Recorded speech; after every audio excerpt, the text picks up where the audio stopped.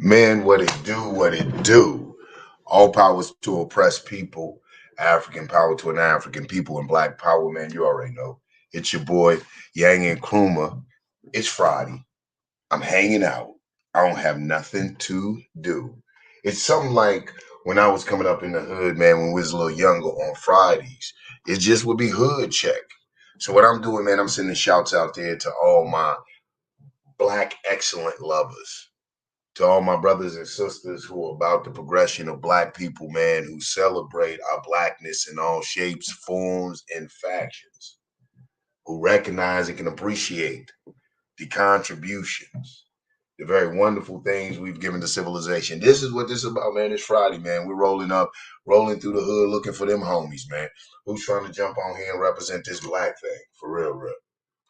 Oh, my boy popped up, no doubt. You know, I never had to wonder. Bam, what's up, son? What's good, man? Hey, what's good, man? Can you hear me okay? Yeah, I can hear you perfect. You want me to Hello? yeah, I can hear you. Can you hear me? Okay, cool, cool. Yeah, Yeah, I can hear you. man. Yeah, you're good. You're good. Yeah, yeah. Okay, that's perfect. Nah, man, what I was Yeah. telling them, man, like I said, man, it's Yeah, yeah, Friday. yeah. Ain't nobody got nothing to do. I was telling them it's something like, man, we was in the hood, you know, it's just hood check, man. We sending out shouts, seeing who's out there, man, ready to represent this black thing. We just cruising the block, you know, seeing what you feel like contributed to Right, black right, culture, right. what distracted from black culture. You know what I'm saying? Like I said, I'm feeling Mighty Black today. I'm feeling boombox black. I'm feeling 80s black. I'm feeling Afro with the Afro pick with the fist on the back of it black. All right. You feel what I'm saying? I'm feeling Yeah, yeah. breakdance black, son. You know, I'm feeling that. I Yeah. also look, I feel you. you know Break what I'm dancing. saying? Damn, he said break dancing. Like, Shit, you already know I'm yes, feeling sir. that black. You know, when we was in our creative ebb and flow, when black people, man, actually, I mean, just through Huh? every day, whatever we were doing, we're creating.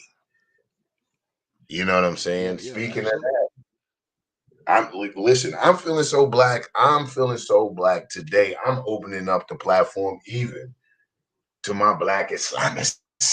But you got to be black Islam. I'm feeling that black. I am feeling that black to recognize, and I'm definitely talking about, man, shouts out to the gods in earth, man. I can't snooze on that. There's no way I can be black, son, and not Okay, talk about okay, hip hop, okay. which was greatly influenced to me. The evolution change of hip hop was the God MC Rakim Allah.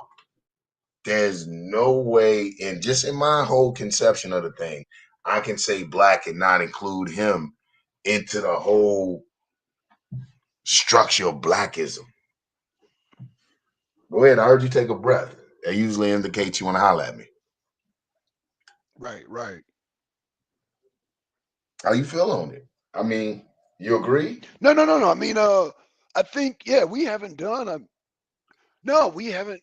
No, I agree. We haven't done a music show. You're right. We haven't done that. You know what I'm saying? And it's funny because I did a music debate, but I mean, especially on hip hop, man, it's really, you know, damn. I want to say that you talk about Eric B and Rakim. Is that what you're referring to? Absolutely. Absolutely.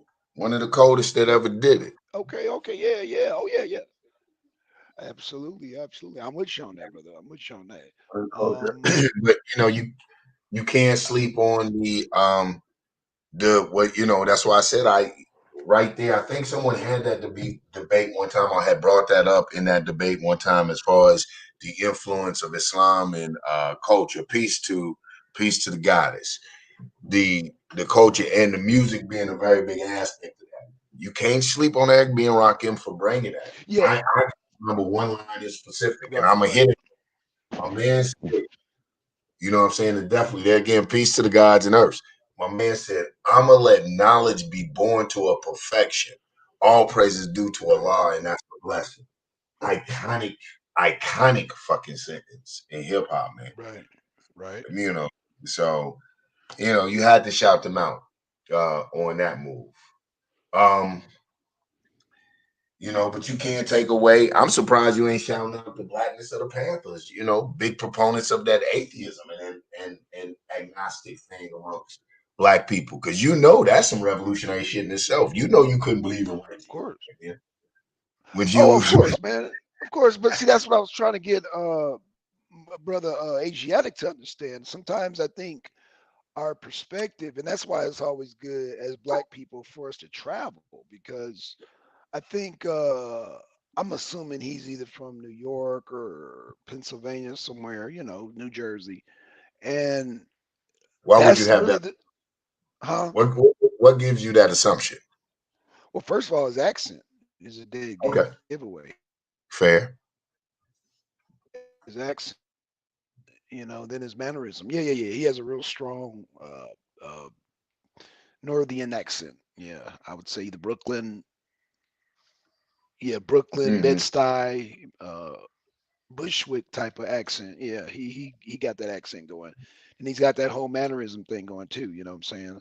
Yeah, I would say Bed-Stuy, Brooklyn. Yeah, from that way, Okay. he's got that accent. Yeah, definitely. You just you gotta listen to the brother, and he's old Mhm. school. He definitely comes from that vein, that hip hop vein, and I would, I would put some money on it to say he's from that whole the break dance and Wu Tang, even before Wu Tang. I would say, yeah, that the Air B Rakim. He's definitely, the B boy. Yeah, the B boy. He comes from the B boy era. I can definitely tell. You know, with And the I big think, fat yeah, shoestrings and shit. Yeah. He comes from that era. absolutely. Yeah. Absolutely. But I think that, listen, here's one of the unique experiences I had. Here's was one of the privileges of coming up in the Midwest is we got to experience the shift. We got to experience the East Coast to the West Coast shift as far as music. Because when I was younger coming up, it was East Coast all the way. You know what I'm saying? And I could Oh yeah, relate yeah. It to it. was. You know. Yeah, You yeah. know, yeah, It was yeah, East yeah. Coast on the West Coast for a long time. Okay, I can dig it. So I could relate to it because not we back then the culture inspired the music. So I could relate to the Eric B and Rakim. I'm gonna tell you why to me that was such an iconic line because I was raised a Muslim. You feel what I'm saying? So I was feeling that. I was raised a black Muslim. And I'm gonna say that loosely. And let me explain what a black Muslim is. I was raised a black African Muslim from America. And let me explain what that is. My father went through the various phases that black people go through or had went through from the 60s and the 70s. My father went from the Black Panther phase, went underground when he emerged, and when he came from that, he was a Muslim. Therefore, the family became Muslim, you know, and that phase, and from the Nation of Islam phase, and anyone who knows the history, I'm not gonna go all deep into it. I think some of us are familiar with the history. So the Nation of Islam, after the transition of Elijah Muhammad, the death of Elijah Muhammad, his son, for most parts, Wolf D. Muhammad had taken over. Then I believe it was Wallace D. Muhammad had taken over, and my father went with that. We call that the second resurrection, the American Muslim mission. Or before the American Muslim mission, what were they? The Bilalians. They were the Bilalians. And anybody familiar with the Islamic history knows who Bilal is. One second, sir. Right.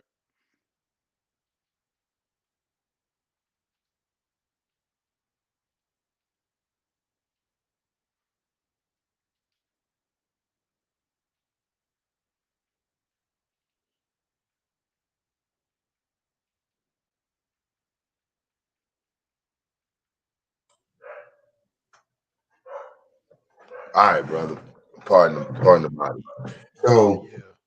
you know, to bring it up to speed. So we go through, I think as black Muslim second generation, some of us call ourselves people who were born under parents who went through a conversion. You know, I didn't go through like that typical conversion. It was just a matter of culture. This is just how we rocked. This is just how we got down. Allah was just a prominent deity in the Quran. Muhammad was a prominent figure, whether it was Arab Muhammad or Elijah Muhammad. If you had the name Muhammad attached to it, you know what I'm saying? Right. So all of that blended into a black culture. So it was, and in my neighborhood, and at that particular time, and the people that I grew up around, that was the society. We almost, in fact, I was talking to somebody, what we found funny was it was so prominent in our society. When I came down south a little bit, it's like this. You kind of told as a little Muslim child that you let in on the best kept secret. And you're told you can't let everybody know that you got the best kept secret. Because as raised as a little Muslim child, I didn't have the conflict of a white God. I Right. used to, Right. I would get into my dad would be like, stop yelling that out. You stop saying that to them. I'd be out there with my partners, we get into it, and we'd be going back and forth. And if they get a good one on me, oh, big head joker, I would holler, you worship a white man. My dad would run, what? Ibn? That's funny. I mean, you know what I'm saying? I couldn't get That it. is funny. Like, Wow. y'all clowning me and y'all worship a white dude. Right. What For the sure. hell? Where is, so I didn't, it was always, so a lot of little second generation Muslim children that grow up never having that conflict of worshiping a white man or a white image. We grew up with other conflicts, Arabism and, other things, but that isn't quite one of them. Yeah. I always found that shit weird. And I'd be arguing, and that would be my go-to weapon, man. Talk about my head, talk about my feet. That'd be the first thing I holler out. You worship a white Right. man? Yeah. You know. It is weird. So yeah, It yeah. is weird. And I think and listen, and that goes into, like I say, man, black that Yep. this is Yep. why we have to Yep. be accepting of Facts. our own. This is why we can't be so stringent. Our soul, you know what I'm saying? And we have to be careful of a cult like mentality. Right. Right. You know what I'm saying? We get to that point I where, know. I know. when I tell people that story, son, it provides them a different perspective. Oh, absolutely. Absolutely, brother. They're like, wow. Absolutely. Yeah. Yeah. Absolutely. Because yeah, man, ooh, man, you ain't lying because it's still prevalent today, man. And you You find know, that being an atheist, I can only imagine, man, because like I said, black folk got some type of deity. Do you find that you went through something like that being an atheist and coming up an atheist? I mean, I wish I would have said what you said, man. You worshiping a white guy, but I guess growing up on the West Coast, I really didn't come into the whole religiosity until I moved to Georgia, man. Hmm. LA is a whole different. It's a different beast, man. It's a different man. It's damn. Like you What is said, some? you've been to LA, man. It's a whole Yeah. different. Oh man, I've been. Yeah, yeah. Y'all on something else. Yeah, we on some. That's why the whole, going back to the hip hop, if you scared, go to church. That was always the thing, man. The scared people went to church. We the gangsters didn't go to church. Hmm. But that wasn't even a thought on our mind, man. Ours was gang banging, man. You know what I'm saying? What set, our set was it. That was our everything, bro. And who you Man, related to, and yeah, that was the dominant culture. That was the dominant thought of the day. That dominated over everything. That was that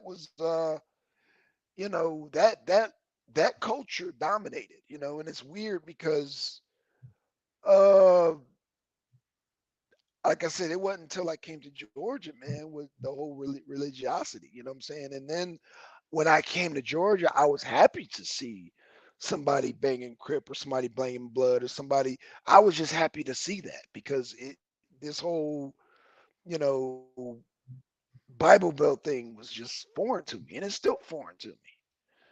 It's foreign as yeah, hell to me, man. And it's yeah, it is because the dynamic was different. I got that coming down. When you come from Cleveland or come from these cities like Yeah. that, the dynamic is different. The Yeah. enemy and the It is. conflict It is is. different.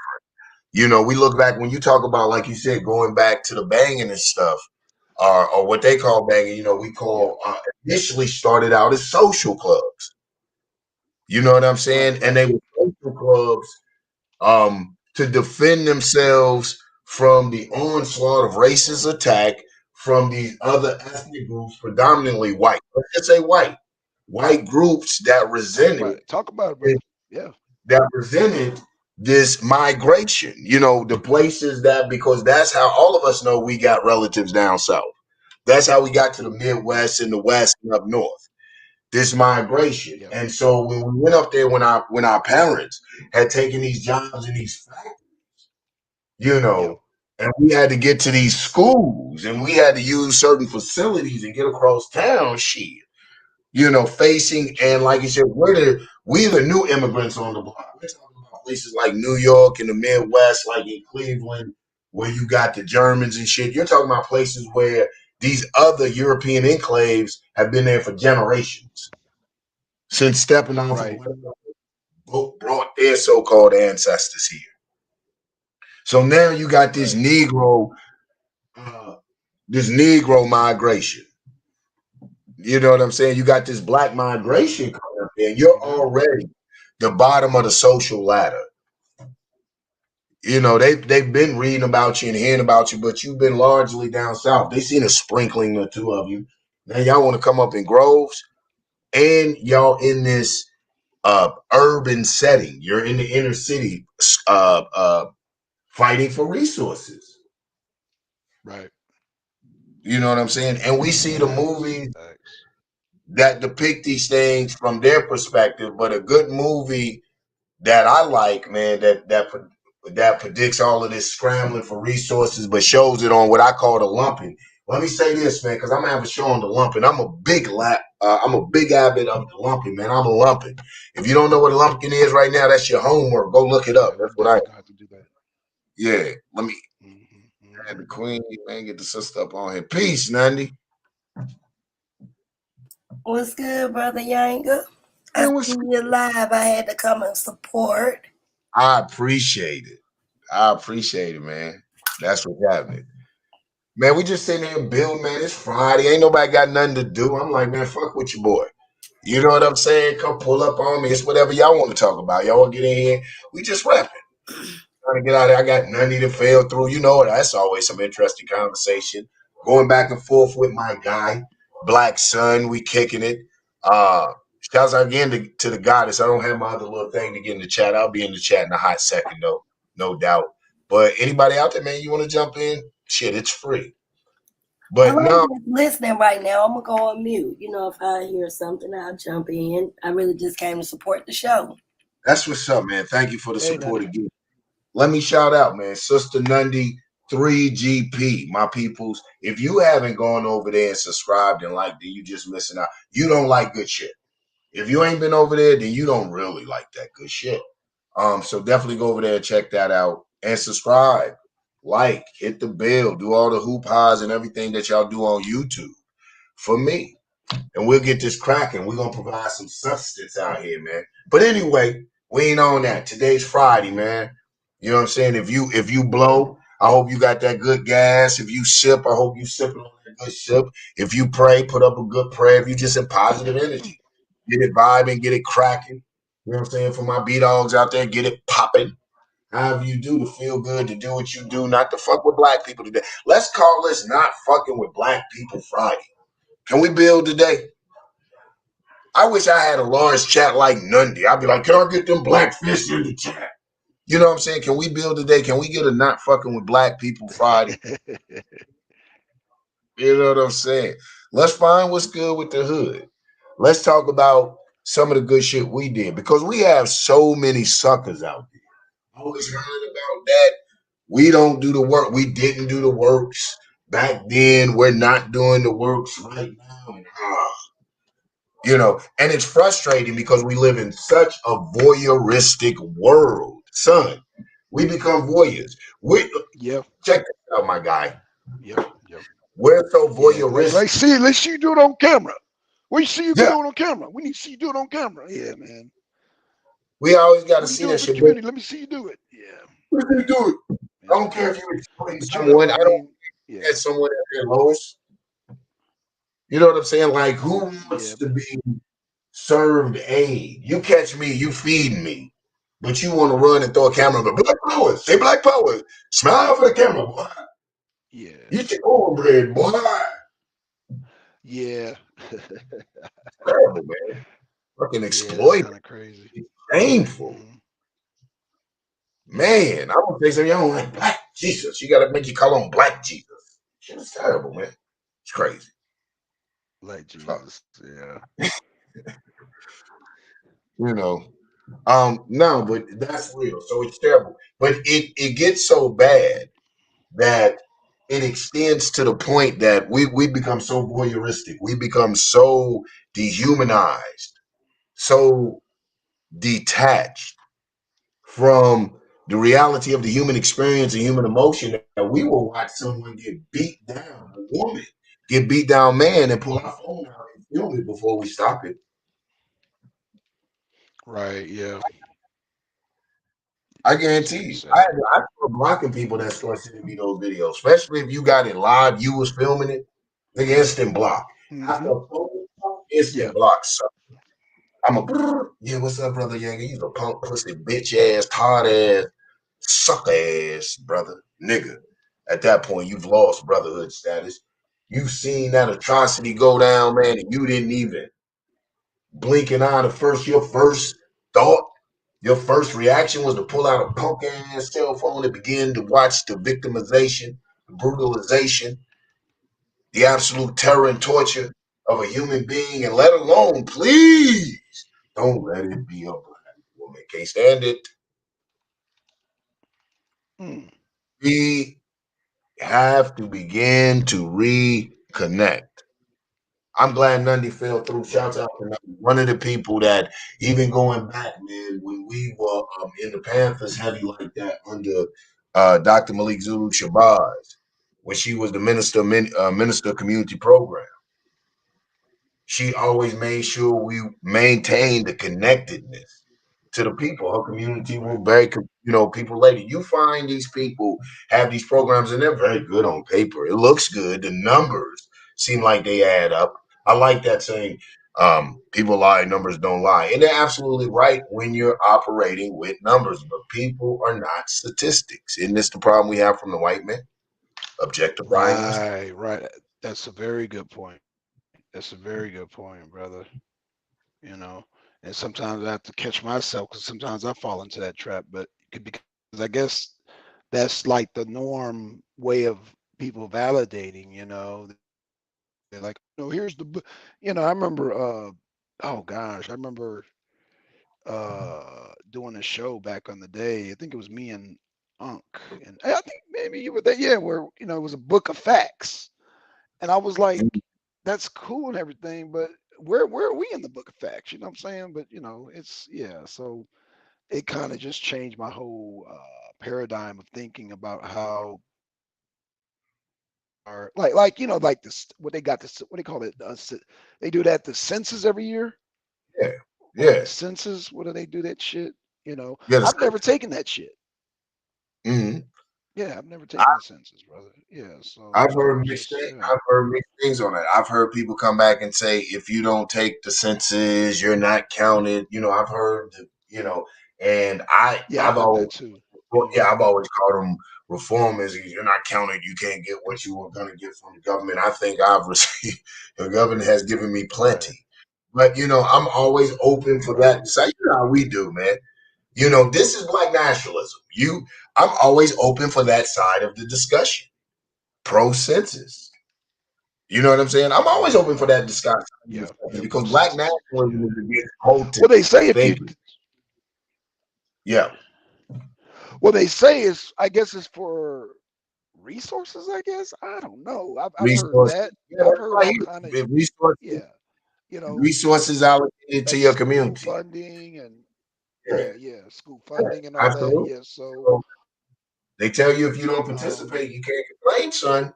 They're saying, well, if you don't participate, you can't complain. So don't be complaining when you're is one of their arguments. Hey, do I have any of my pro census brothers or sisters out there? Son said he doesn't take it. I'll let Son put himself out. Son said he doesn't take it. Yeah, that's. I'm gonna say this. I So, think I mean, no, I haven't received it. I haven't received it. I Go mean, ahead, I haven't pointed my view on it. I didn't say if I took it or not. I haven't taken one, but go ahead, Nundy, though, please. no, I was just gonna say I think that considering the conditions we in and we have lost a lot of historical documents of tribes and people, we should have people that specialize in those departments and come up with a black census. Keep up with our own people. I like that. How many people are in the neighborhoods? How many people are not eating? Or, basically, if you don't know those things anyway, a lot of people don't realize we keeping our own census when we out in the community, coming in contact with different, different backgrounds of black people, from black businesses to, the homeless or less fortunate. I just feel like we should keep a better ledger. It will also be a lot easier too when we're dealing with certain things like missing children, exploited women, sex trafficking. Right. Oh, yeah. They take too long to try to find our people, which I think is on purpose because majority of the times they're involved in our people, going through these issues. Also, their census, to me, it keeps up with where the niggas at. Come on. This is how they redline certain communities. This is how they keep people from buying certain properties or can't get bank loans or target the communities to take our children. Ooh. So I think that dealing with censuses that's done by the government, especially knowing what they were created for, then they're going to manipulate the information anyway, because the census is one of the reasons why they misinformed the communities on who we are as a people. They knew it was Chickasaws, or they knew it was Mandinkas, but they would just say, "Oh, everybody was a nigga." Right, black. Mm-hmm. And didn't document who we were, because that was also a way to keep us from being able to maintain our land. They combined us in the niggas, and then they go into being their individual people, and this is how the term estates start being used. So I just wanted to add that in there, that if we're gonna be doing something like that, we should start doing that in our own communities. It seems like it's hard, but it's not. Because yeah. No, all they do is go door to door. Yeah. But a lot of times we only use statistics of people who participate. Mm-hmm. Like if we have something, just say we have a class today for PEC. Mm-hmm. And we get somebody to write down, we got to sign in list. That's our statistics. Yep. That's the statistics of being able to say who participated in the class by the end of the year. Yeah. The census form can be attached to the sign-in sheet, meaning that's how they take our information at places of business: name, address, phone number, how many children, ethnic background. That's the same thing that's on the census. How much money you make. They already taken many censuses. So when people think that they're not participating in that, every time you apply for a job, your driver's license or any of that, you are, because that's documentation of registration in certain areas. So you still participate. Ooh. But when you apply for assistance or food stamps, is that still a census too? Because I know there's a lot of similarities. If you apply for anything that's affiliated with the government and they're calculating numbers on how many people did it, that's like if you get your driver's license. Mm-hmm. They're getting all your personal information, including your birth certificate, your social. They're getting everything. So at the end of the year, they say 5 million people applied for their driver's license in Georgia last year. You're already a part of their census. Yeah. Yeah.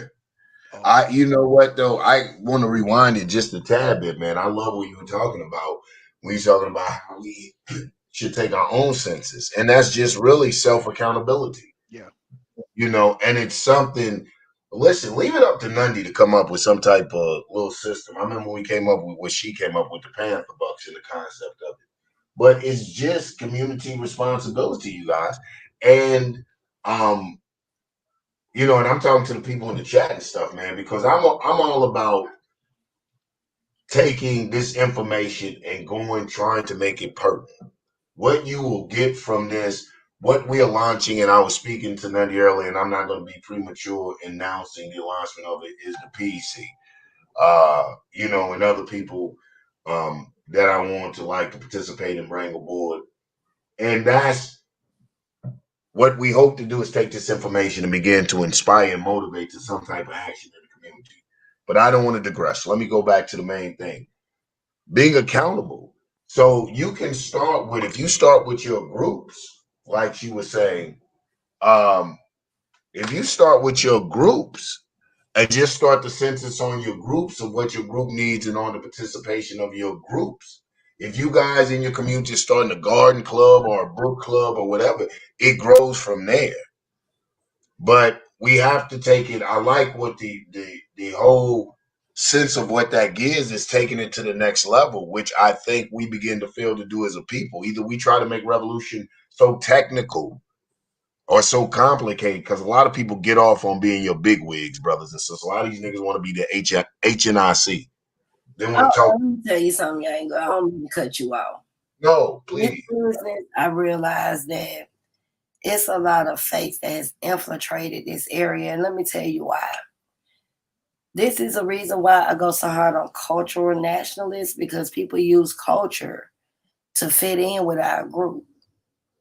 And what I mean is by they with their dashikis, they talk the African talk, they join one of the religious organizations that are, predominantly in the black communities. They come in with all these type of different people that they see other people worship, like the Garveyites and the Yorks and Nubians, all of these different people, like the Nubians, they rock their locks and they fit in the group. But they never, what I mean, there were background checks, and paying attention to the people that surround you is important, because when we look at the Black Panthers, and I've always spoke about this, one of the things that I really just felt Huey should have been careful on, for him to be the Minister of Defense, not letting anybody join the organization. They was just accepting anybody because they was Black and they wanted to participate. They felt like numbers was better than quality. And I just disagree with that. And I look at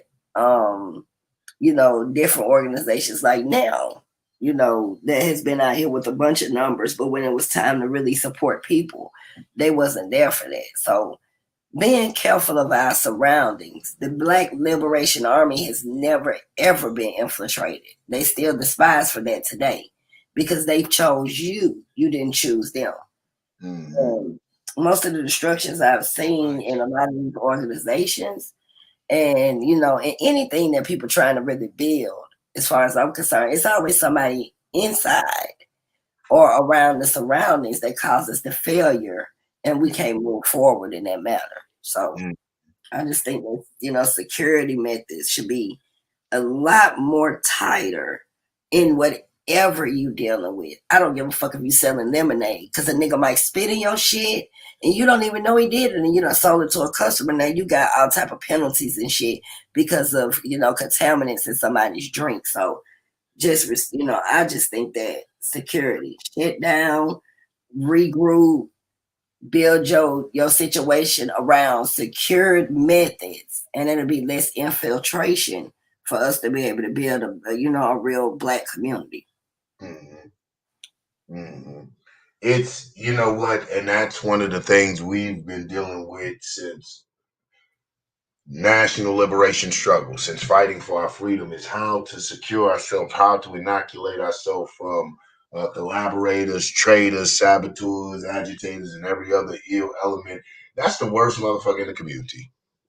I just have to say it. That is the worst element in the black community. Someone that would deliberately hinder the advancement of your people for self gain. That's the worst. That's the worst person in the community. But you're absolutely right.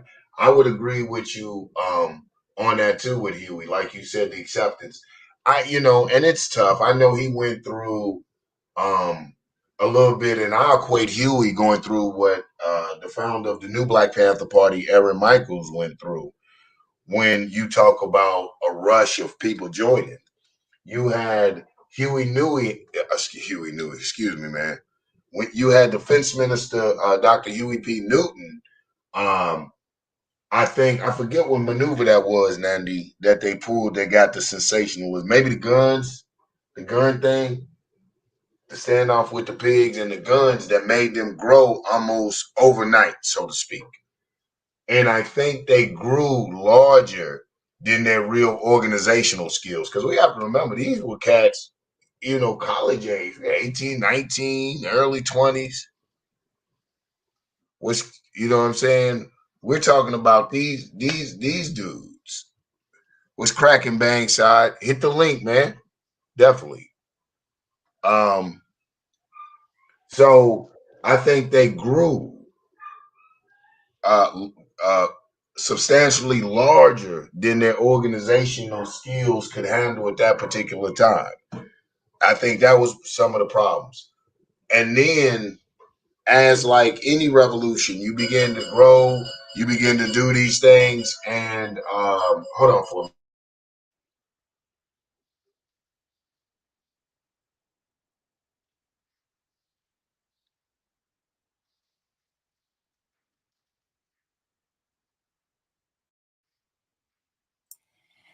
African Goddess, thank you for the birthday wishes. I saw that in the chat. Please make sure you guys like, share, and subscribe to the channel.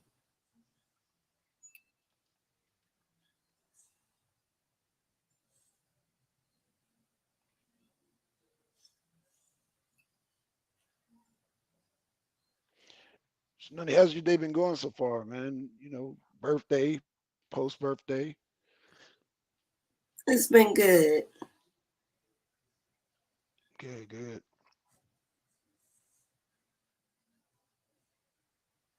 What's good, Chi?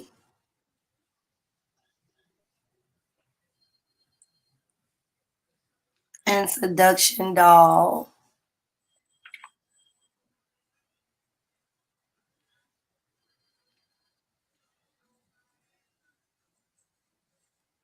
Please make sure y'all like, share, and subscribe. And definitely hit the notification button. Okay, give me a hot second. Just keep talking. I'm sorry about it. We're gonna get it together though. I know you good.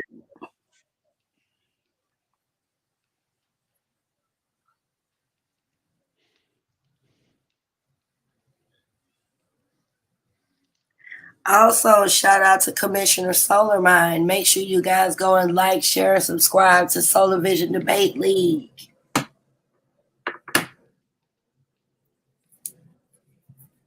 Go over there, interesting topics, get you some debates in, figure out which information to ride with.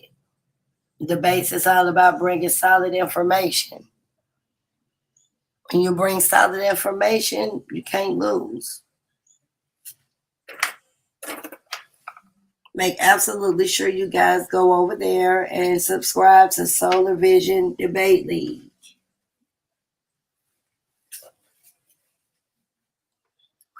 All right, I'm back. Y'all got me. Can you hear me? Yep. All right, man. I appreciate y'all being with it. The life of a revolutionary, baby. It's real life. Ain't nothing scripted. You get it how you live, man. You get in where you fit in. I see you, Bankside. I see you, cuz. So, just ride with us there, man. I appreciate you following through, man. And definitely check out my man, Bankside Revolution, on YouTube. If you trying to get that revolutionary perspective from that Crip life, unapologetically real, that's my guy to see, Bankside Revolutionary. I'm gonna shout out your said Dirty Block Crip from that OKC, from that Oklahoma City. My guy. That's what's cracking, cuz I always keep that content coming, man. Definitely check his page and shit. Um, I forgot what we were talking about. So if y'all wanna we were talking about the Panthers. And Census, I lastly, think we were. Oh yeah, okay. I think we're talking about the people being able to get into the Panthers real easily. And I was talking about how they grew. I think, they grew substantially larger than their organizational abilities. Because we got to understand these were young men and women, man. They didn't play any game. They were young men and women getting down. And like I said, we saw the same thing in the I would even equate it to with the founders of the New Black Panther Party, Aaron Michaels, when Dr. Khalid Abdul Muhammad came in and went from national spokesman to national chairman. That explosion or that influx, or right around that time and area, that explosion of the New Black Panther Party from a Dallas, Texas entity to a national um fucking organization almost overnight, I would say. And one of my dudes, man, my chief of staff was Ward. He wasn't the founder, but he was there from the beginning. I love discussing it. Send his shout out to his channel, Panther 48, man, with the original New Black Panther parties, War, Psych, my man Big E. Shout out to them boys over there. They're doing it big out of Texas. Um, yeah. So he will talk about how even that influx, that boom of people when Dr. Khalid Abdul Muhammad, rahimahullah ta'ala, mercy be upon Dr. Muhammad, when those people came in like that, that it just was larger than their organizational abilities. I think we find that in the Panthers, and we have to be careful of that too. You know what I'm saying? Getting This is why I don't like that one man leadership, because when you have that one man leadership, not only are you going to be limited to that one man's vision, you're almost, I think, contributing to the delinquency of egotism of an idiot. Because when you put one man in charge like that, you put all the pressure on that person to be right all the time. Mhm. What you think? Shit, I was on mute. I'm over here agreeing with you. Yeah, You no, right. Real shit. It's like, and I feel like, you know what I'm saying? You have to get out of that. I feel like black people have to get out of that. I feel like that's what we do. We got that Messiah complex, man. People that heard me say it before. We be looking for somebody to have all the answers. It's like we scared to do it ourselves, either from failure or from hard work. You tell me, which one y'all thinking? Is it from the failure to hard work? What is preventing us from simply, because it sounds simple, and I know it has to be more difficult than it sounds because we're not doing it. What is preventing us from doing just the hard work? Now, Just get what it is, the luxuries of life. One, social yep, media. I agree. Social media has created some monsters. mm, It's like Aint said yesterday. It's too many ignorant motherfuckers that got access to tell lies for free. But mm-hmm, it's deadlier when you got motherfuckers who getting away with telling lies and getting paid for it. mm-hmm, That's what I'm saying. It's too much bullshit going on, too many fakes. And the only reason why we able to see it now is because the fakes was hidden. We didn't have social media. We got now for motherfuckers to come out the closet. Shit, it's over. you know what? I couldn't agree more. This I kind of Motherfuckers jumping out the closet with Skittles and Starburst and all kind of shit. And they ain't scared to tell you. You got motherfuckers on YouTube. I mean, just and then I'm telling you in a way, and I don't mean to cut you off. I just want to say this. I'm glad that we can see it, right?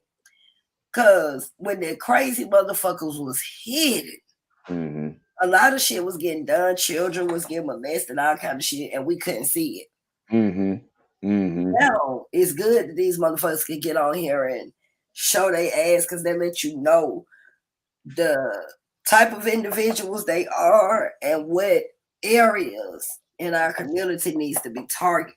Mm-hmm. You know, so I'm in a way I'm glad, but in a way that shit has built some real psychos out this bitch. Mm-hmm. I would agree. It's almost like, to me, though, a double-edged sword, because yeah, it exposes the sickos and the weirdos and the perverts, yet it also protects them because so much of exposure is on them. See, back in the day when we didn't know national like that, but you found out locally, you know what we did? We go drag that nigga. Mm-hmm.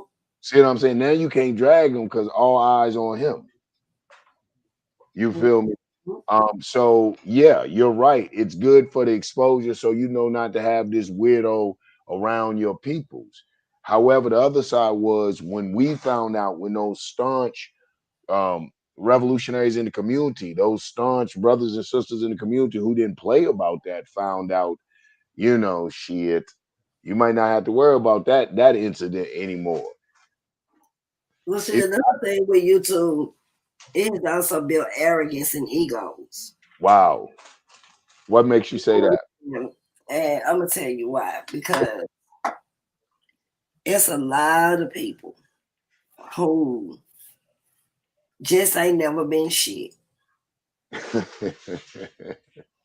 You Okay. Hey, like listen. asses and shit out this motherfucker. And as soon as they hear their name called or they see some emojis and shit, it's over with. Mm-hmm. I ain't never seen motherfuckers who, one, a lot of these people got beef with everybody. A lot of these people getting on here, and when you really challenge their information, they get out in their feelings because what a person who really read and research, and there's a lot of people like even in the chat. How can you keep trying to argue a lie? How can you try? You know what I'm saying? And it's like it's some people out here that just so stuck in their ego and don't ever want to be wrong that they will just present anything and stand on it. And it's easy to do that now. Cause like I said, niggas done got lazy. They leave their research and everything to YouTube. Yeah. Instead of going to look up the information people giving them and shit. So it's just time to me for a lot of people to really just deal with the information. That's how you deal with the frauds. Deal with the information. Mm-hmm. And when you tackle the information, you know what I'm saying, all the whole shit, you know what I'm saying, it'll expose itself to a level. You know what I'm saying? Like the phony revolutionaries or the fake nationalists or somebody who not really trying to build a schools and, you know, certain shit like that is what I'm saying. I know exactly what you're saying. No, shit, 95% of YouTube, so fuck niggas. Yeah, but I'm gonna tell you what's crazy about the whole YouTube thing. Like you said, man, I like what you're saying. Bring your proof. What Chris always say, I hope Chris don't get pissed at me for using it. Say, what do you say? Cite your sources. What are your references? I like that. He's determined. What are your references? All right. So, but here's what I find with this whole YouTube thing. Like it can be manipulated. It can be manipulated. I have seen some people that are pretty good editing, taking, twisting, narrating a certain perspective. You know what I'm saying? That would really make you say, wow. And if you're not grounded in what you know, religion, forget about it. Religion, forget about it. You're gonna be able to prove none of that on none of this. I didn't see some man. If I went by YouTube for my religion, I'd be everything on here. But I'm really just tired of the religious topic. I'm tired of certain topics simply because it don't matter how much you go deal with that type of shit. People still gonna follow what they want to follow. At the end of the day, what you gonna do is burn bridges with real niggas and people who really got other perspectives, other things in common with you, because you worried about what the fuck they do in their bedroom. That's still shit in their bedroom. So it's like it's just a waste of time to try to go after religion. It ain't like everybody gonna wake up one day and just say, fuck that, I'm gonna follow what you talking about. that'll never happen. You know, so it's a waste of time. Could I say something to that? Please. Shit. I think people in these religions, and I want to, man, and I don't want to talk about the brother because he's not here, but I think people become so invested and they spend so much time in religion and they feel like it's almost like a ranking. When you study so much into your religion, you become, I guess, in their mind, the next imam or the next whatever it is, and they become so high in rank. So you come along, you this religion, it's like they have so much invested in that religion, you know. I'm gonna just say, I'm an Afro-Asiatic. You know what I'm saying? I think the brother's cool, but I think he is so deeply invested in it that he can't let go of it. And I think a lot of people are having that problem because they do so much studying. Anon's another one. Uh, General Yaro, they invested so much time into it that they feel like they can't just drop it, and they Well, they they just they refuse to let go. They got to hold on to it. I want to say this. You absolutely right. Religion is something that people faithfully stand on, refuse to let go of, right? And religion can be anything. It's some motherfuckers' religions to get up and eat pork chops every day. Religion can be talking about some shit too much every day. Religion can be having too much sex. Religion can be a lot of things. And that's what a lot of people don't understand. It's not just limited to reading a book that has stories in it that happen to descend from certain characters and shit like that. People limitize religion to thinking about I'm trying to look for the word when you talk about worship facilities. And when you say in worship and religion, it's the same thing. It's some people whose religion, and this is no offense to anybody, but religion is talking about being a vegan. That's a religion. Shit, you got the vegan on here. You know who you talking about. That's religion. That's a number Yeah, one. but the thing about but I won't use that. Yeah, but I'm not going to use that as a reciting factor. I'm not going to condemn nobody to death. I'm not going to create a Sharia or have a I'm not saying saying you, I'm but just saying, yeah. That's what I'm saying. I'm not saying you, but let's be realistic. Some people do. So you know what I'm saying when it comes to let me ask this real quick, Nandi. So if you was in control of the government, you wouldn't ban the meat? No. No, I'm asking Son. Oh. With his Oh no, vegocracy. I would no. Would you have a vegocracy? Well, I'm gonna say this. I mean, really, would you leave us alone? We do have what you know about. I want you to be true to your belief now. Nandi made a good point. Some things can be religion. I want you to be true to your vegetarian stand. If you had control of the government, you had to say on the dietary laws of the black nation, and you know what you know about meat and dairy, would you restrict us from meat or dairy?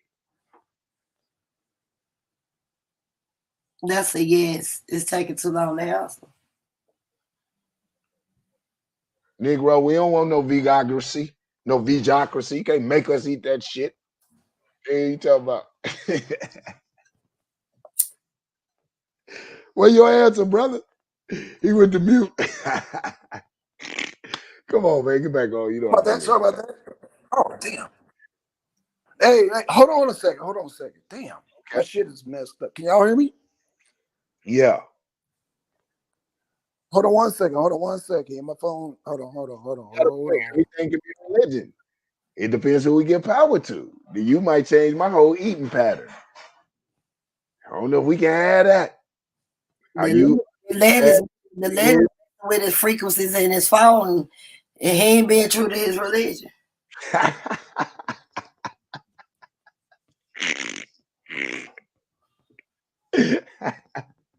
Goddamn flying cucumbers.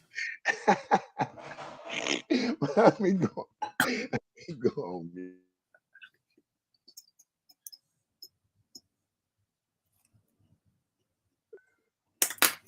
Okay, I'm good. Where you at, buddy? No, but that's a good point she's making. We're gonna move on with that one. That's a good point. You know, anything can be religion. My bad, Nutty. I cut you off to mess with my man's son, and I messed up your thought. Go ahead, please.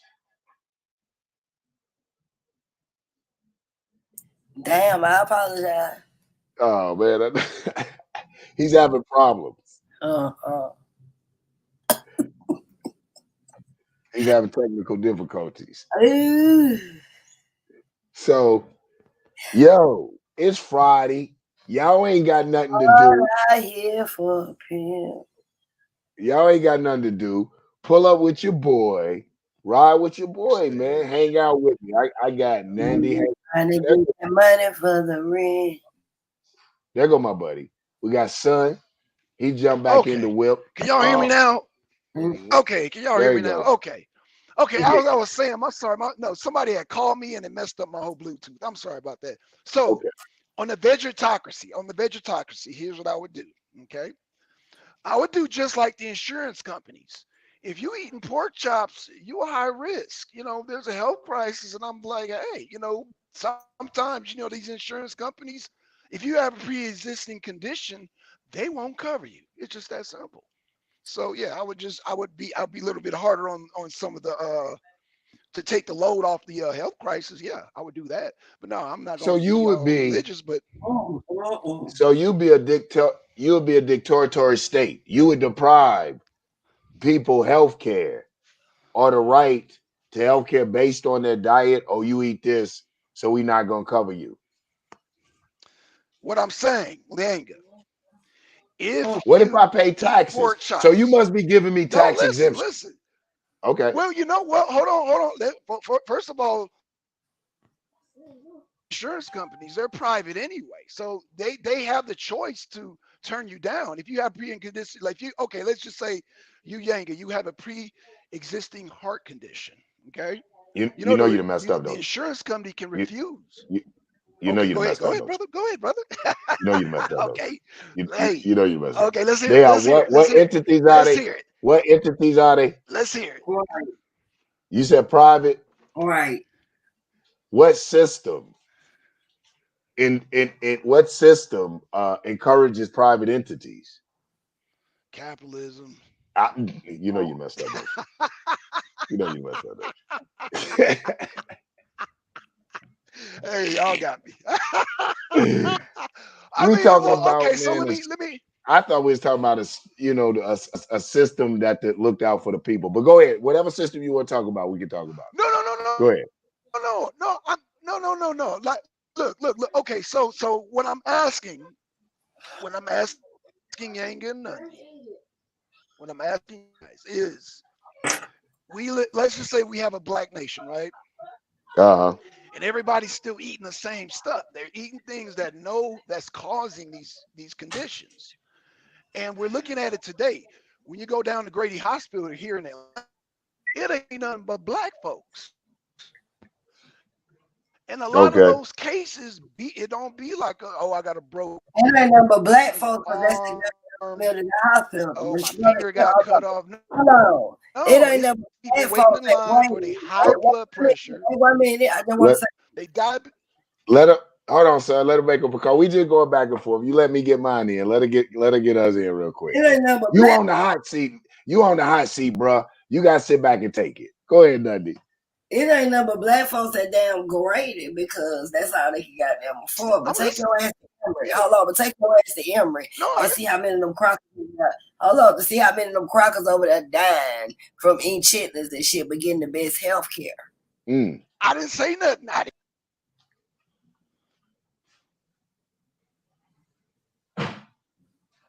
Okay, what's your rebuttal?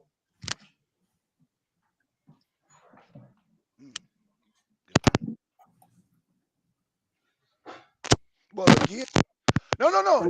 That's a good point. That's the truth. I guess you know what I'm saying. There, you got private entities, and they got the money to do it. I'm sorry. Can y'all still hear me? Emory's not a private entity. They take Medicaid from Hello? white folk.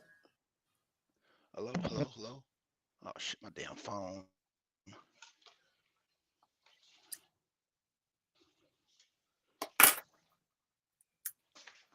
Nandi, can you guys hear hear me? me? Because I don't know if I can't. Hello? I can't. I was having technical difficulties, man. My I'm gonna get phone's this breaking thing up. right. Hold on. Can you hear Oh, me? hey, can y'all hear me? Shit. Yeah, I was too. Okay. Can you guys hear me? Yeah, I can hear you. I can hear you. Yanga, you there? Okay. I can hear you. Yeah, I'm here. I'm having a little. Give me. You guys talk for a minute, man. Hello, I'm hello, switching earpieces. hello. I can hear everybody. Okay, I can hear Nandi. Yanga's breaking up. But to answer your question, Nandi, I agree with what you're saying. They do. They white people. They got their private insurance, so they take care of that. You know. Can Um. you guys hear me? I don't know. I just feel like. I Hello, mean, I don't hello. know. How do you feel like we can We can hear you, Younger. Oh, okay. we have a lot of man in Atlanta, a lot of sick people, There's sick people everywhere, Black Sauce. Let me ask you a question. Is and a it lot okay? of So let me ask you a question. Is it okay for the okay. African government to feed our people rice every motherfucking night? They get the funding. No. Get food and all kind of shit sent over there. They've Right. been Oh having yeah. a white bitch for years. Donate a dime. Sally struggles. They've been had them motherfuckers over there for I don't know how long. They got the check. But they ain't giving them folk number rice every goddamn day. Right. Because that's nutritional and it's enough for them to continue fucking with muddy water. Is Yeah. that okay, Black Son? No, that's not okay. Oh, I'm Hell not no. the way they deny health care. Well, then that again though, that falls back on the government because those people. First of all, they got to deal with people, corporations like Shell. They go on over there, taking the resources, and this is the trade they get. But who's But see, pocketing all that let me money? just They ask supposed to get you, more if than. you was running the government, would you put these type of restrictions on our Oh no no people? no no no! I wouldn't do no fuck shit like that. No hell no. If there's funding, like okay, let's just say I'm in I don't know Zaire somewhere, and the government I'm gonna put the money where it belongs to the people. Them So goddamn because I eat dictators are pork pocketing chops, that shit, huh? because I eat pork chops, I don't deserve to have. No no no no no Nundy no no no no no no no no. What I'm saying here in America, Mm-hmm. they tell you a lot of times you can't. We're gonna accept you, Nundy, but you have a pre-existing condition, so you're gonna have to wait so many years before you can get that bypass. That's here in Okay. America. But does that make it What are you right? saying? Not What are you saying, every yo? What are you saying? Your And end there's game so was many ways they telling you. I'm not saying it makes it right. day. No, I'm not I saying it just makes it want to right. say this thing, and I'm gonna go on mute. Now There you was a get. movie called John Q that Denzel Washington played in. Yep. I remember that little boy needed a heart transplant. You see how the fuck they treated Yeah, that for little sure. boy? I don't give a good goddamn how much money they can afford to pay. And I don't give a damn about what pre-existing health problems they had. People with pre-existing health problems should have access to health care and the best health care quicker than a motherfucker who healthy and run around this bitch that don't need no assistance. I don't understand how that would be a stable government. So then, Nundy, we saying the same thing. Because what I'm oh, saying is that if there's a No, we're not. crisis, how do No, you? we're not. Okay. Well, let me ask you a question. So with this crisis, how do you fix the crisis? You So you're fix the talking fucking about. crisis by not denying people health care because they have pre-existing diseases. You get them the best health care and you work out strategic plans in order for them to be able to for it to be affordable. You assist the people. You don't watch them die because they ate too many goddamn pork chops. you silly. You're What making a too good many? point. Yeah, yeah. That's You're making a good there point. goes. Hey, there goes your vegocracy. Look like we can't let you in charge. Can't let you in charge of the food of the nation. No, no, not well. I'm sure Don't there's put me in nothing. charge of the healthcare. Don't put me in charge of the healthcare. Yeah, right. Yeah, yeah, you But I discriminatory. mean, there's so many. Yeah, but there's so many dynamics of it. Talk to us about it. Uh-oh. Mike went out. Talk. Here it is. Here's your opportunity to push your healthcare plan. I mean, I think it's a good discussion. a lot of your debates really are, and tell me, man, listen, they enlighten you. If you guys ain't checked my man Black Son's debates out, you need to go check them bad boys out. You're gonna be informed. You're gonna be brought some information you couldn't quite possibly know. Agree or disagree. The information is out there for you to question. One thing I will say about my boy, he's gonna bring something for you to look at and mull over. But son, you always talking about the FDA, Food Drug Administration. You talk about this shadow government. You and I spoke a little earlier about you were calling the lobbyists and how the lobbyists control things and really have that power.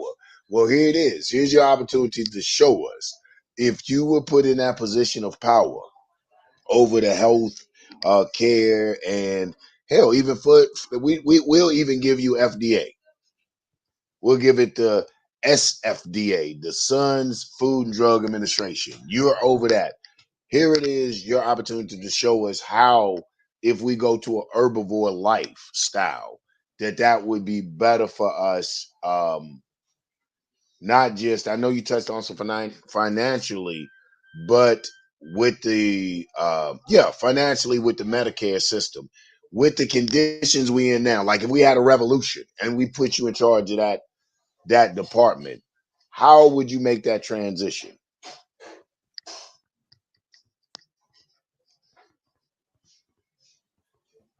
My man's mic is jacked up. All right.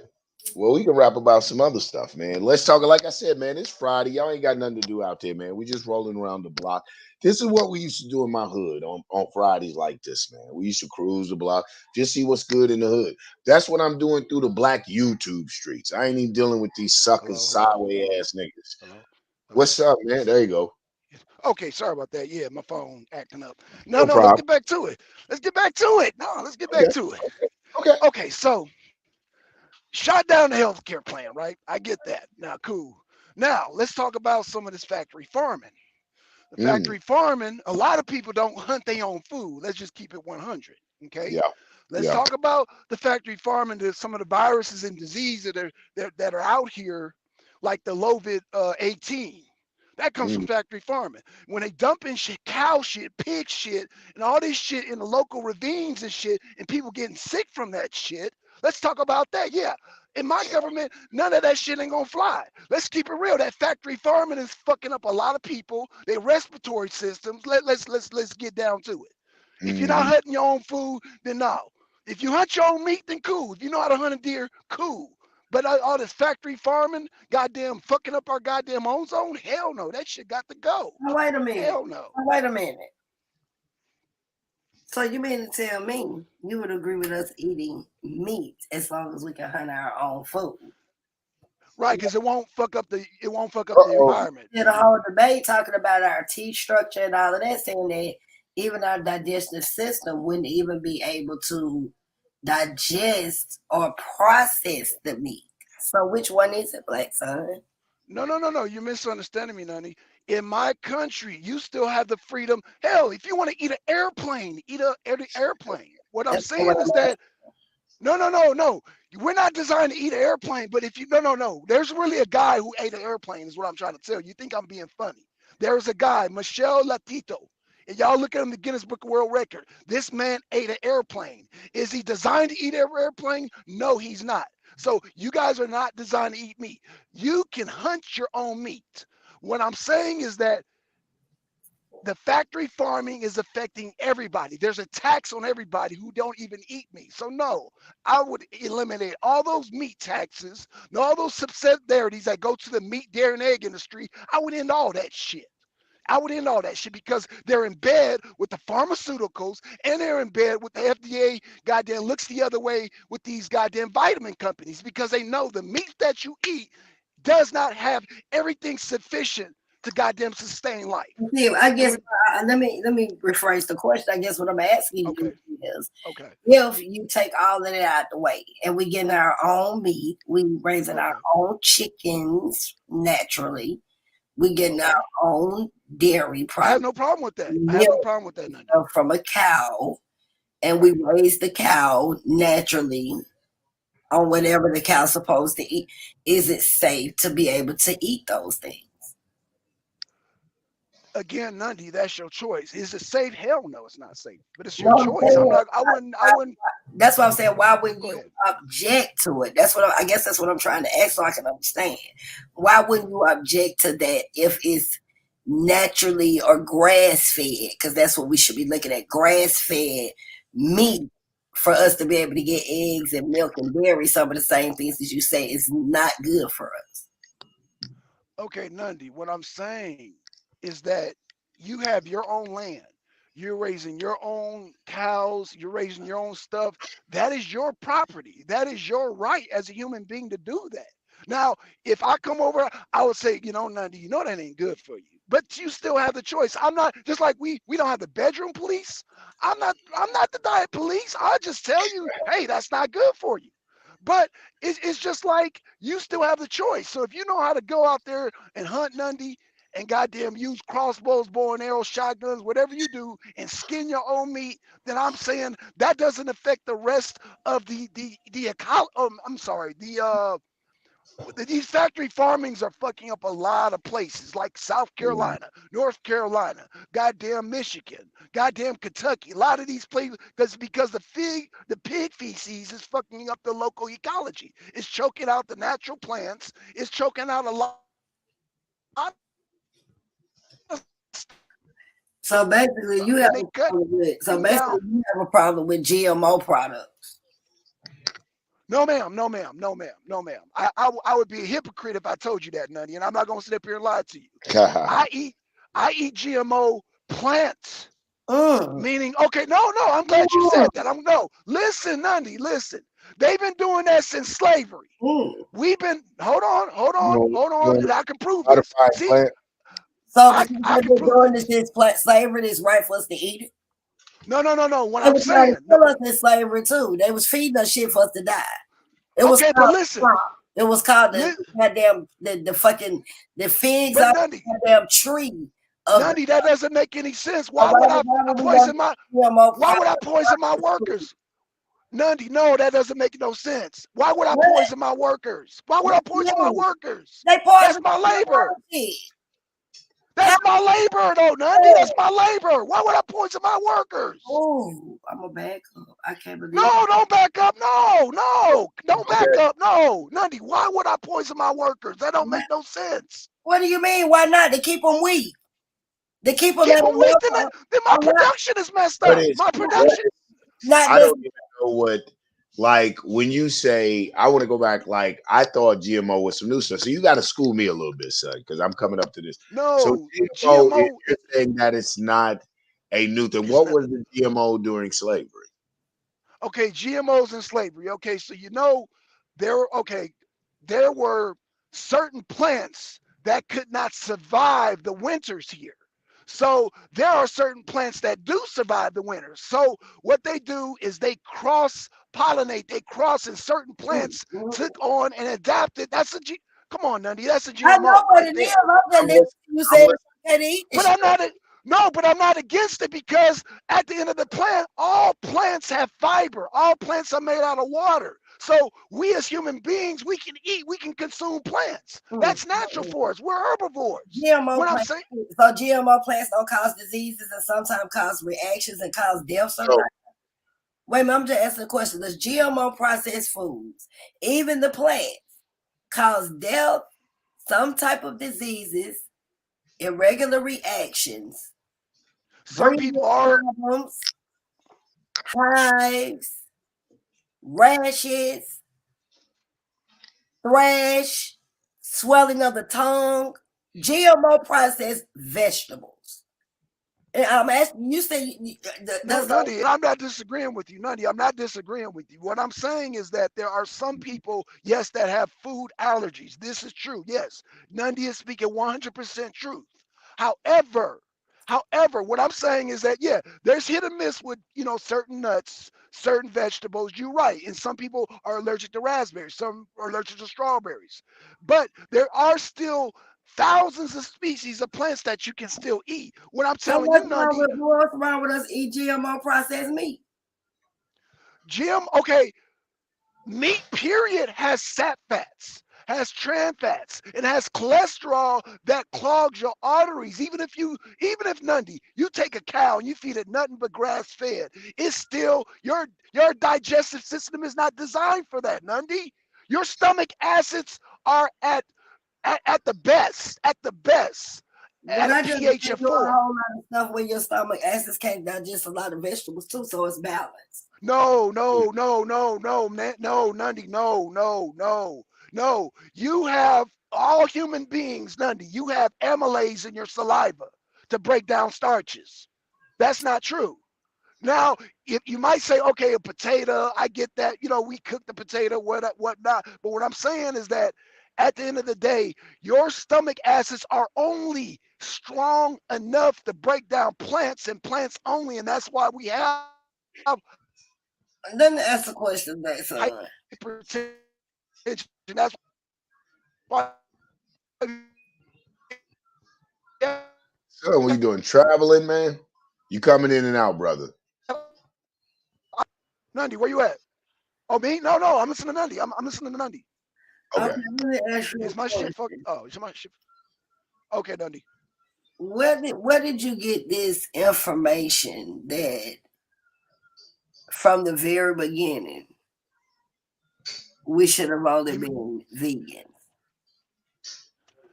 I got it from actually Dr. Milton Mills. He's a brother out of Milton Mills wasn't living. I'm talking about from the very beginning of life. Where can I find information that tells me we should only be vegetarians? You want me to be serious or be funny? I want you to give me both, whatever side. Give me both of them. Well, the Bible tells you that. That we were supposed to be vegans, but I'm being funny though. I'm being funny, Nundy, but the Bible tells you to be vegan. So is this where now before? Now I'm talking about before the doctors, before any of this. Okay. The Bible, the first place you heard that we should have only been vegans. I mean, I've heard it. Like I said, when I was being funny when I said the Bible, but the Bible's one of the very first sources. Yes. And I've heard, the people be vegan. You agree with the Bible saying that we should be vegetarian? Do I agree with the Bible as far as that particular diet? Yeah. I don't see nothing wrong with that. Yeah. Okay, so before, like I said, before the Bible, that's the first place you seen it at. So what make you think that everybody was just eating vegetables? I'm just saying because you don't believe in the Bible. So how could you say that that's the right dietary? No, Nundy. When I say I don't believe in the Bible, I don't believe in the spook God. I don't believe in Jesus. I don't believe in all that. That's what I'm saying. This is what I'm asking you. Okay. If you saying that the first place you saw vegetarian laws, you can't agree with some of the Bible. Either it's a lie, it's the truth. No, but that's practical. That's practical, Nundy. When God said, "Tell Adam and Eve," how you know God? That's practical. How you know? No, I don't believe in the God. So you're not gonna trap me up like that. No, you're not gonna do that, Nundy. But you know damn well I don't believe in that God. I'm asking a question though. How can you go off of dietary laws in a book that you don't agree with? Okay, that's just a book that I'm showing you that a person can go to right away. Me growing up, I was reading my sister's books when she was going to college. I was reading zoology. I was reading biology. Okay. That's fine. Yes, ma'am. I understand all that. I asked you from the day niggas step foot on earth. The day niggas came in this motherfucker. The day niggerdom began. What the fuck do you have other than the Bible that I can reference that we were only supposed to be vegetarians? Oh, I don't have any like ancient books, Nundy. I don't have any. I just have the modern day. Atheist, if you don't believe in the Bible, how can you believe in its dietary laws? How you know? Well, and Nundy, if because the dietary laws of the Bible is contradictive, because in one section of the Bible it tells you can eat meat. I agree. In the other section of the Bible you can't eat meat. In this agree. section of the Bible they was getting milk and fucking honey. In this part of the Bible they was getting manna. I agree. Like to me, them motherfuckers would eat whatever the fuck they could get their hands on. I'm trying to figure out which dietary law can you stand on in a contradictive book But you tell us don't listen to the Bible, but you telling us that you only know about the Bible and its dietary laws. No, that's just something that is relatable to black people. That I can't. First of all, a lot of the books I study. You know it's. Let I believe what he got to say. I want to hear what he got to say. No, that's okay. No, it's okay. It's okay. It's okay. When we step foot on this motherfucker before doctors, before books, before any of that stuff you referencing, you stated the Bible was the very first thing that you came in contact with these dietary laws. But if it wasn't. Actually, it wasn't. But that's just something that I'm using that's relatable to other black people. The other books I'm talking about are expensive books. They're like $200, $400. These are the books that I study. Before the Bible, Black Son. No, I don't think so. Okay. Yeah, that's why I've used the Bible. Yeah, right. That's why I use the Bible. Right.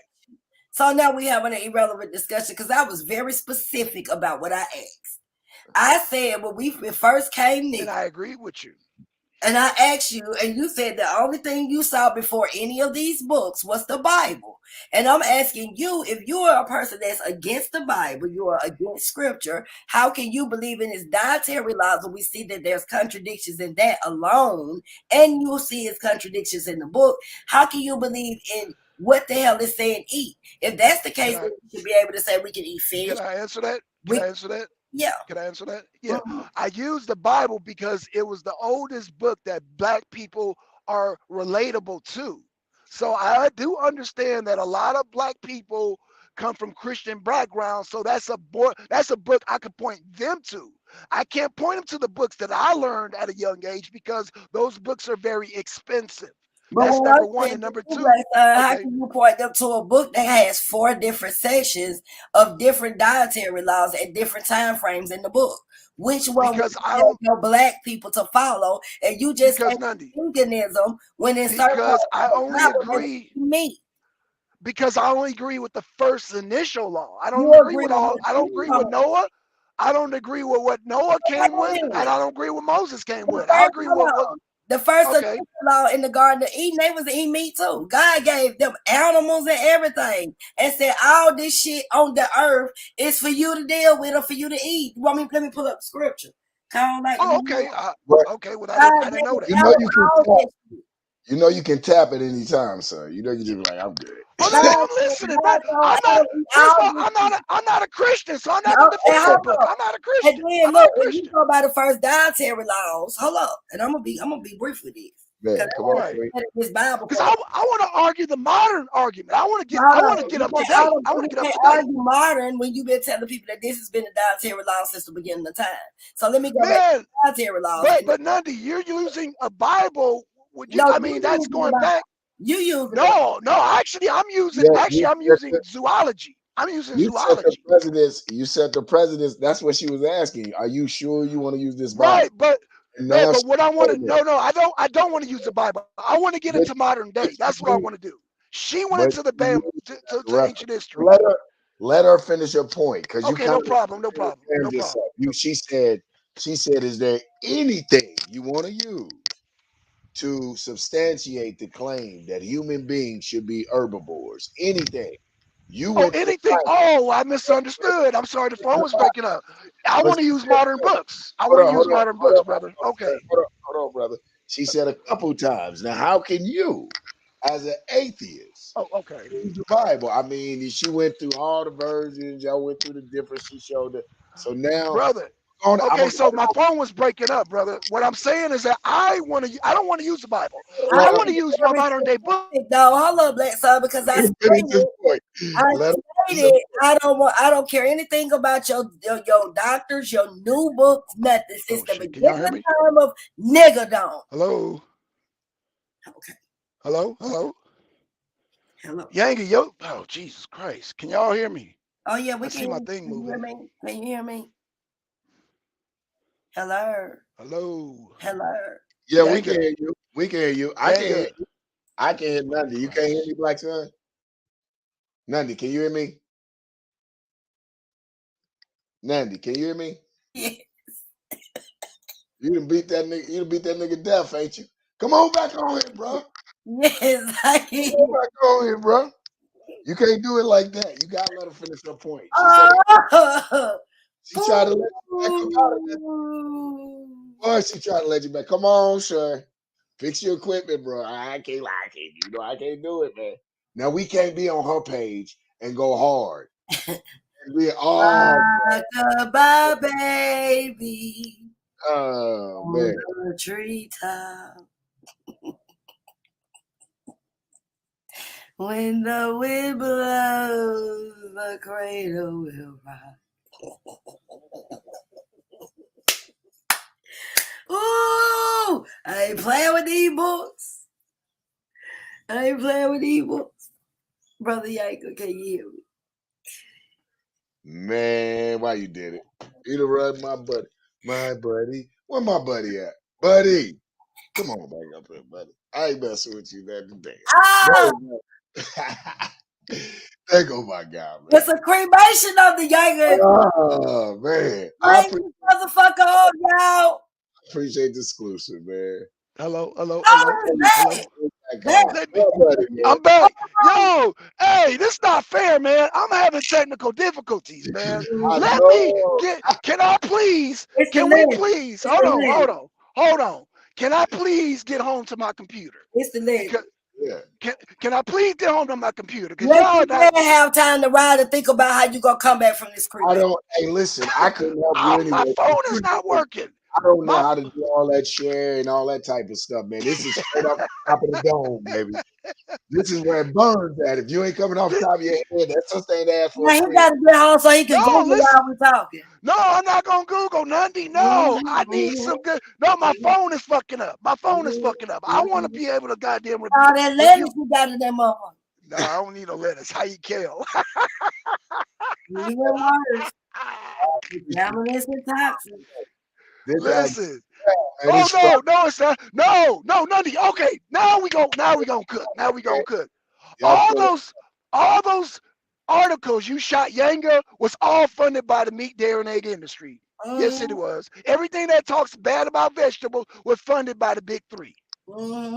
Funded by the meat, dairy, and egg industry. So anything. What they got to do with anything? It has everything to do with everything. So when you say that kale's toxic, which is not, that's propaganda by the meat, dairy, and egg industry. There's no such thing as toxic kale. Make sure you people that die from eating kale. What you gonna say then? Oh, I'm gonna say that it's funded by the meat, dairy, and egg industry. That's what I'm gonna say. They deaths? Huh? They deaths? No, there's been no deaths from kale. No. What? Come on now. Yeah. Show me that. Put that propaganda article. I'm gonna call you out on the debate, Black Song. Oh boy. I'm gonna call you out. Oh, that's okay. I'm about to get to the house. Hey, I'm about to get to the house. Hold on. About to get to the house. On my channel first. This is boy. Oh boy. Yo boy. I need some water. They got a water emoji up here. No, I'm not gonna have Nundy box me with no Bible. No, I'm gonna get some real books. I'm about to get some real books. I got two things I'll beat you up on, Black Son. I just been sitting back thinking. You're an atheist, right? Yes, ma'am. Is that not a fucking religion from the Greeks? Atheism, no. Yes, no, atheism is a disagreement. It's but not accepting the gods of the state. Who had the disagreement? It's called a religion. It's a religion. It's actually a religion because it's a religion to be a non-believer as well, and it started by the Greeks. Who started the Black Song? The Homo erectus started it. The Greeks started. Be real. No, ma'am. The concept, no, ma'am. Oh, they did not. The term, they started the term, but not the concept. The concept has always been around. The concept has always been around. Concept without the term, Black Song. Atheism, atheism is simply this. No, ain't no wordplay. The concept. Without terms. Can we ask him what the concept is? Yes. What do you mean by that? By the concept? Concept and term. You got a couple minutes to break down concept and term. The concept of atheism is I don't agree. That's it. Okay. You say there's a God. I'm saying I don't agree that there's a God. That's it. Boom. Okay. That's it. That's the concept of atheism. The Greeks did not make that concept up. The term atheist comes from the Greeks, but the concept does not come from the Greeks. The goddamn atheism is a disagreeable concept, meaning I don't agree. That's it. It's not a religion. It can't be. I don't agree. Let me ask you a question, Black Son. Yes, ma'am. How would you get a definition of atheism if you don't get it from the Greeks who created the word? Because before I even heard about Greeks, when I heard about people going to church and talking about praising the God, I said that doesn't make sense to me. That was my atheism right there. That was my concept. The first time you heard about it doesn't have anything to do with it. I asked you a real question. How can you get a definition of a word right if you don't get the information from the person who created the word, which was the Greeks? They had to have no. When the Greeks created the word, they just wrote it down and didn't say shit about long before the atheist term was invented by the Greeks, humans were disagreeing. The concept was always there. There was they're called disagreeables, meaning you come with a concept. Okay, so that's atheism I follow. That's atheism I follow. Somebody get some nails for his coffin. Since you said that our people was already disagreeing before the word atheism was created, that's when it formed into a fucking religion. That word was created. I disagree with that. And it came with concept to the word because they talking about disagreeing, but they added other things so it can be concept now. This is when it became a religion because now you are believing in the concept of what atheism is instead of just disagreeing on your own. There is no book of atheism. There is no book. There's no laws and statutes of atheism. Oh, whoa. No, ma'am. There is not. There is no laws and statutes. There is no praying. There is no customs. No. Atheism is simply, I don't agree with that. That's it. That's what atheism is. I don't agree. I object. I disagree. I disagree with what the God concept. Yes. That's all atheism is. Yes. What you had a question, Nandi? You were saying? What's the difference between atheism and non-believers? They're actually the same. They're actually the same. No, it's just semantics. It's the same thing. Actually, they're not. What's the difference? What's the difference? Y'all know I'm learning so much. Thank you for bringing it. Explain the difference, Nandi, because I think they're the same. I think they're the same. Yanga. Can you hear me? Yanga. Yes. Check your Texas, please. Yes. Okay. Let us check the text. All right. We get here. Break it down, Yanga. Break it down. Because I'm learning too about the differences. I didn't know there was a difference. I thought they all disagree with the God. You know what? If you put this up, I might be able to screw. Okay. Which one? We got. I could try my screen. I guess the First Amendment Encyclopedia. Atheism must be treated like a religion under the First Amendment. Boom. You're dead. And that's okay. And then she had sent a post. Yanga, now you breaking up. Now you breaking up, Yanga. Okay, you hear me? Can you hear me now? Yeah, I can hear you now. Yeah, I can hear you now. Yeah. Okay. And then she sent me something from the Washington Post. The Washington Post. Atheists and secular humanists are protected by the First Amendment, regardless of whether their belief systems are religions or not. So protected by the First Amendment right So that shows that we're not a theocracy. That shows America's not a theocracy. Okay, keep going.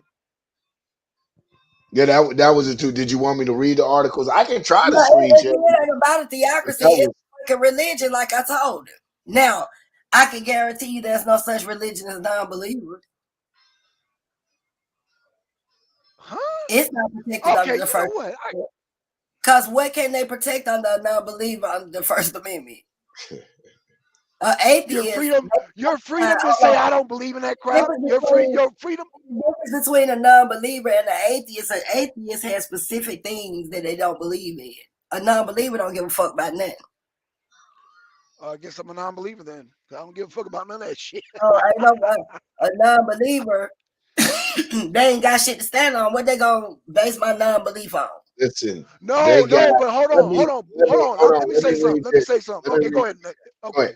I was gonna say a non-believer's protected too under the First Amendment, the freedom of speech. So you can say I don't believe in that bullshit. That's so you fall under that too. Non-believer falls under that too. They look at it as because they're treated as a religion. They said, take for example a statement by Judge Diane Wood of the 7th U.S. Circuit Court of Appeals in Kaufman versus McCarthy, a case involving a warden's denial of an atheist application to organize a religious organization in prison. He said atheism is a religion, and the group that he wanted to start was religious in nature, even though it expressly rejects a belief in the supreme being. I don't know, it's some credence to what she said. She's saying that they looked at that's some crazy white boy. That's some crazy white boy. No, see, this is what you got to look at when they specify what they don't believe in. That eliminates everything. Meaning, I'm a non-believer. I don't believe in a Muslim. I don't believe in Jesus. I don't believe in nothing. I can't say. But when they say they don't believe in a supreme God, that's a specification of a one thing they don't believe in. That makes it a religion. Because now, you know, that makes it a religion. It's like you see what she's saying? She's saying it's like a doctrine. Okay, your doctrine. Define religion. It's a belief. You kind of I get. Let me give you a definition. Go ahead, Yang. While I pronounce religion. Like I get her argument. She's saying like the religion the religion of it is the denying of a supreme being. It has its whole purpose is to deny a supreme being. That's the religiosity of it. It's not, I just don't believe in everything. The whole purpose of atheism is to deny the belief of a God. I got the definition. I think that's why I think shit, but I don't want to frame her argument. Okay, go ahead. It's a two definition that can be used plural as well. The first one is the belief in and worship of a superhuman controlling power, especially a personal God or God's ideas about the relationship between science and religions. Now, this is the second definition: a particular system of faith and worship, a pursuit of interest to which someone ascribes supreme importance. Consumerism is a new religion, meaning they don't believe in a supreme God. That's why they put supreme in there.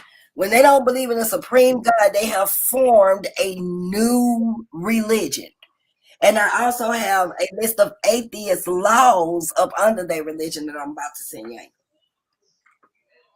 So who is this creator of these atheist laws? Because I, as an atheist, disagree with that shit. That's crazy. Only in America. Only in fucking America. Huh? Jesus. They didn't call you to the meeting. This is fucking crazy. I don't need nobody to manipulate. I don't need nobody to manipulate my concept of I don't agree that there's some damn sky daddy. Now somebody's trying to micromanage my disbelief. That's fucking crazy. That is fucking crazy, bro. I've never heard no such ridiculousness in my life. That's crazy. That's just like saying, Yanga, there's a pink unicorn in the trunk of my car that spits out $5 bills. And you're saying, I don't believe that, son. I'm going to manage your disbelief of that, Yanga. This is the rules of that, why you should not. That's crazy. Come on, man. You just don't. Like, if I tell you there's a pink unicorn in the trunk of my car, you're going to say, black son, okay, yeah, all right, okay. That's it. Okay. You don't agree with that. That's it. You don't agree with the pink unicorn in the trunk of my car spitting out $5 bills. You don't agree with that. That's it. That's atheism. These crazy, these people making it a religion and giving rules. That's crazy. Yes, ma'am. Question. Yes, Did you yes. know that atheists celebrate Christmas more than religious people celebrate Christmas? Oh, geez, I'm not buying that. I'm not Oh, buying yeah. that. I'm No. not buying that. One I'm of the not things buying. I'm you not say you're buying not that. going for that. One of the I'm not things going. I'm that not going for the banana in the tailpipe. I'm not going for the banana in the I'm tailpipe. banana in the tailpipe trick. Nandi, I am not going for the banana in the tailpipe. Not today. No. No. See, Yeah. it's daylight. I'm awoke now. See, y'all be having these shows at night, late at night. No, it's daylight. Y'all Okay. know. You Hell no. fully I'm aware. fully awoke. I'm fully awoke. Hell no. Okay. No, Nandi. No. Was it anything in particular you wanted me to read? You can Since, go through all of them. I just said to you. That's why I'm just damn to the uh, phone. yeah. I'm No, gonna go hell on mute no. and I'm I'm gonna not smoke buying this none of them. thing. She sent me a If few. I say cremate niggas, I'm gonna go on mute and let you No, Hey, Nandi, man, you break can't the listen, cremate news. with that fake I news. gotta That's say fake this. Break news. the news I like gotta say that. this. Break the news. You not cremate me with Yeah. no fake news. Break it right. Break it right, lady. Break it I right. got yo. Let me say, Come do on, you man. want You can't manage nobody's atheism, man. I don't agree. Oh my God. What the to? hell? Yeah, she's These crazy ass crackers. they will do Stop. it, but No, them crazy ass crackers, they man. will do it. But what she did is, did you want me to go over some of the stuff she said, or you? Yes. Yeah. Please let me hear that crazy shit so I No, can get a she good laugh. said Yeah, let me hear that crazy shit. one of the God things damn. They want to is manage my atheism. People, they want to manage. absolutely. Next thing I know, they're gonna want to tax my atheism. The They want cracker that's is a coming. devil. The That's cracker coming. is a fucking devil, boy. I That's tell you. coming. That's coming. He's They want to allowed to yeah, micromanage my atheism. Damn. yeah, yeah. I can't even control my own thoughts now. Mm-mm, mm-mm, Is mm-mm. that that's what those articles are telling me, Nandi? I don't have control of my own thoughts. Yeah. Atheism simply, I don't agree. That's it. That's atheism in a nutshell. They I don't they agree. they've put it in yeah, they've given it a form, brother. They No, bro. they No, they bro. they've given it a form. No, the white man want to conquer every goddamn thing. He's not gonna conquer my damn thoughts. Atheist is simply just a The skeptic. white A man s- started the shit. The Greeks started the shit. How y'all no, they always didn't. they No, you're giving them too much okay? power, Nundy. No, Let me sing y'all. no. Hold The on. Homo erectus started that when they first came up with the thought of this is this, and then And the what other is Homo Homo erectus, black son, for people who don't know what that is? Homo erectus is the first human being to develop speech. And what was the first human being that developed speech, black son? What color were they? Oh gosh, I don't know. I don't know. I don't Ah, know. I'm I going. don't know. Son, I don't know. I'm a Because smack. hey, all we Boy, found no, let me say that because all they found are bones. They ain't found melanin. They found skeletons. So I can't say that. I can't say that. I'm not gonna make that scientific mistake. No, I'm not gonna do that. I'm not gonna put race on the damn bones and shit. The Homo erectus were bones, man. hey, They don't know. Yeah, what phenotype? You know, we have a phenotype: dude. Negroid, There, Caucasoid, no, sir, Mongoloid. no, You don't sir. believe in phenotypes? First of all, the Homo erectus goes back billions of years, sir. So Oh, no, they go back billions of years. So I before the can't do that. I'm phenotypes. not, I'm not gonna do that Afro-Asiatic. No, I'm not doing that. Okay, okay, No, okay, these are different species of humans, man. okay. Hey Yeah, these are man, a whole different species hey, of humans. I ain't mad at you. I ain't mad at you. I But wouldn't see, do it either. then we have to get into evolution, and I know everybody don't agree with evolution. Okay. All right, right. Ooh, I So, listen, man. I appreciate y'all bringing that thunder here. Now we hey, I see love why it. I Oh no, appreciate I'm you. not done. I haven't made it home yet. Oh We man, you gonna better make continue it. this. You see her avatar. You see her avatar putting that Yes. crown on. We see why she is the queen. She had to come Hey, on out. Come on out. Listen, stop sending me this Black stuff. son, can I Stop ask you a yes, showing up with it. what's the homo? yes, What's ma'am. Homo Into sapiens? Yes, ma'am. Yes, ma'am. What color are Homo sapiens? Again, Nundy. These are What different. color is Homo sapiens? I Black. don't know. I don't know. I don't know what Really? color the Homo sapiens. Oh, I'm sorry. Homo sapiens. They're different colors. I'm sorry. They're What different colors. colors You said are Homo they? What sapien. colors are they? They're different colors. Homo sapiens are different colors. Are any of them black? Yes. They're black, they're white, they're Chinese. Yeah, those modern humans mixed you're talking up. about. So they mixed up. Are any black, just straight bloodline Homo sapiens? You mean straight bloodline? What do you mean? Meaning Homo A sapiens. pure race of Homo sapiens? Uh-huh. Yeah, there are some in South America, yes. But what, so they're not mixed with nothing. You sure? I'm not sure. I haven't done their DNA, but I've heard they're a race of Not Indians. you, the DNA king. You ain't done the DNA of Homo sapiens. Hold on, Nundy. I ain't never said I was a DNA king. All I'm saying is that the Homo sapiens are your modern day humans. So you got different races of Homo sapiens. That you're talking about the modern human. Homo erectus was a whole different species millions of years ago. Do you agree the Homo sapiens was the first modern human? No, ma'am. No, ma'am. No, man. I would say Cro-Magnon was the first modern human to use tools. Cro-Magnon, and then you had the Neanderthal. They used tools also. They fish, they hunt. So no, those are the modern humans. So let me ask you a question. Okay. What does Homo erectus mean? What's the definition of that? Homo erectus are the first humans to stand up and walk on two legs. They just mean an upright man. So they don't have anything to do with color. So when you referencing that, yes, ma'am, stating that that was the first people and all of this stuff on the question I just asked you, but it's clearly true that the definition is just the upright man. How can you come up with that conclusion? No, because when I asked what was the race of the upright man, first of all, the first upright man millions of years ago, I can't tell the race. I can't tell how much melanin they have. I can only go by the carbon dating of their bones. So let me and their structure and their phenotypes are totally different. We're talking about millions of years ago. So they're not going to look like nothing like modern day man. We ain't finished. I'm just trying to buy you some time to get to your computer so you can see. I know. I'm trying to get there. Did you know that the first Homo erectus descended from Eurasia? Where is that, my son? Homo erectus from Eurasia? Yeah. Okay. 1.9 million years ago.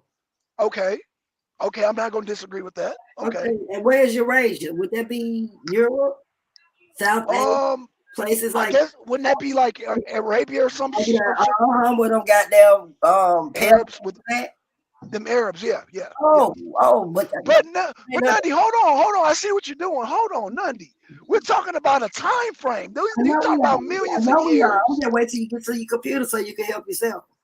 I'm trying to get to my computer so I don't break up. I can do this on top of my head. I say the nails in the comments to last with the time frames. I know how you get out. You forgot. Listen, no. I wouldn't. First of all, I wouldn't play you like that. I'm not playing you like I play the Hebrews. What I'm saying is that I see where you're going with Eurasia, with the goddamn Arabs and all that. What I'm saying is that we're talking about millions of years before the Arab was even existed. I think I just told you 1.9 million years ago.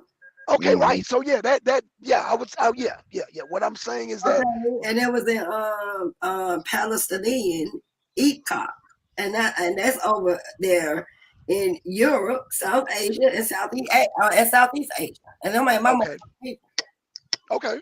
I'm not disagreeing with that. Oh, okay. I'm not disagreeing with that. Okay. But all I'm saying, Nundy, I thought you were going somewhere else with it. I thought you were going to tie it to the damn Arabs. Okay. Underestimate about Nundy. They be thinking I'm going. Oh no, I'm not. I'm not underestimating you. I know you know your science, and I know you testing me on my science. And what I'm saying though is sometimes when people are listening, you got people who are not good with timelines. You know that, Nundy. Come on now. So we have to make that clarity for some people who may not. We have to just assume everybody's not familiar with timelines. So when we're talking about millions of years ago, I don't know if they had blacks, whites, and Chinese. I doubt it. I doubt it because Homo erectus look like monkeys, black son. No, they look like humans. Oh yeah. They were hairy. They were hairy humans with broad chests. Oh yeah. With a protruding jawline. They were humans. They didn't look like monkeys. They don't represent them as monkeys. The top of their head. Nah. Do they represent Homo erectus? Yeah. Not the photos I've seen. The photos I've seen, though, they look like humans. They look like hairy humans and shit, walking upright. Now, what makes them? Now, Nundi? What classifies them as humans are the way they walk, heel toe. The way humans, monkeys, they don't walk heel toe. No, Nundi, come on. No. Stay right there, Nundi. Do monkeys walk? No. You're not doing that, Nundi. You're not doing that. You're not going to make me look crazy. Do monkeys walk heel toe? Do monkeys walk heel toe? Oh! No, you're not going to do this. Do monkeys walk heel toe, Nundi? Come on. No, you're going to have me looking crazy now. What classifies them? No, listen. Listen, Nundi. Listen. No. Whoa. What you say, Jacob? Jacob, you see what she did? Hold on. I gotta go, Chad. I gotta read it.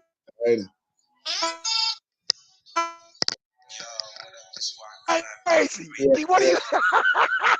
No, I gotta get to the goddamn house. Listen to what I'm saying. What classifies the Homo erectus is them walking from heel to toe. Okay, good. Hey, someone please call 911. Nundi. No. Nundi. Play this motherfucking channel. No, it's not, no flames. Until I ask Nundi this question. Nundi, do orangutans walk? No. Do orangutans walk heel to toe? Yes or no? You're not gonna have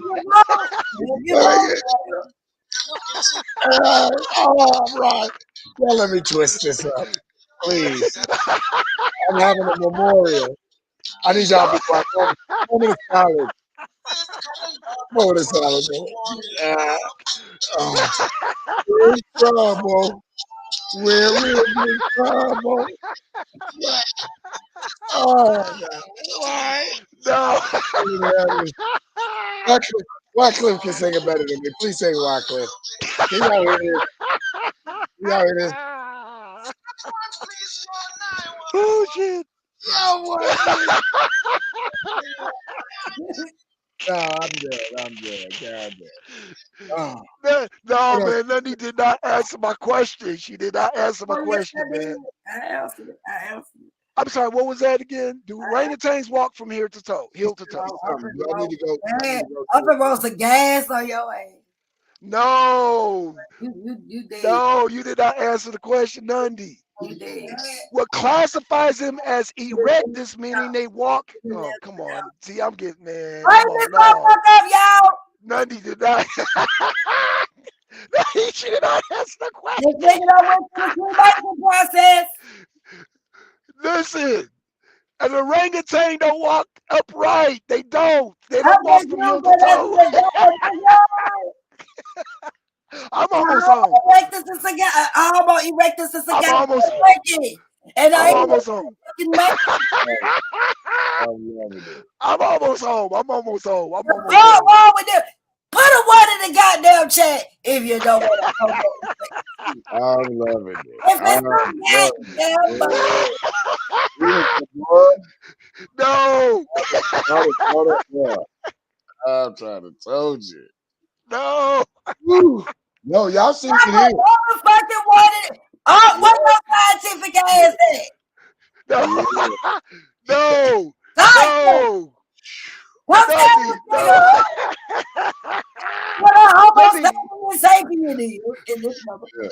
No, I said Homo erectus. They're not chimpanzees. Okay, Homo erectus. You gotta be specific for the species. Yes. That motherfucker is a goddamn monkey. No, is it walking? I don't give a damn about his walking. All animals walk. No, but that's what classifies it. It's a matter of walk. No, that's what classifies it. Orangutans don't walk, Nundi. Come on, stop it. No, they don't walk. Lions walk round this motherfucker. Leopards walk round this motherfucker. We got animals that walk. No. So cause Orangutans don't walk. That motherfucker stand up that nigga straight like goddamn Bigfoot. No, you got some people that look like that. Hey, we talking. Hey, listen, hold on. Y'all can't worry about how it looks. Y'all gotta look at how it walks. If Y'all crazy motherfucker put no goddamn words in chat. He know damn well. He's not our people. Gotta go back to the cave days and shit. This nigga bring up oh boy. He's missing home. He's trying to go back to Bigfoot. Fuck, bro. You see your motherfucking family members resembling that shit right now. Oh shit. No, Baby, we talking about 3 million years ago. Come on now. He talking about the bones. Everybody else talking about the bones. He gave me a whole look. Yeah, he gave me a whole little breakdown. And then when they get the bones, they scrape some of it and they take it back to a laboratory. And they can't tell what that motherfucker was. They can tell by the carbon dating how thick the bones are if it was walking upright. Just like with the camels. Either, nigga. You know that shit ain't accurate. That's why I call carbon. Hold on. Whoa, hold on. None of y'all. See, that's why they calling you a Hebrew Israelite. That's why they calling you a Hebrew Israelite. Oh, that was That's why they trying to claim you, Nunny. That's why the Hebrews trying to claim Nunny. Hold on now. Let me get to the house, man. Nunny, come on now. Carbon dating is only off. It's only off by maybe I don't know. It's not that far off. It's not that far off. What you mean? It ain't that far off. A little bit too goddamn much. You mean we want facts, nigga? We want to know where it was, how long it's been there, what that nigga look like, or if it's a real face, if it's in the desert, if that motherfucker in the sun. We need factual evidence. How fucking you go right there and expect an artifact and come back to my ain't that far, my nigga? You know that nigga looked like he had a whole leg.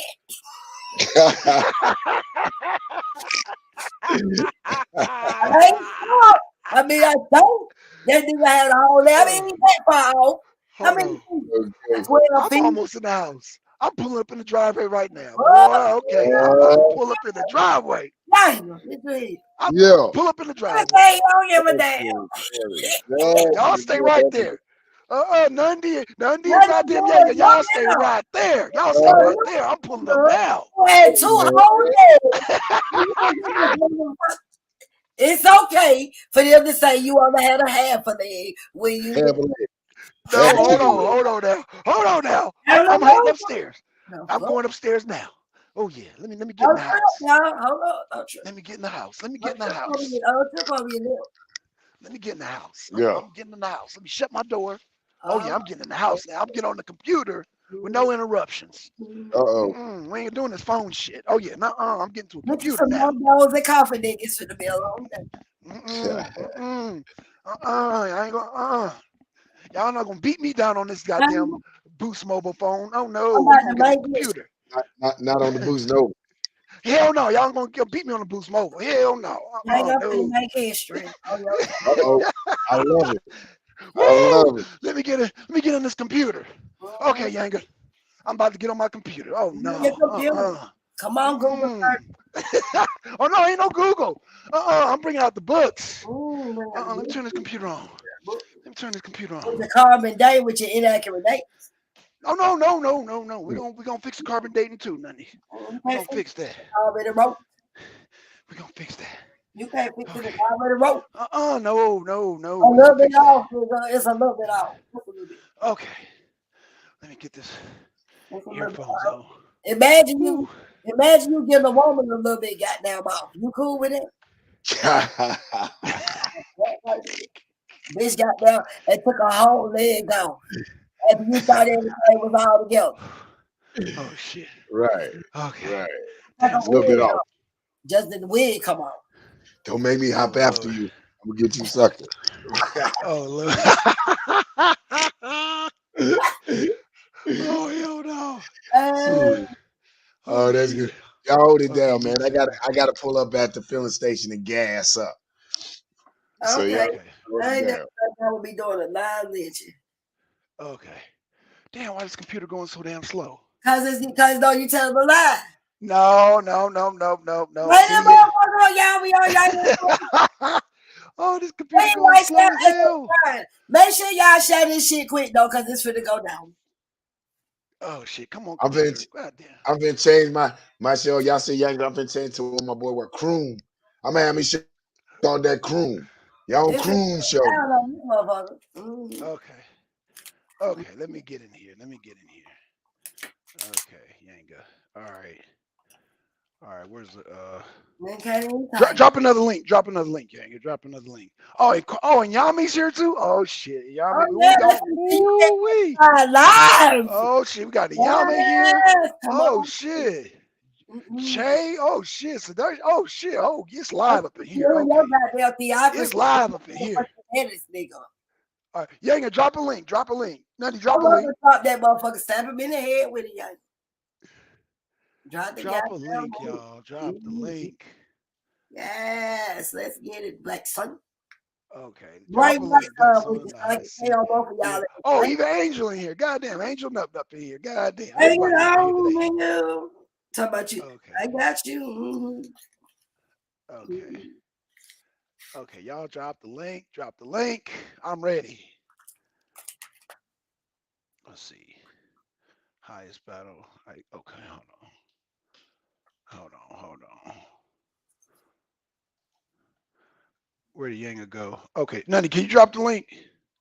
Nope, I don't have the link. Oh, where did Yanga go? He said, hold on a second. Okay. All so right. just marinate. You Okay, I try was to just. Okay, drop me the link. I want to drop the link. Okay, I'm gonna drop the link. Hold on. But even before you can share, hold on. Even before you share, I still need to go handle my business, but I'm gonna drop this link. Okay. You got to give me a couple minutes. You're gonna have to talk about that thing. Okay. He needs a couple of minutes. It's okay. All right, handle your business, bro. Link real quick, because this thing's getting good. Drop this link. Listen, man, y'all don't forget to subscribe and hit that like button. Subscribe and hit that like button for the Arenas to Census. Subscribe and hit that like button for Queen Nandy, Sister Nandy 3GP, man. And I appreciate everybody for tuning in. Y'all hold that down real quick. And please like, share, subscribe to King, ladies. Oh shit. Okay. There's go the link. Okay, here I come, y'all. Here I come. Okay, I'm gonna get off. Okay, he gotta let me on. Okay, I'm backstage, Anga. I'll just wait for him to get back on. Okay, so Nundy, I see these pictures you looking at with the Homo erectus. Oh Lord. Well, y'all. Hello, atheist. Did you just say, oh Lord? I'm looking at some of these pictures. No, I'm looking at the pictures. This is another motherfucking live lynching. Flame this shit up, y'all. He just said the Lord. Let me write this down. Let me take that's a come on. That's a term of we can't play like that. We ain't no oh Lord. Ain't no oh Lord, black son. You called him on the Lord. Oh goodness gracious.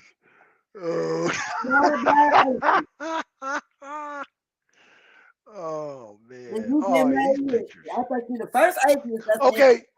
Okay, Nundy. These are renditions of what they thought they looked like. These are not. Come on now. We gotta break it down for the people.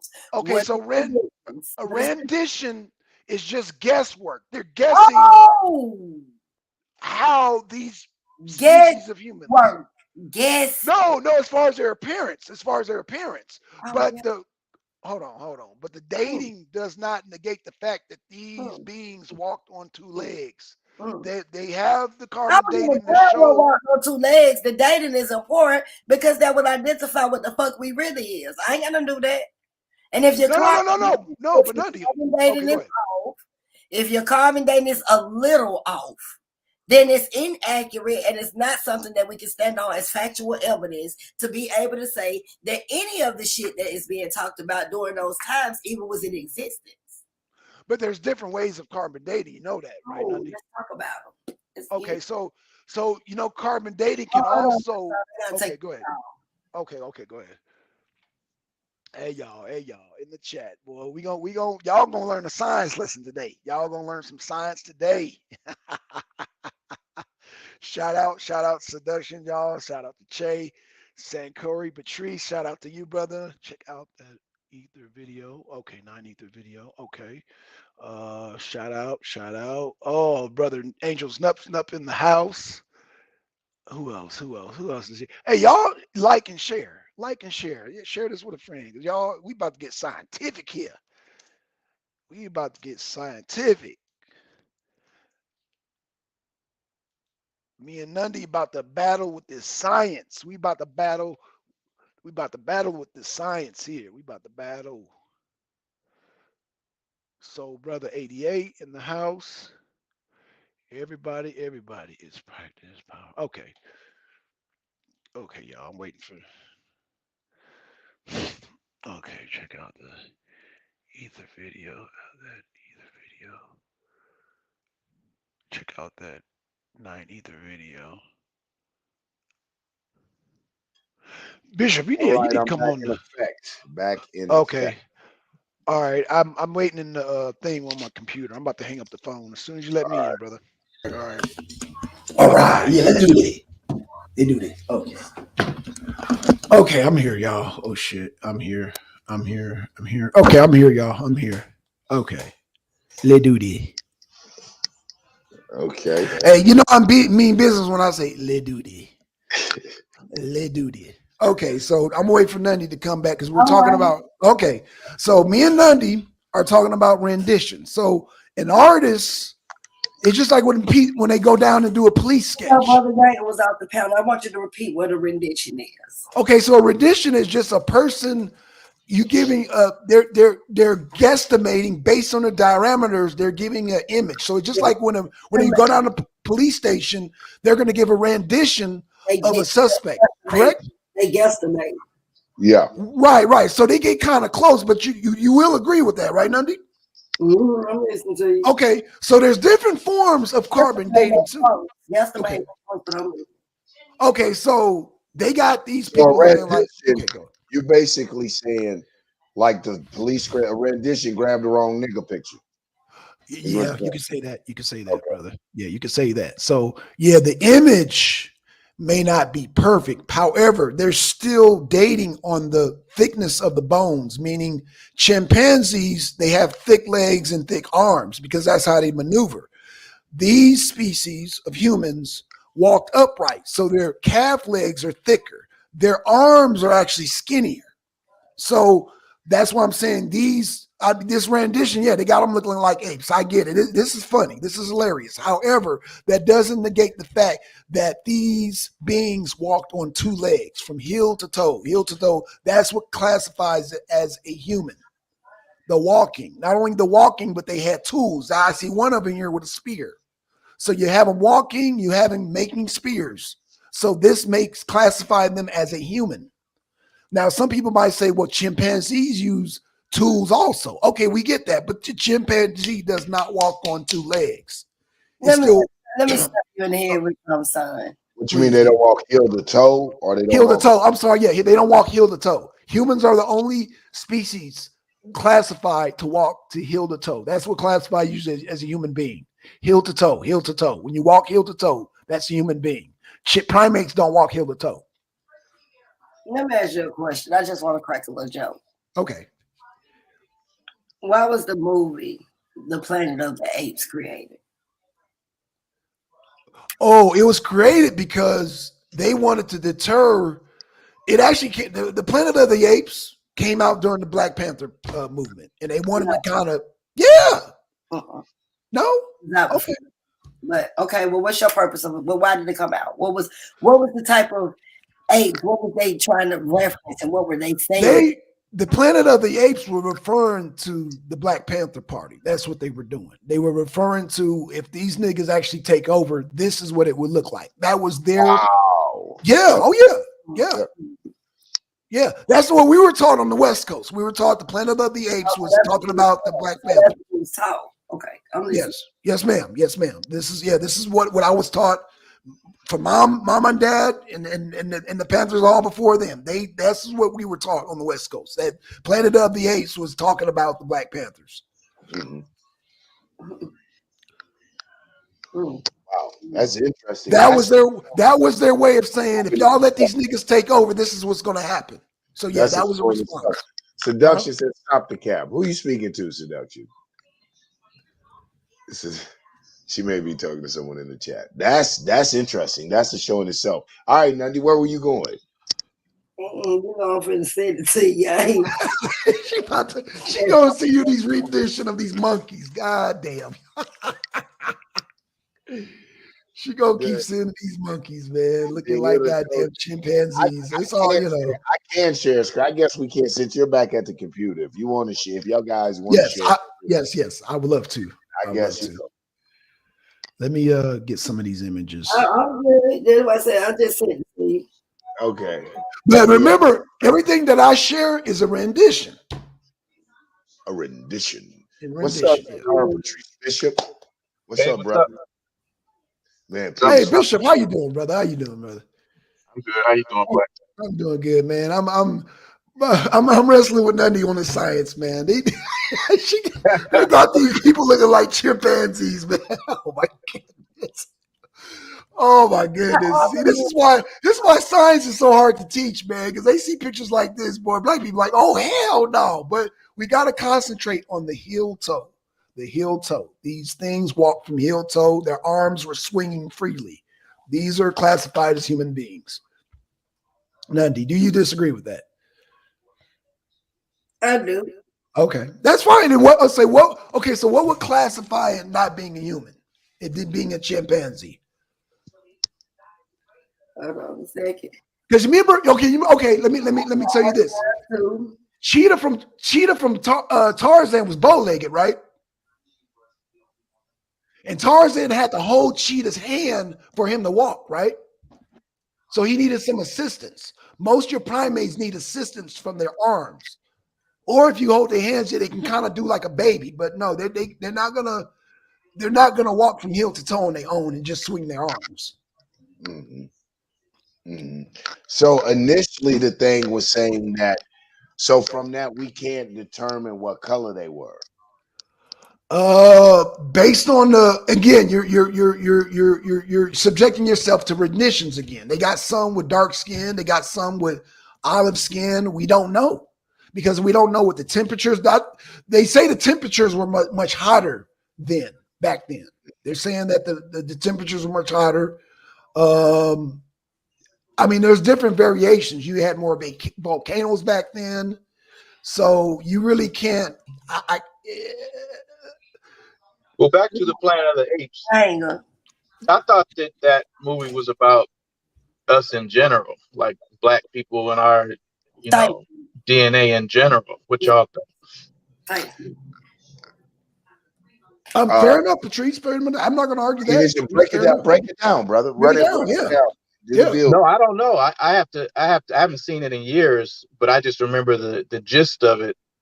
Right. Basically, we're told, how we were taught we were the later, more inferior race per se, and the white race was the more superior, older race or whatever. But it's flipped, in reality, it's more flipped. And I think they were trying to show us the inverted version of that in that movie, if you know what I mean. Right. You know what I'm saying? Right. But right. But that's only if you understand that you can catch it. Like a lot of these movies, it's only if you understand you can catch the message that they're trying to put out, like stuff like Avatar and all, Right. Oh, but they be talking about us, but we don't know they talking about us. When you really look at it, though, Planet of the Apes, though, it's a mixture because it is so it's racist yet very socialist. Yeah. First, one of the things is what was his name? Henry Fonda. Fonda is in it. Everybody knows how liberal the Fondas are. Their support of the liberation movement, and particularly their fondness for the Black Panther Party. Also, you look at the apes. We look at the race, the ethnicity, the attachment to Black people, and all of this. But when you look at the apes are when you look at the society was very egalitarian for the most part.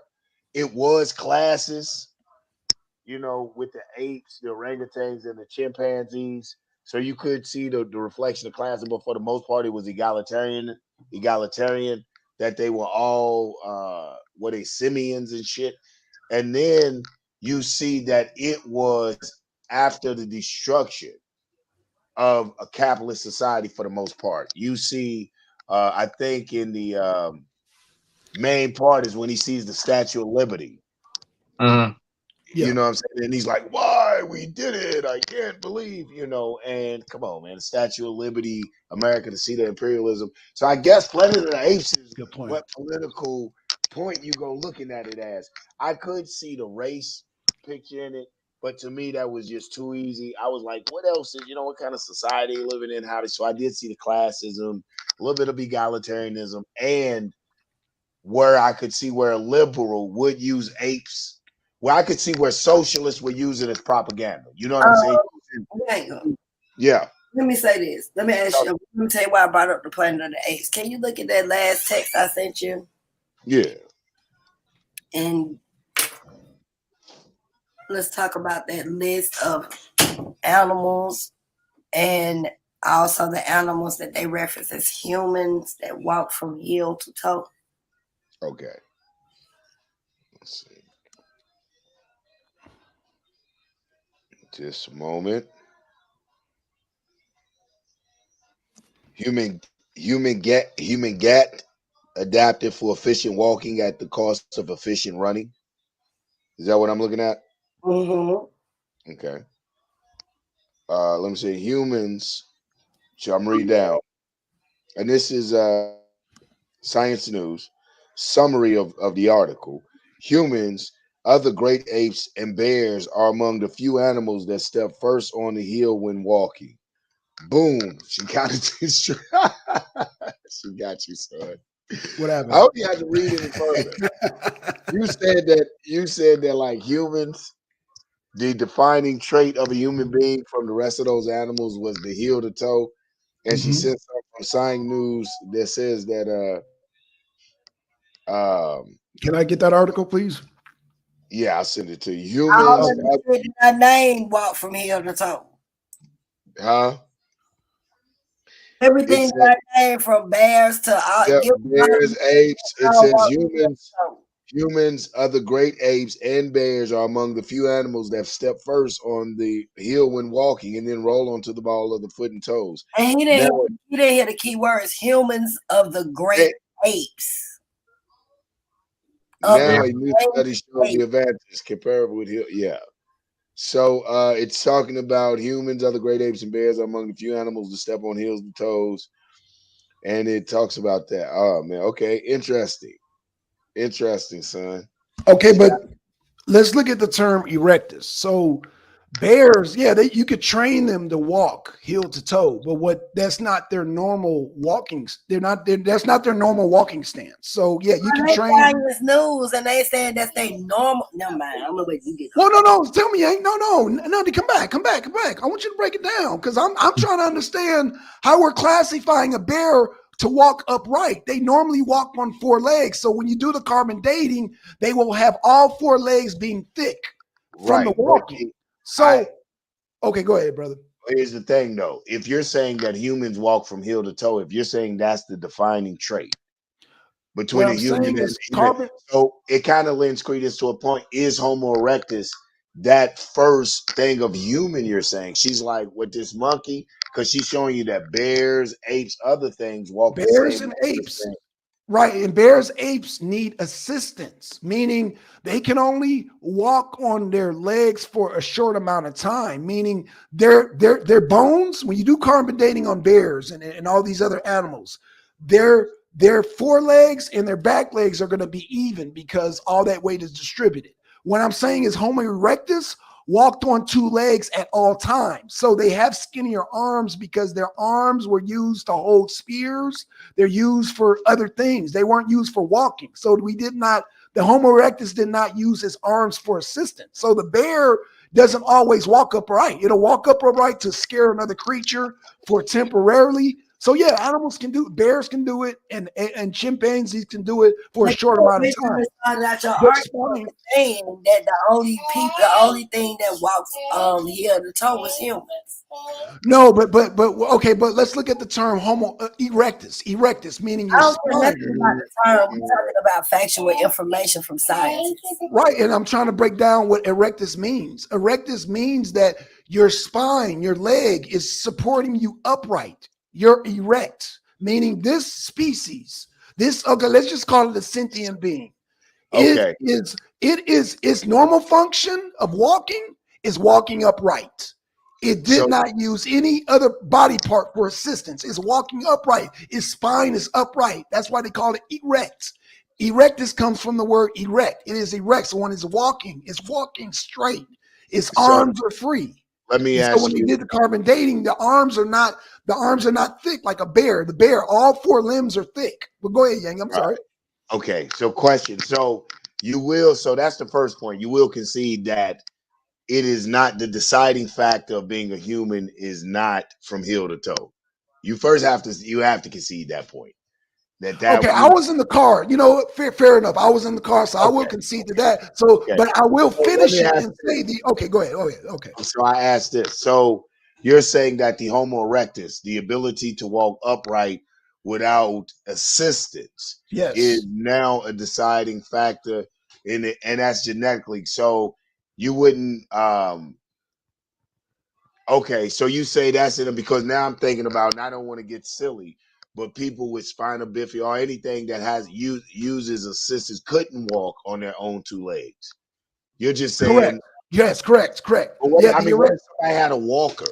What if I used a cane? What if I had a thing where I couldn't use but you're just saying No, I'm saying in the scientific world. What I'm saying is that they're looking for the defining factor science uses, and I'm sorry I didn't finish when I said heel to toe, but the whole word erectus, when you say Homo erectus, meaning it walked upright. It was erect. We walked upright. So the humans, well, that's what classifies a human from an ape.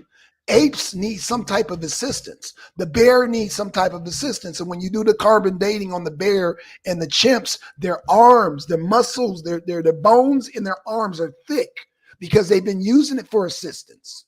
Meaning, let me say, I'm about to I got you.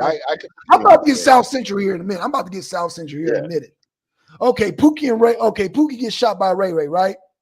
Mm. His legs get goddamn blown off. He's in a wheelchair. Pookie want to arm wrestle you. No, you don't want to do that. Okay, so because now Pookie is using his arms for the wheelchair.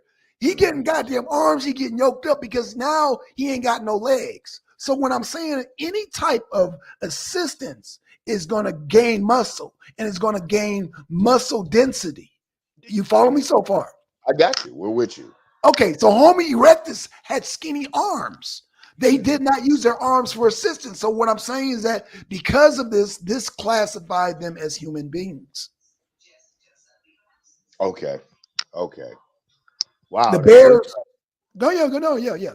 No, that's interesting. I'm not gonna say I would agree with that, but I'm not gonna say it's just that trivial. I know it's probably a little more into the ability to use, what do they call it, the frontal lobes and all kind of. I'm sure it's a little more that has to go into it than the ability to walk upright permanently. Well, no, I'm not gonna leave you in nothing hanging. Like I said, as long as I'm home now, so as long as Nandy got time, you got time, we can roll with the science. I'm just giving y'all a little bit that I know. You home where you can get cremated in peace. Hey, I got a fair chance now, Nutty. Ain't no breakups this time. Ain't no right. It's I got a straight connection. So if I get an ass whooping, it'll be the right way. It won't be no Boost Mobile way. Well, let me ask you this, Alexa. Yes. What you think of? Do you think it's possible that there was a quote unquote human, or let me put it this way?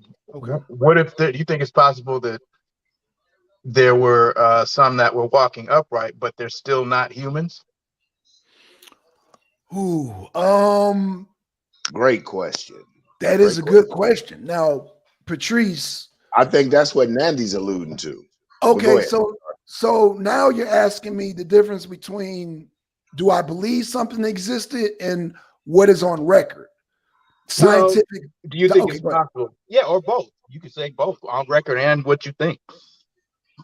Okay, based on my studies, Homo erectus is the closest thing. Now, do I think that there are other beings that maybe we haven't found yet? It's a possibility. I'm not ruling that out, Patrice. All I'm saying is that based on science, the Homo erectus is classified as a human just because of their arm density and their leg density, and because they walked upright.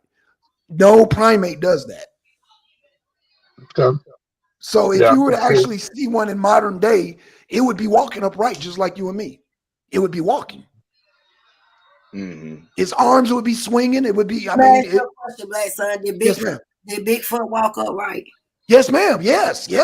Bigfoot. Yes. I believe Bigfoot is a human. I believe Bigfoot is human. Don't apes right walk upright? Oh, they got to use their hands. They're limited. Now, Patrice, they do walk upright. Okay, remember them old Tarzan shows? Yeah. Remember Cheetah? Mm-hmm. The little chimpanzee? Remember Tarzan always had to hold his hand, remember? Yeah. He could walk, but he had some assistance. Oh, shit.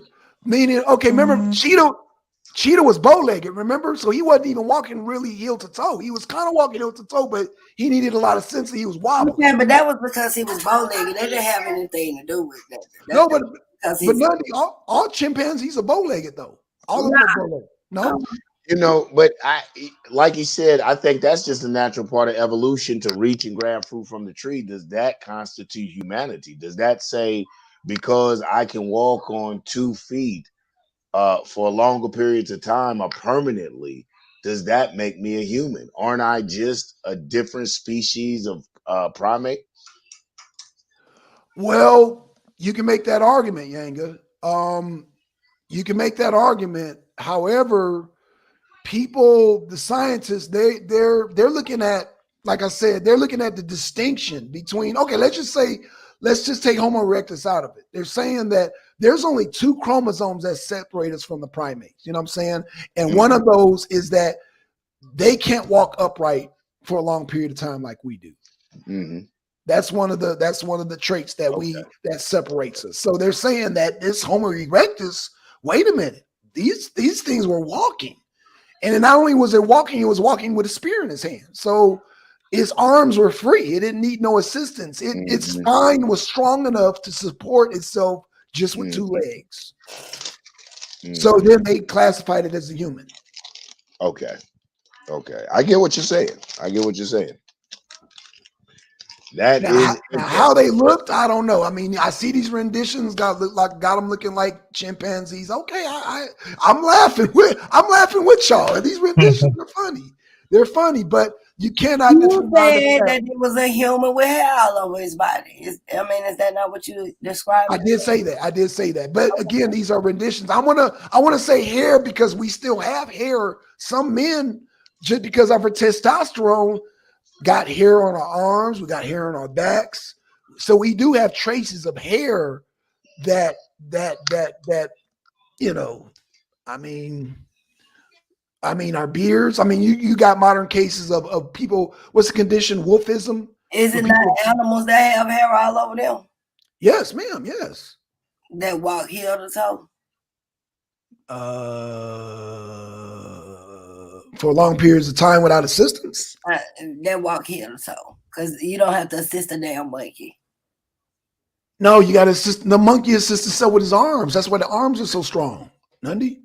That's their arms are chimpanzees got strong arms. You're saying your legs you got strong legs. Your arms ain't as long as your legs. No, what I'm saying is that Homo erectus, their arms were not What I'm equally saying as is strong. the argument I'm making is that either way, both parties are using something supportive that's strong to assist them in walking, whether it's the arms or the legs. No, Nundy, I disagree with that. Okay. Can I tell you why? Okay, explain. I'm listening. Because Homo erectus is not using nothing to assist his legs. It's only using his legs. His arms are free. He ain't using his feet. Huh? Nundy, the feet, the legs, the arms. What I'm saying is that the legs work without the ankles and the feet being strong enough to support the legs. No, yeah, and I agree with what you're saying. What I'm saying is that the legs, the carbon data is going to show that the legs were used more than anything to support the whole body. So yes, what you're saying, yes, I agree with 100%. The ankles, more than the feet. No.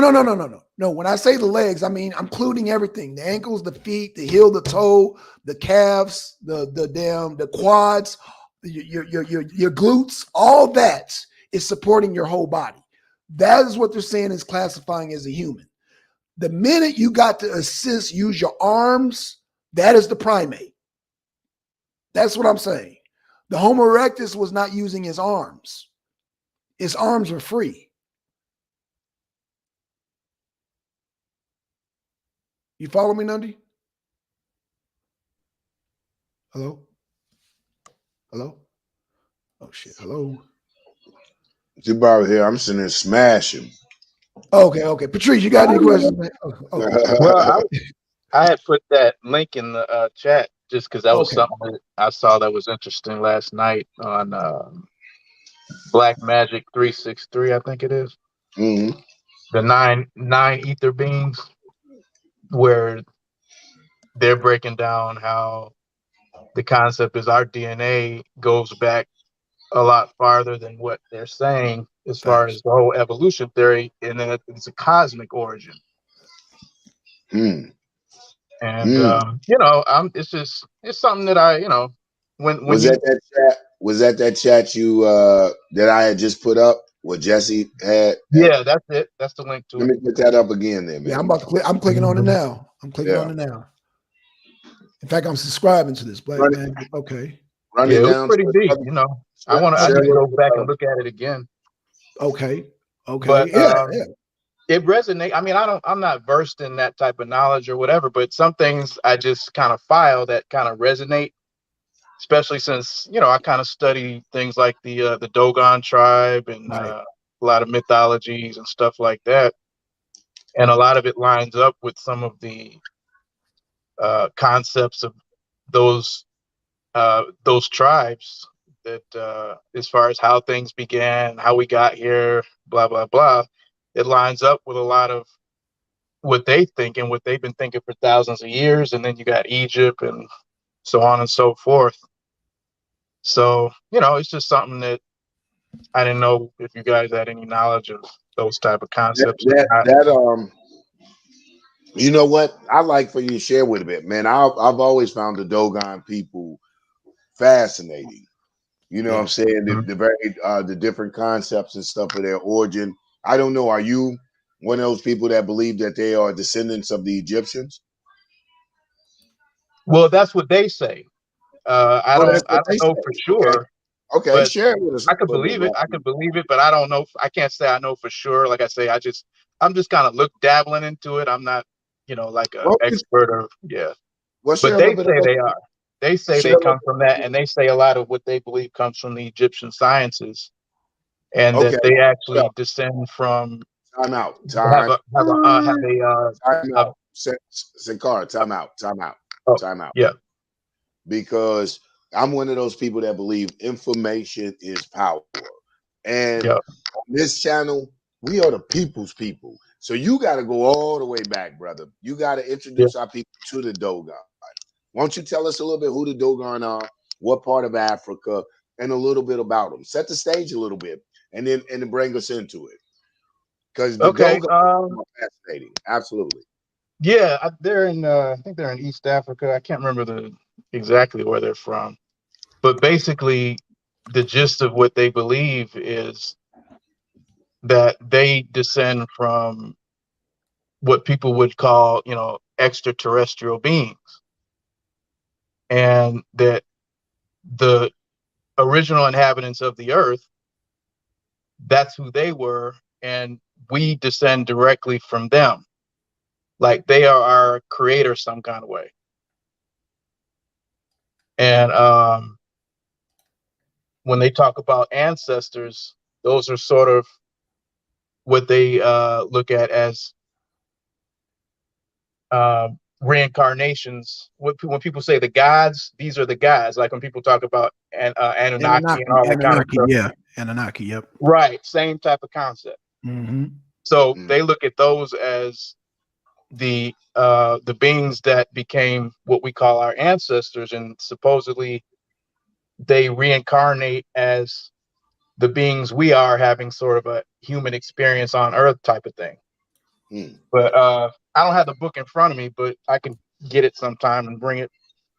I can't get to it right now, but I haven't. I'm just dabbling. I'm just looking into it. Like I'm new at it. I'm not really versed in it. Like I said, it's just stuff I've been looking into. Okay. But it's interesting. It's just interesting to It see how it is. lines up with a lot of other concepts. That's all.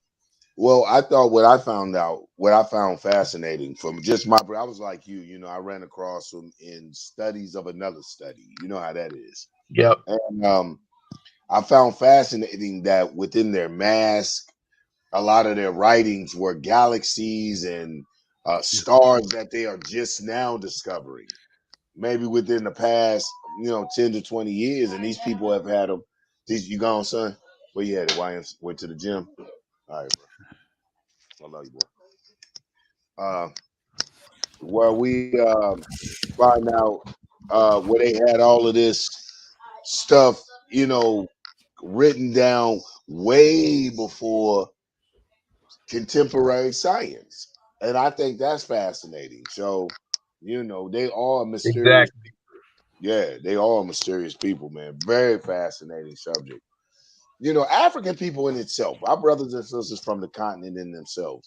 And I'm one of those people that encourage that type of study and everything like this. However, I got to slap a however. Right. I'm like I roll with the queen, man. I'm always careful of ultra cultural nationalism.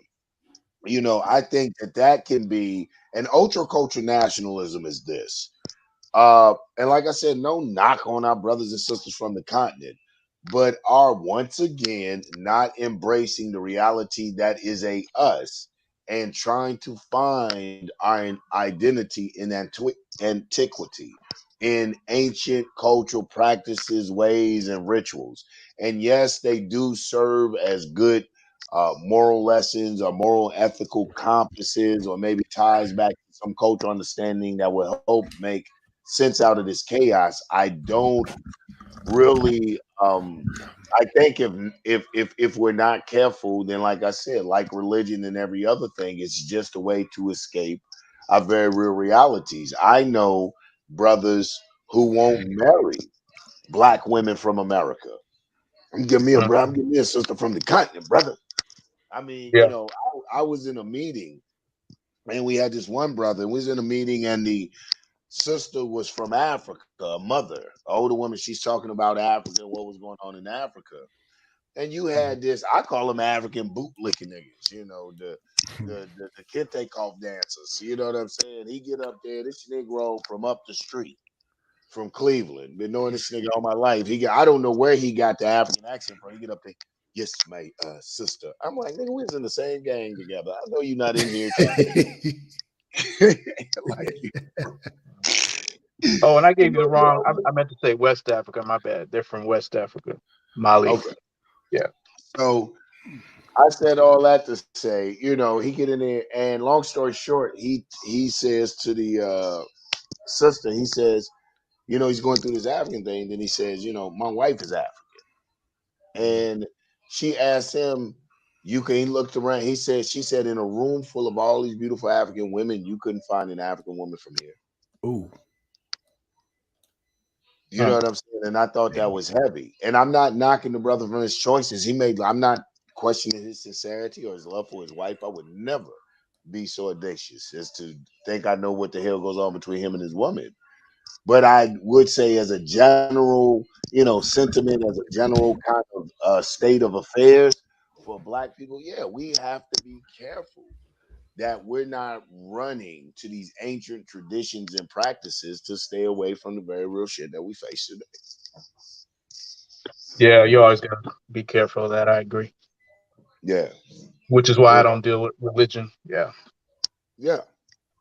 It, Yeah. it tends to hold it tends to be something that gets in the way a lot of times and holds us back from being able to deal with what's important, you know. Uh, And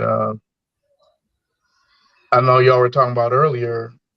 Some people just feel like they need some. Our people don't have. Some people just don't have anything. Our people are so used to not having nothing. As soon as they get some knowledge or whatever, they mm-hmm. feel like, oh, okay, I got something that I can. That I got something that my other brothers don't have. So I know a little more or whatever. So I got something Yeah. I can beat somebody over the head with that other, Negroes don't have.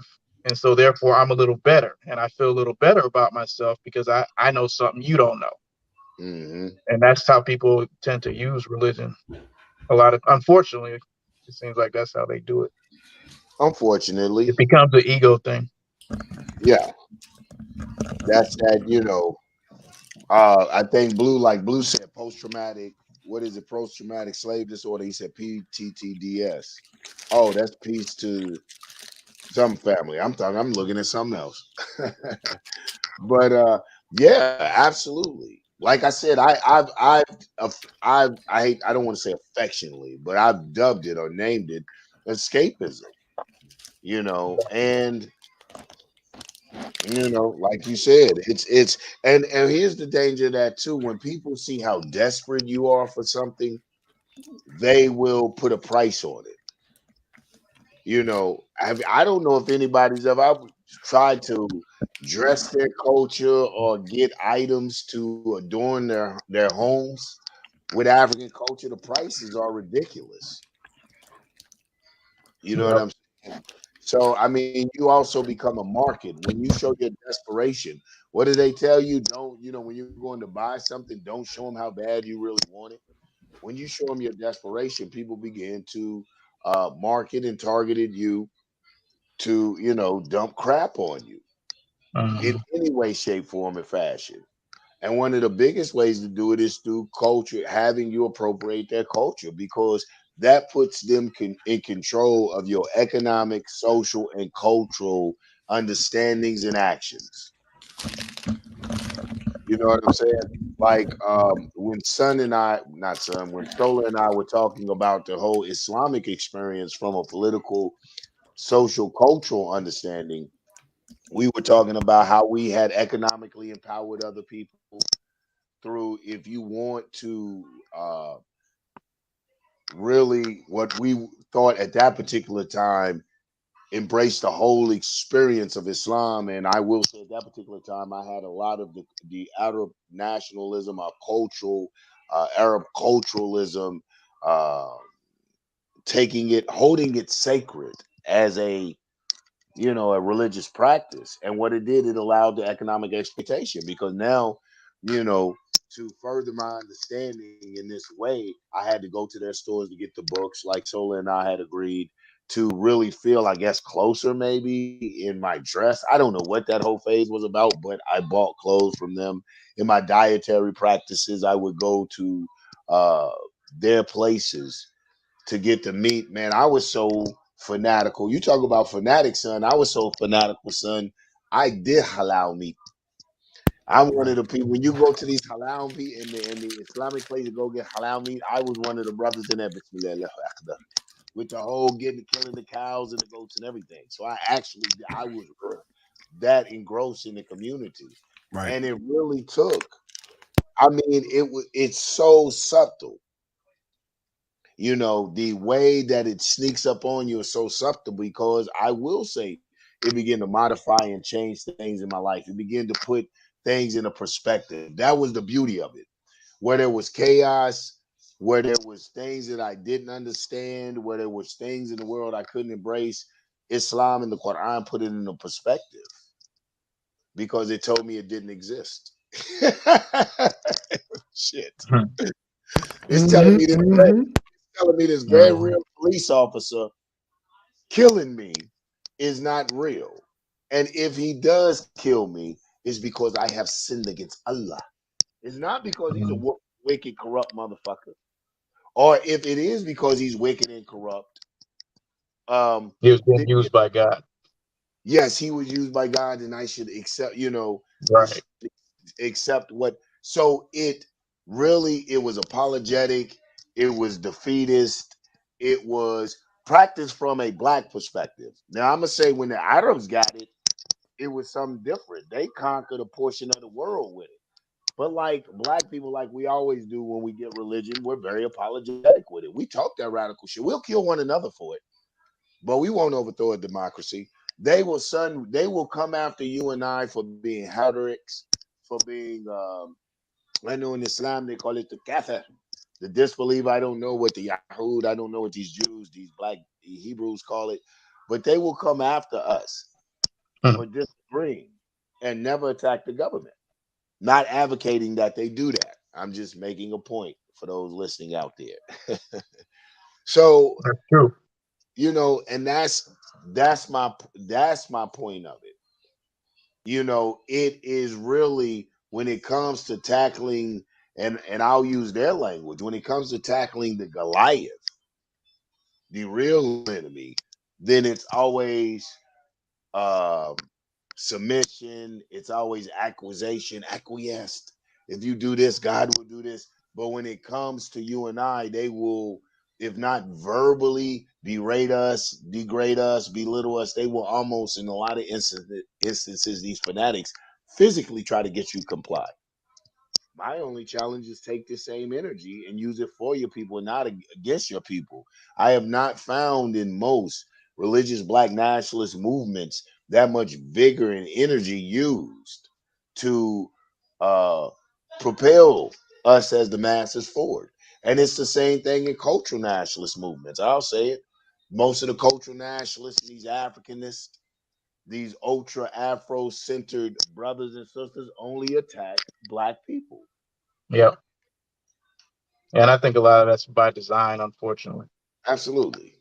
Absolutely. Absolutely. And that's why they hate the pragmatic, the modern, the revolutionary black nationalists, because we see through it. We understand that. I don't care what it is. Like Nundy talks about Nation Islam. I don't care what name you putting on it. You know what I'm saying? You can call it what you want to call it. It is what it is. So I see it is what it is in a lot of these organizations and so-called movements. It is still the black church, the black we want a Messiah complex, the black let us fall in and conform, and those who don't agree with us or the outsiders. You see that in the same thing, whether it's cultural nationalism, you know what I'm saying? You see it in the Vodun, you see it in the EFI, even these spiritual, African spiritual cultural centers, systems have taken sides, and either you're this, you're that. So it's all of it is divisive, all of it is exclusive and elitist, and it's designed to be that way because it is all trying to pull us away from coming together as a nationality, as black people here in America. Yeah. That's it. That's it. From coming together. And when I say, they say, oh, brother, how are you going to be a nation? What do you mean a nation? I'm talking nation in the sense of a nation can refer to a group of people who share a history, traditions, cultures, and often a language, even if the group doesn't have a country of its own. That we have enough and Black, jump on too, brother. I mean, you're rolling, bro. I'm telling Black them to jump on. But I mean, we have enough. Business. You listening? You there? We have enough to constitute a nation. We have enough to constitute a nation. Let me read it again. And I got this for a lot of you A lot of you Keebler lovers, a lot of you pasty lovers, y'all love them white folks, them pasties. This is what they say. Um, the definition is because I said, what can be considered a nation? You know, and it said the pasty said a nation can also refer to a group of people who share a history, traditions, culture, and often language, even if the group doesn't have a country of its own. Because a lot of you love to use that defeatist ass, crybaby ass, sorry ass excuse of not unifying with your people or uh, promoting a nationality amongst your people who ain't got no land. Everything started somewhere. I mean, you got to start small. Man, this is why they attack Malcolm, because they go through all of these changes of Malcolm, and I just tell them to go. Listen, you want to go through all these changes with Malcolm? Look up one thing on Malcolm. Look up Black Nationalism, Malcolm X, and he will give you the very foundation of pragmatic or modern Black nationalism right there.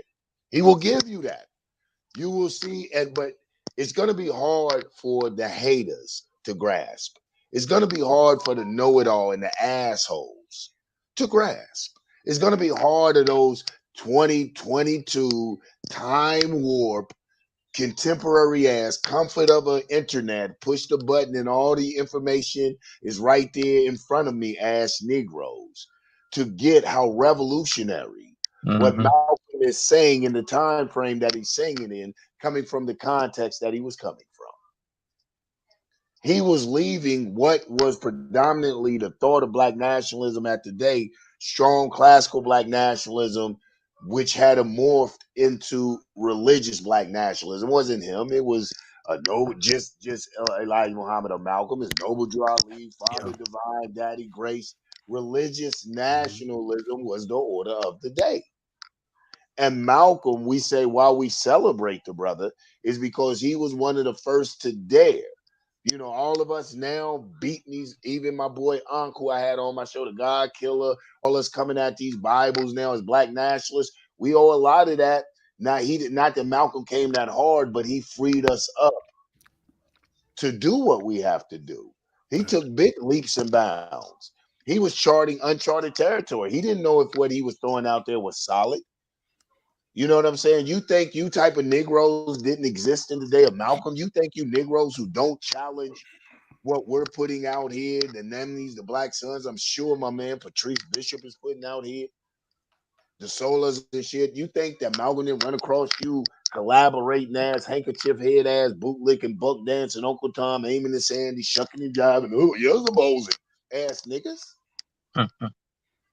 Shit, y'all ain't nothing new, nigga. You're nothing new.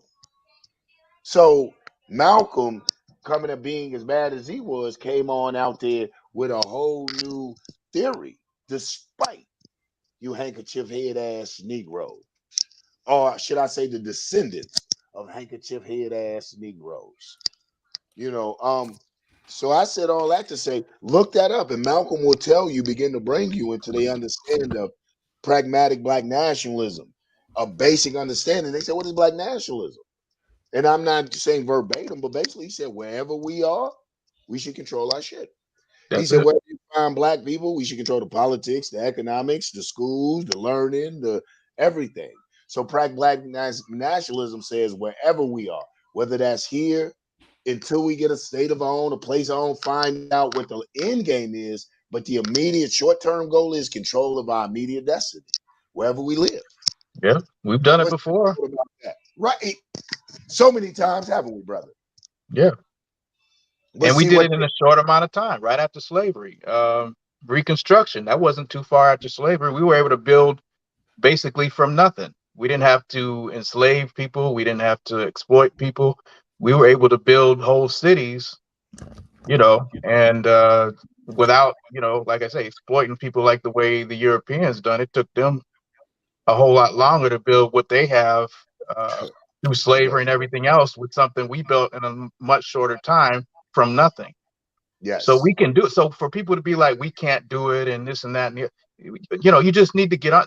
You don't have to have everybody, but you have to have a certain number that I believe have some type of code And like I think Blackson was saying the other day or whatever, I think he was talking about it like a council of sorts, like an African council. Somebody was saying. I think. Oh, that was Chief, yeah. Johnson. But I agree What with was that. that? Chief Oh, John. okay. But I agree with it. Yeah. Yeah, stuff like that. I mean, it can happen. You know, if people get on code and and like you were saying, as far as the bootlicks, something they got to be isolated. We Absolutely. can't be. You have to be, like I say, you have to be on code. The ones that aren't on code, they have to be. There has to be some type of, I should say, punishment, but some type of reprimand or something. We about Change to some start type of drop shame squad. factor. Yeah. We about to start drop squad. Oh Who yeah. want to donate? Let me put my cash in. Who want to donate to my black van? I'm getting a black van. Donate to my black van. We're gonna start drop squad cats. We're gonna roll up on cats, throw them in the van, take them to Yeah, a I did a Coon location. Patrol video one time. The Coon Patrol. Exactly. See what I'm saying? Yo, Yeah. take them to an undisclosed location and blackify them. Get your Mhm. black back. Get your black back. No, you know what though? It goes into, I wanted to say, Brother Bishop, is one of the things is it's a structure that goes into this whole process of us believing that we can't do it. And a part of that is the schools. We clamored for and begged for and cried for integration. You even have some of these misguided Negroes who say this is the best thing since peanut butter. Yep. Oh my God, what will we be without the white man? Right. All of that foolishness and what I'm gonna call tomfoolery. All of that tomfoolery going on. And Hey, what is what's up? cut you off. I got the kids. I'm gonna drop off. I enjoyed the show. Bless on you. Oh man, Hey, yes. Nundy. You don't want Nundy. this bless on. Nundy. Say Nundy. Nundy. You owe Black Sons reparations for that slavery ass whooping you put on him.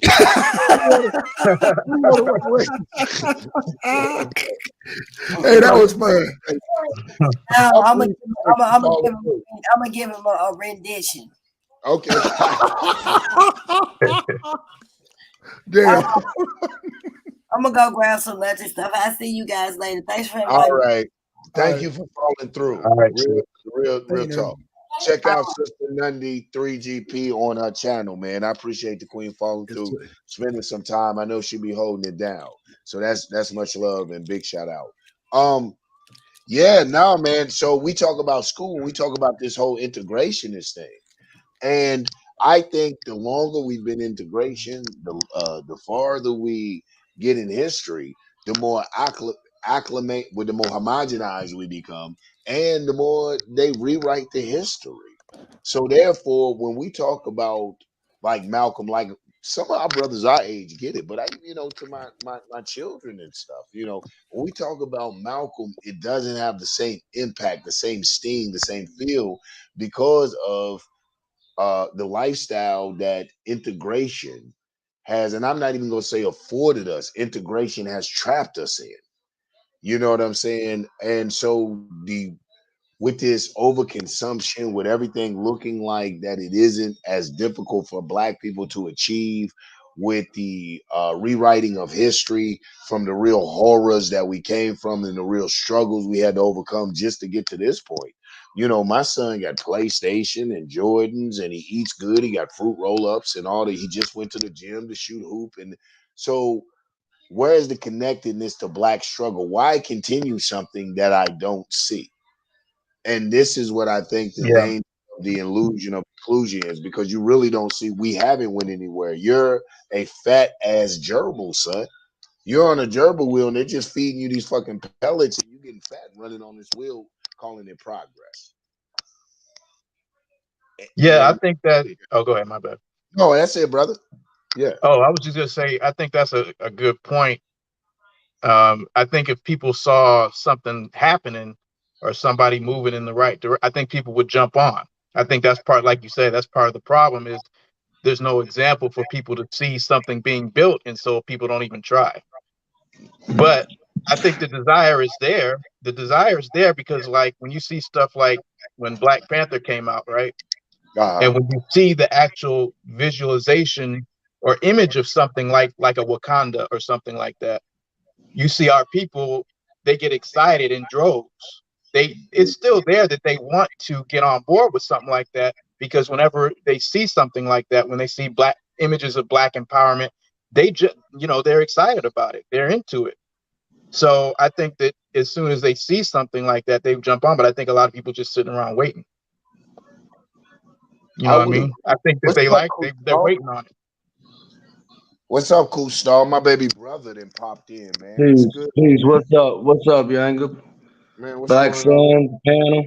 Hey, What's what's happening? up? Hey, what's up? What's up, Costa? Man, just checking in, man. Y'all brothers is dropping it, man. Just listening. I appreciate that. Now, I would agree with that, Bishop. I would agree with that. I think that there is in the masses, it's natural. I think it's just natural. Everybody, first thing is natural is the desire to control your own destiny, That's to be it. in charge of your own direction. And I think it is natural to want to see you represented in a favorable light. You want to see heroes. You want to be able to see yourself portrayed, if not superior, just in a dominant fashion. And I love that. I Yeah. think one of the dangers of it though is if we don't control the steps to that. Like if they portray that and we say, yeah, this is the image, then they control the steps to it. We buy the clothing that represents that from them. We go to Yeah, the we need to control the image, right? exactly. Not only the image, but the steps to create that image. Like we need to be like, if you rocking that image and you ain't came from us, you a carbon copy, sucker. You a knockoff. You a fake. That's a fake Versace. If you ain't went through the steps that we have laid out as black people, if you ain't rocking them ancestry treasures, nigga, you ain't rocking the real shit. That type of thing. We have to have a process like people do it all. I think the Jews, don't they have a bar mitzvah or something? Something. Y'all Yeah. Hebrews, pop on here. I know y'all know what to drink and. I used to be a Hebrew. Okay, so so they have all throughout and in their religion are not just see black people. We get all spooky and spiritual. But I believe that these other ethnicities within their religion are social, political, economic phobos, taboos, do's, and don'ts to help them maneuver society. We the ones Yeah. that be looking for this mystic. Right. We're the ones that really believe it. Yeah. They use it as a tool. Yeah, they use it as a tool of Good control point. Good for point. their empires. That's how they Yep. use religion. We're the ones that are the suckers and believe it. Yeah. Yeah, Facts. yeah. Facts. And so we buy into that. That's the same thing, like I said, where we have to control. I agree with you, man. I loved Black Panther. I'm waiting for the 2 to come out. The hype and the buzz was amped. I didn't want to be a killjoy. I didn't want to be like all Marvel and da da da. I love to see my people get out. So I wasn't gonna piss on nobody's parade. However, for a little more astute revolutionaries, a little more serious minded black folk that I run with, my thing was, there again, more just black exploitation, even though it wasn't in the negative light, more black exploitation because and I ain't gonna knock it because it was black directors, black Right. cast, Right. But they but did take some cheap shots at our militant leaders. they're gonna take cheap shots at our militant leader. They're gonna give us a great now. All that black movie, he got some dumply, frumply little white man they gotta tag along. So they always gonna have their little thing. But even with that, we didn't control, like I call the ripple effect, the social ripple effect from it. We didn't, I think we should at least got residuals or some kind of way, if not economically, how will something like that benefit us in any way, shape, form, or fashion? Why we don't want to just go spend billions of dollars and then go back to our house entertained and not have used that to advance us in any way, if you get what I'm saying. Right. And at the very least, in-depth discussions. I'll say this. Oh, go ahead. Yeah. No, go ahead. No, I'll say this. I thought that too. I'll just say I try to look at some of the positive in everything these days. Like, even though we don't control the industry or the movie makers or the movie studios or whatever you call it. I guess you can look at it like, you know, like you said, there's a black director and you had I think a black producer, and you had some, and then you got people like Tyler Perry. I mean, you have some people that are in the industry that are like, I guess, giving a way for our people, you know, being able to provide some jobs on a larger scale with some projects, you know what I'm saying, than normally would, depending on what the theme is about. And when you see them get together and do something as a collective, it's just on a very small scale, but it is, I guess you could say, it's something. I mean, you know, as far as, you know, people getting I some would checks agree. or whatever. You know what? I would agree. I'm not gonna be mad. Like I said, I'm not Yeah. gonna be mad at anyone. You know, getting that check, one, to a degree, depending what they're getting it for. So I'm not gonna be that liberal about that statement. Yeah. And also though, I'm not mad. One of the things as a comic book head, now I'm gonna go to the left here, and I'm finna geek out, nerd out on you guys real quick, like. As a comic book head, I'm not disappointed that Marvel. In fact, I thank Marvel for allowing a black director, allowing a black vision, for really giving him so much creative control of that movie and throwing that budget at it. And we're just talking purely from comic book head perspective, you Right. guys. Give me this brief moment. For throwing that much money at it, because I see how much they throw at the Thors, at the Incredible Hulks, at the Spider-Mans. And so that they didn't cheapen the pot when it came to a specifically black superhero whom I followed damn near from day one that I was introduced to Stan Lee, because anyone who follows Stan Lee knows Stan Lee's heroes are loosely based on the social realities of the time. Yeah. So you know what I'm saying? So Black Panther has always been one of my big fucking heroes because of just that. So I wasn't even disappointed at Marvel doing that. I Right. really. So that's okay. Thank you guys for letting me have that geek moment. Yeah, you know, the thing about Black Panther, it came out, Stan Lee created that around the late 1960s, you know, the Black Power movement. And the character Black Panther, you know, you look at the movie with Killmonger, played by Michael B. Jordan, going against the Black Panther, they made him a revolutionary. They made the enemy a revolutionary. Right. You know, trying to liberate black people. So, you know, it was a catch-22, even though they did do a good job with the movie, with the art and the visuals. But, you know, the psychological message in the movie is what was so significant to me. How they made Killmonger a man who you know, went into our struggle. Right. You know, that we all can relate to. They made him the villain. They made him the super villain. Right. You know what though? That's the funny thing to me about Stan Lee. I don't know if he ever really has a villain more as someone that's anti-hero. You know what I'm saying? And there's a difference, Mhm. right? A villain intentionally wants to go do evil. You know what I'm saying? A villain is gonna blow up the building, gonna rob the bank, gonna do evil. Where an anti-hero is on some fuck that. I ain't gonna do good. Mhm. You know Right. what I'm saying? Like, I think, and to me, what the movie Black Panther spoke to was the conflict of the black man in America. I'm gonna be honest, like Killmonger was on some shit like, yo, I did a lot of stuff to get here to confront y'all. And just to take this over and give me some weapons, because I'm gonna go start the revolution. And y'all Right. being massive, y'all being he was speaking from a place of pain. Like, y'all left me, yo. Like, you know, he was speaking to the African American, speaking to Africa. Like, y'all left me over there to struggle. What I had to do, I had to be with this white man. I had to kill motherfuckers. I had to live a life that was less than honorable for what I am. Yeah, they represented Wakanda represented elitism. You know, Yeah. the message of them was, we're not going to interfere. We're not going to interfere with the oppressed black people around the world. And Killmonger was like, y'all got all this weaponry, man. What y'all doing? Y'all got all this science. What y'all doing? So that message was basically, you know, once again, that they're programming black people, what they've been doing. Just worry about yourself. Don't worry about coming together as a collective nation, you know, upon black nationalism. You know, worry about individualism. Yeah, Worry I about peeped that. Yeah. It's Help about the being establishment. elite and being an individual. Yep. And don't be mad at white supremacy And and don't be. colonialism. Don't be mad That's at them right. and don't lash Yeah, back out. yeah. Accept it as is. That's Right. right. Yeah. Yeah. Ultimately, like you said, ultimately, it is a very, like you said, Dr. Martin Luther King message.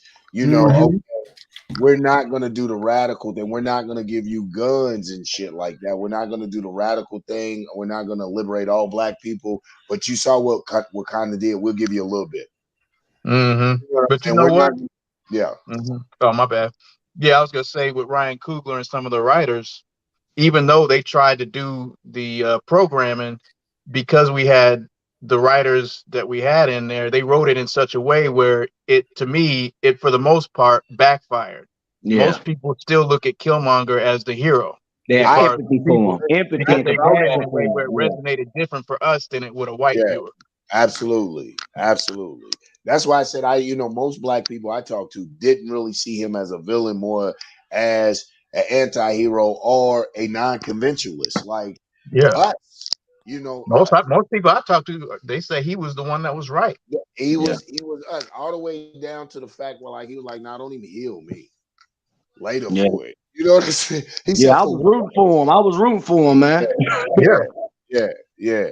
So you know how that goes, though. You know, at the end, that's how they do us. You know, they let us root, but at the end of the day, you know what it is. Yeah. You know what it is. Captain America gonna come through. Yeah. So already interesting. Listen, man, y'all know what it is, man. It's Friday. Y'all ain't got shit to do. Might as well come through and fuck with your boy. Holla at me if y'all got something y'all want to talk about. You know what? It's what's almost up? like they portrayed Killmonger as a Malcolm X. Yeah. More or less, yeah. Well, More or yeah. Michael B. Jordan said he used Malcolm. That was one of his inspirations for the role. Yeah. I'm seeing that now. Damn. Yeah. Yeah, I can see it. I mean, I liked everything about it. I think it spoke to the black African here in America, to the black man here in America, his swag, Right. down to his pain, just everything. You know what I'm Yeah. saying? His rationale. Hell, man, His that shit. Yeah. I'm like, his yeah. He's like, rationale, his using that devil all the way up to the point, that I thought that was brilliant. So right. yeah, man, shouts out. It's if nothing else, it's a movie that opened up some discussion. Right. Absolutely. And it's loose, and I heard it's based, that history of those tribes, the so-called Wakanda, is based on the South African history. Yeah. Okay. Yeah. And there was actually a culture, a custom where they had a black, it wasn't a panther, it was like a leopard or something. I can't think of the name of it, but the whole thing with the plant and all that's a real custom for one of them tribes. That's where Marvel got it from.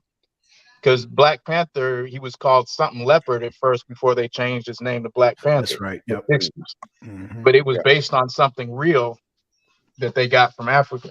So it's actually a actual ripoff. It wasn't some white person that just came up with it out the blue. They, you know how they do. Yeah. Yep. Definitely. Peace, just me. Hey. But say, don't mind me. I'm just listening in. So she might come in. Absolutely. What's another good? You know what? Since we're on this thing of movie, I'm gonna tell you another cold movie, and we were talking about it one particular time. Period. Pieces. We were talking about the coming up of America, the development of America, and we were talking about like how these different groups of Europeans or whatever, so-called immigrants, came over and carved their place out and given birth to an underworld. Gangs of go ahead. I'm sorry. Gangs of New New York. York. Yeah, Gangs of New York. Gangs of New York.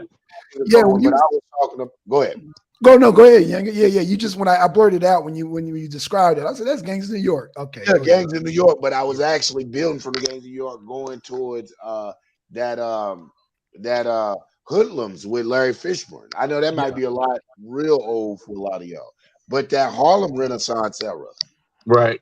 We was running stuff in Harlem. I think that's a hard movie because that's a serious time in our history, and we see in that history, in that particular time, the invasions of Italian and Irish mobsters, pasties, moving into black neighborhoods to control what now they say black crime, or to get a lock on that.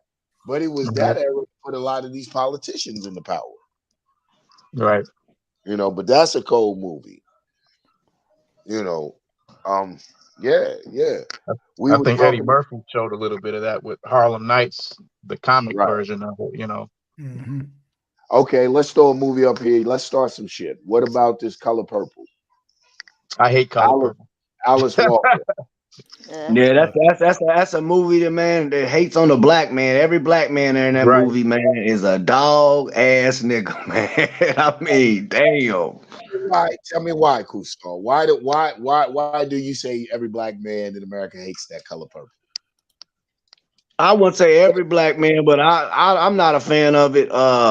You I know, heard that. it sets out that the algorithm of black men ain't shit. We hypersexual, can't be trusted. We abusive physically. You know, it stretches that narrative all throughout the movie, man. You know what I'm Hmm. saying? You know, in my opinion, me watching it, you know. Yeah, I agree. Like that I started a agree whole too. psyop agenda that lasted for a minute all the way through. What was that one with Whitney Houston? I mean, a lot of that was like one of the first ones where they started trashing black men. Yeah. Mhm. And then, but that was like the catalyst. That's how Oprah got big. That's how Whoopi got big. You Yeah. know what I'm Right. saying? And they kept on that agenda in their careers throughout. So that was, yeah, that was a damaging movie You because that know, started a lot of that anti-black man bullshit. and Bishop, you know, it's funny because you mentioned Whitney Houston. I remember every sister was like, I think it was The Bodyguard. They're like, why Kevin Costner? And this was from black women saying that. They're Right. like, I damn, like what I the think hell? That I was back think before it was popular. Yeah. yeah, Yeah. I think Bishop is talking about that waiting to excel. Yeah. I was just trying to think of the name of the Oh, movie. okay, Yeah. okay, Not okay, Whitney herself, but okay. I mean, just those type of movies, you Mm-hmm. didn't see a big influx in the Yeah. movies until Color Purple. I think. I don't know what y'all think. I think Well, Color Purple started that little trend. You know what I'm saying? And then you had all them other movies that came after. Yeah, well, because well, you you gotta remember in this. Go ahead, Queen. oh, I'll say this because I know I'm gonna probably be the villain after this. But are we gonna act like those traits don't exist? I was just about to say that. My pushback would be it was all planned. We know that exists, but at the same time, in the 70s, they prepped us with black exploitation where the man was usually the pimp and he was using a black Yeah. woman, disrespecting a black woman. So when the early 80s, because Color Purple was written in 1982, and then the movie was made by Steven Spielberg, a white man, in 1985, I think. So, by, like the brother just said, you know, by that time, the environment, the whole culture within our community was tainted. It was on bad terms, and then the Color Purple just sent it over the top. Yeah. You know, They a were screwing with the mainstream. mind of the black woman. I well, think that, yeah, like she's right. It does have real stuff in it, but this is the difference though when you're dealing with programming. When you don't have an alternative, you see what I'm saying? Mhm. Right. Then it's Right. dangerous. Yes, there's problems in the black community with abuse and things like that. But if that's the Incest. only image you see of the black man, then that's when it becomes a problem. Yeah. They weren't putting positive. You didn't see positive black, strong leaders as far as black men, and um, they were always in a in a bad light. You didn't have an alternative of positive images of black men to counter it. Well, That's see what that. I'm saying. That's what I mean. It became a trend, and Yeah. what it's showing you is like the writer of the book. You can see with certain things about her, the agenda. What it does Mhm. is it gives black women an alternative to black men. Like, oh well, this is, and then later on they start giving you an alternative to black well, men. See what I'm saying? right. Do you think? Let me ask this though. Let me ask this. Do you think it's and because I don't know, I didn't see an alternative. I didn't see them saying, "Hey, go get another man." I saw a historic. Albeit, I'm gonna be No, they're real. doing that now. Oh. Well, What see, we that's why I talking like. about? Let me ask this Okay. question though, because here's a go. You have some people say that this is what art emulating or Take imitating life, life right? or reading people. Hmm. Right? Is this like what are we saying about that at that point? Oh wait, say that again. Repeat Like that. like we're saying that we are saying that these type of things existed. I know you're saying now that it's giving an alternative, or I didn't quite get that. You're saying now they're Oh, okay. using that. What I meant by that, Yeah. yeah, what I mean is they started giving negative images of black men. They kind of chopped down the image of the black man to a low level rate or undesirable rate in those years. And now what we're seeing is um, showing alternative. When I say alternative, like for example, in The Color Purple, you saw Whoopi dealing with another woman. So they kind of were Right. giving you an alternative there in a sense. You know what I'm saying? So I don't now know. you're seeing a lot of things being pushed as far as black women being with other black women or being with white men. That's really being pushed now more than in the 80s. That's being pushed now because they done took the image of the black man, so they degraded it to such a level over the years. Now they can go ahead and put these images as far as, well, here's an alternative, or here's a better choice per Uh-oh. se for the Let me black get in woman than the trouble. black man. Let me get in trouble by the culture nationalists. I am about to stick my foot in my mouth. And I'm Uh, not with the Break it guy down. investing and all that, but I didn't see an alternative.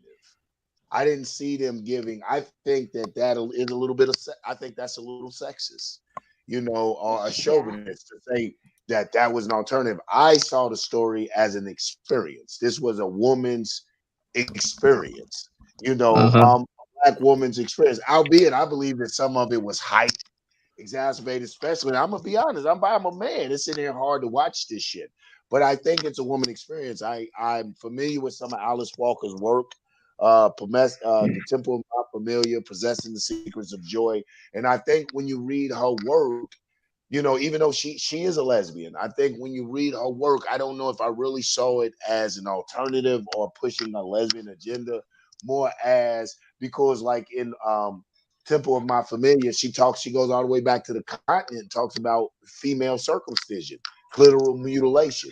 And so Right. I think is it more of her pushing an agenda or telling the story of the divine goddess, which is the black woman. I ain't gonna get it all, or telling the black woman's story. You know what I'm For saying? those So that are unprogrammable, yes. But when that's the only image you have of us that people are going to the movies to see, and you're not seeing, when I say alternative, when you're not seeing the positive aspects of black men to go along with it, that's what I mean by, it becomes I, programming than just other than just a story. It is just a story, but because that's what they're pushing only, then it becomes programming. but Mm. that lends the question to though, Bishop. How much of her story do we censor to save face for us? I don't And think we should censor it. I think it's a great movie. I'm not saying it's not a great, Oh, I'm I talking just about don't like black how they women's story. used Yeah, it. They used it as I programming. feel It's you. a I great feel you. story that needs to be told. Yeah, they're basically it's like they're using our trauma against us. We know that there was incest and rape, and we know there was dysfunction in our community back in the 30s, 40s, like they showed. But they don't, we know that where did we get that from? We know there's a history where we learned that behavior. You know what I'm saying? So it's like they exploiting our trauma. They just showing one side of us, Hmm. which is our trauma. They just showing our trauma. They're not showing our genius, our love, our creativity, which the black man has. Right. We yeah. have we are full of. They not Hollywood doesn't show that aspect of the black man through the 30s, 40s, 50s, 60s, 80s, Yep. throughout the decades. They don't show that. They've only exploited the worst part of our nature. No, I wouldn't say our nature of our habits here since we've been in this country. You know what I'm Yeah. saying? They've So I exploited have our a trauma. question. So okay, so you're saying you see all of these negative images of black men and all this stuff. So when, and this is, I have to get this back to like an individualistic thing. So when do you, like, as a grown person, say, you know what, I don't want to act like this and let me not follow this path? Is that so hard to do? And I'm just asking here because I had to do the same thing. We had the whole, oh well, you have to be all sexy all the time and you have to Well, be I don't, promiscuous, this, that, and the other. So I mean, because black women have gone through the same thing with our image too. So it's like, so when do you decide, you know what, I'm not gonna do this. I'm gonna decide to be someone else completely, you know? Because it's I like, I think all of mean, us should take it as entertainment and not allow it to be a mechanism of programming. I think we should be able to watch movies and just be like it's entertainment and not allow it to, like I say, program us or make us think either way. That's what I think. And I want to add to what Patrice is saying because I watched an old school movie. I'm going to tell you how tricky Hollywood is. It's an old school movie. Y'all can find it on YouTube called Heavy Traffic. Okay. There was this black woman that was a bartender. She was in the bar, and I think the black guy was trying to holler at her. And, you know, she got dismissed with him and got violent with him. So she got with this Italian guy. Now, mind you, they're in New York. And the guy hits her in the mouth. She's bleeding. She gets back up. She's like, well, honey, you know, and I was just like, wow, wait a minute. You attacked the black guy, but this Italian guy just went straight in her jaw. And it was like, this is back in 1973. I was like, dang. You know what I'm saying? So she dismissed the actual violence that this white Italian physically did to her, but then she was just like snarling at the black man, and the black man was just trying to be nice to her. But yeah, it was just, yeah, y'all got, it's called Heavy Traffic. It's made in 1973. Yeah, man, it's like it's kind of like Roger Rabbit. It's half cartoon and half realism. But yeah, it just when the guy went off in her jaw, and I was like, damn, what the fuck? And the chick was like cool with it. I was like, what the man? What did I just see here? But yeah, this is back in 1973. So yeah. And they were calling all kind of nigga gals and all. It was just. I think I seen that. Yeah, it's an old school flick. Yeah, it's old school, Quasar. Wow. It's one of them psychedelic, like old films, man. But yeah, the chick, yeah, man, she got hit dead in the mouth, man, and I'm like, damn. So yeah. So, Justine, let me ask you this: what you think of that movie? Just to piggyback on like Color Purple, like a more modern version of that type of stuff would be like a lot of Tyler Perry stuff. Like what comes to mind is that I think it's called For Colored Girls. To me, I took that the same way. Like that was major programming. What do you think of that movie? I'll say it the way my friend said it because she was dead on it. When regards to women, For Colored Girls, if you are not that girl, you know someone who is like that, or you are related to one of those girls that were depicted in the movie.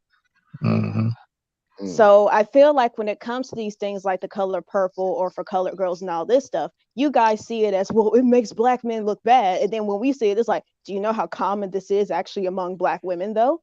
Yeah. Because these are the stuff that they see, that all that traumatic stuff, it's common. Like, okay. Like one time, I remember there was one girl in my group. She was talking about how she thought she caught an STD and all this stuff. And another girl jumped in. She's like, I mean, but we all went through that. I was like, the fuck? No, we haven't. The fuck? Yeah.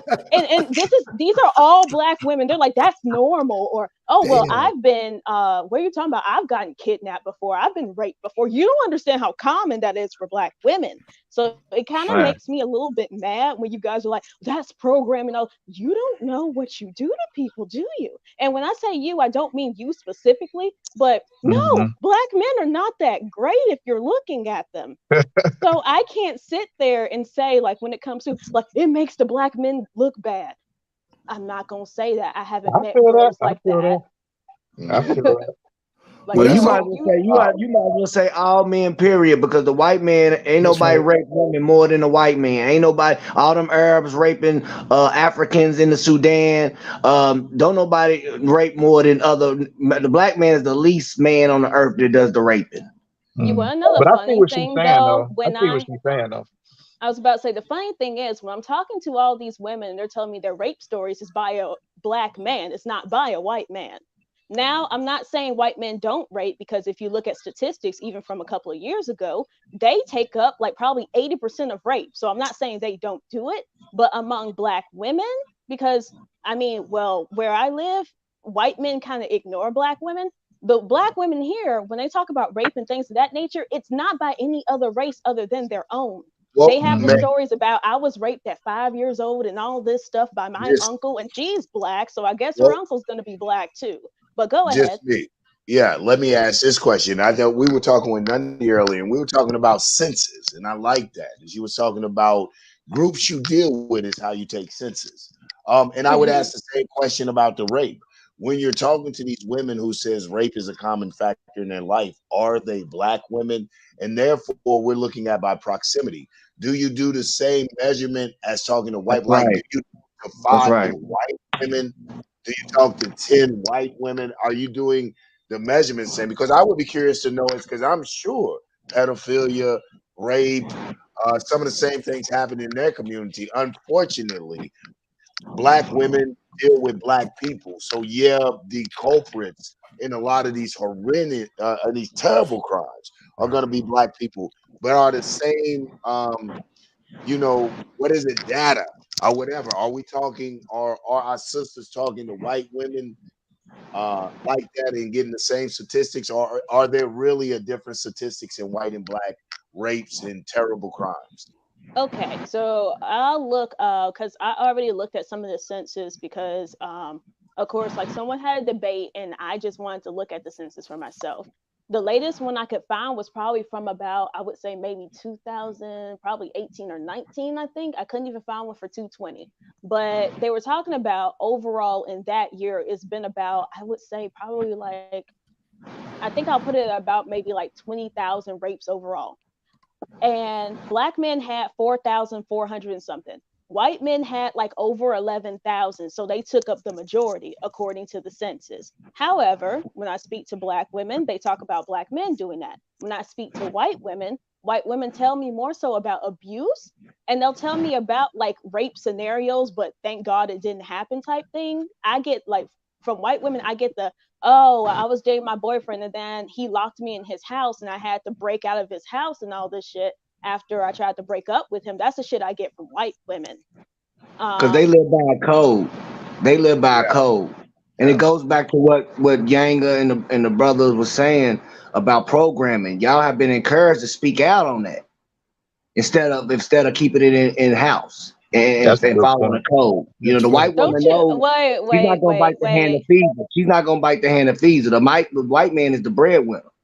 So here's the thing. Here's the thing about Different that. culture, in other words. No. Yes. So Yes. so here's can I speak?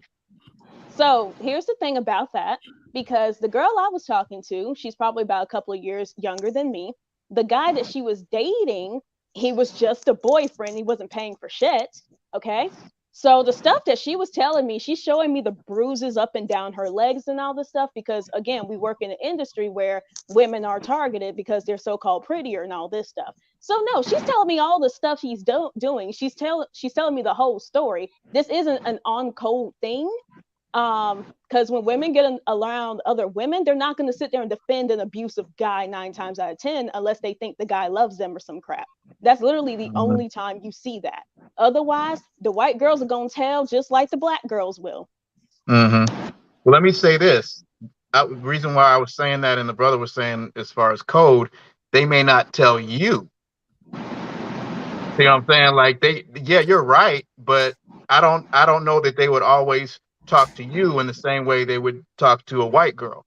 See what I'm saying? Because they're on code. They're like, they might clean it up a little while they telling you and tell the real thing to their own. They could be doing that too, because they, like I said, there is a code where they deal with their own different than they would talk to us. I mean, I feel like this about that. If it was such a code, she wouldn't have been telling me about it in the first place. Yeah, Okay? yeah. I mean, yeah. Because I'm a black girl. Why would you even bring it up to me? There's no point in me knowing. So I'm like, it's kind of, honestly, that kind of sounds a little dismissive. Because it's like, No, you I'm want to just say a saying it code, may but it be. I'm not sounds saying like, it's absolute. Yeah.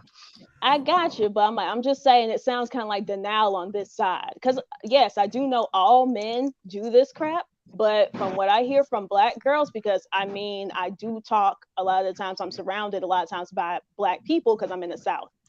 They say black men.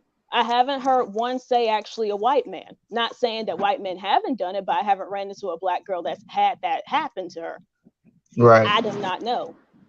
If anything, if you want to talk about white men, they'll do like these planned gang rape things. I've heard of that from the mixed girls. I've seen that one in real time. But I mean, I already know this abuse, it stretches against like all color lines. There is no such thing as, oh, only black men do this. But I hate these kind of conversations because most black men, they'll try to do this thing where it's like, oh, well, it's this excuse or it's that excuse. It doesn't explain the stories that I'm hearing. Is that I would love to hear you guys say this in front of their faces so then they can just come at y'all any type of way. Because no, I've had girls crying in closets and I have to go talk to them. I have to take them to the hospital because all types of shit that happens at parties and all this crap. Like you should see that shit in real time. Let me Yeah, it let ain't me no let excuse. me ask Yep. this. Let me But can I read. say something real quick? Can I say something real quick, Yanga? Hold on 1 second. I'm gonna read from the chat real quick. Emily said, "Keep it as a secret." Is that what I'm hearing? She wanted to know, Emily, jump on. No, but Yeah, what jump I'm on. saying, I want to say something personal, man. I'm gonna indulge something in my personal life. This is real personal, and this is not what's talked about. Black men, we get raped and molested too. I was molested by a woman at 8 years old by a black woman. So there's no movies about that.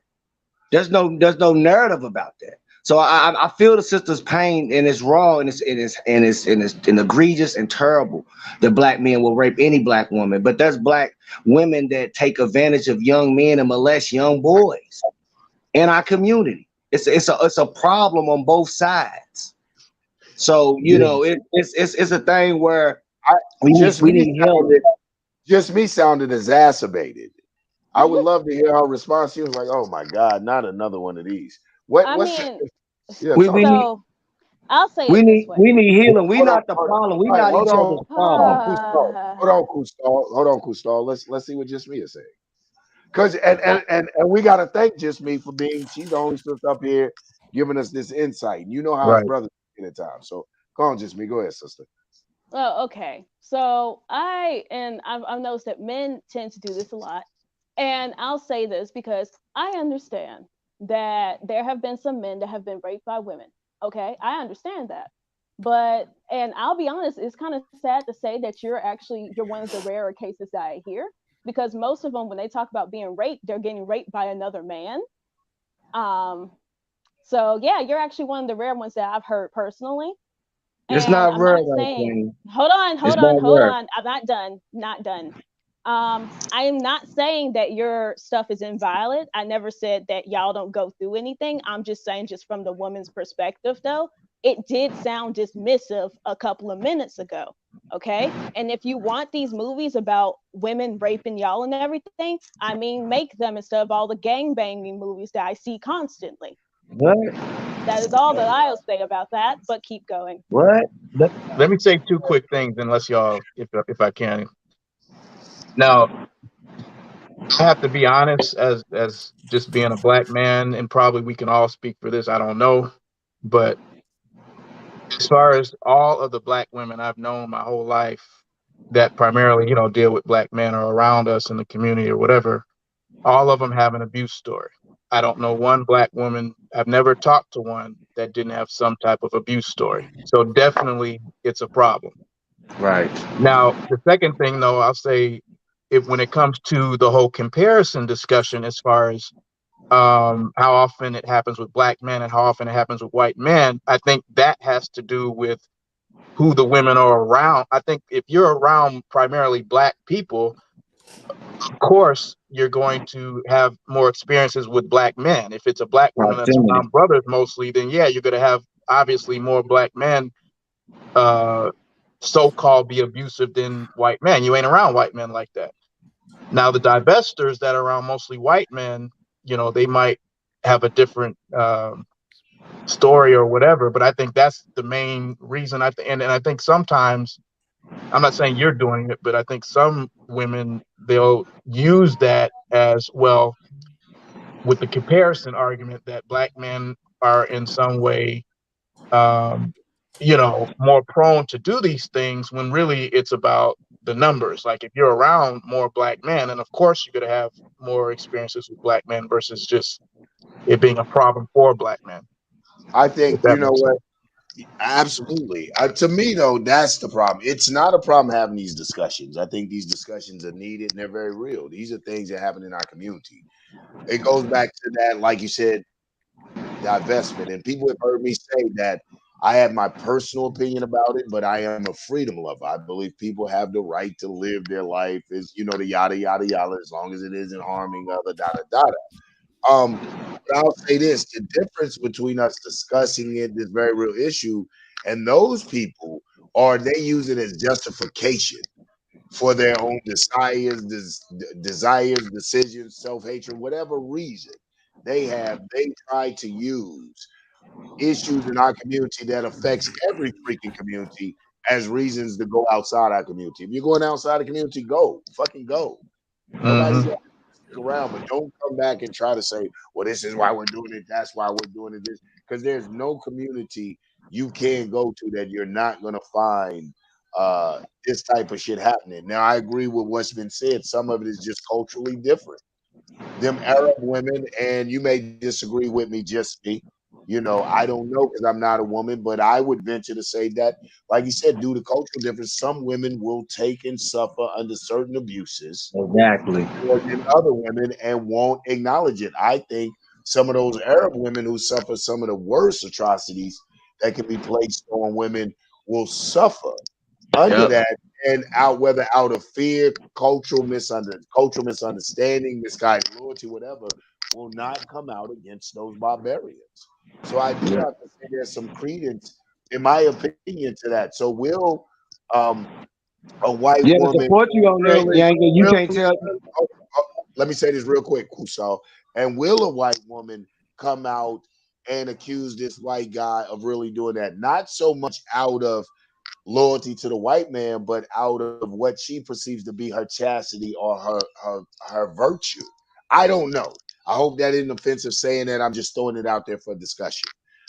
I Kusal, mean, just on piggybacking what you saying about cultural differences, as far as the Arabs, with Islam, when their husbands do wrong, Islam says you can't broadcast their sins.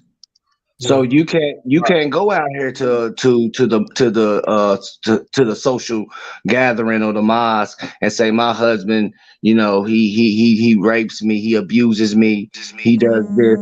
You can't do that because Islam prohibits that.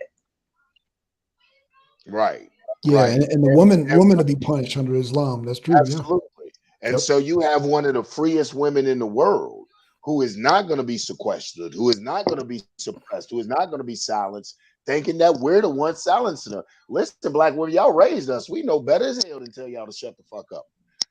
Men have tried. I'm not saying that doesn't exist in the community. We do have all that ignorance, but what I'm saying is this: that you have women out there being abused, and I'm not going to put a comparison just as worse, or just I'm not even going to abuse is abuse. People being abused, but due to their culture, they're not standing up, so it's not putting their man in just as a horrific light as the black man. Not that abuse is right on any front, just we're looking at those cultural differences and just throwing it out there as a point of discussion. So it's just me, but let's go back to just me. And just me, man, I really appreciate you coming up here. I liked you from when you first did it, but coming up here, representing, giving us the insight, and like, look, I disagree with that shit is dismissive, that's sexist, that's chauvinist. I appreciate your candor and your forthrightness. But did you want to say anything on what I just said? No, I mean, okay, so what you said falls in regards to basically the culture. They were taught to do that. And I understand that one, but I'm talking about like with my experiences when it comes to white women, that's not really the case. Like you may see that further back in the day because I mean, white women were the first ones to bring in feminism and they had one hell of a reason. I'm sorry, several freaking reasons to do that.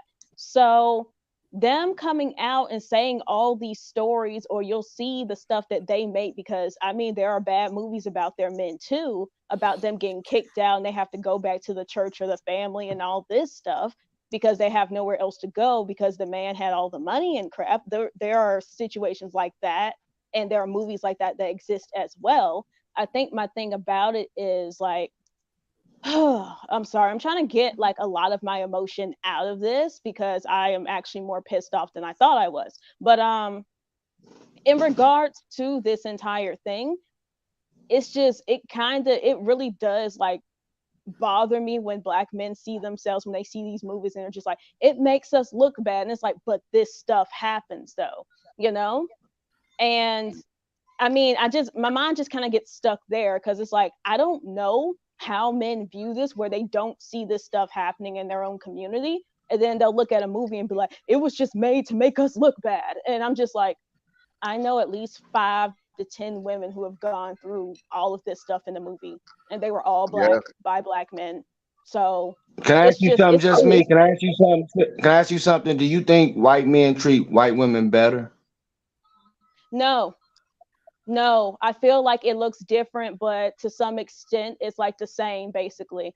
I mean, if you look at all of the, I would say your worst ones, in all honesty, are probably going to come from India, the Middle East, and all that stuff. I'll go ahead and put that out there because we don't have to worry about honor killings and having oil thrown on us just because we turned down a guy and type of shit like that. I'll be honest on that part. But it would be nice if people would just pay attention to how they treat other people.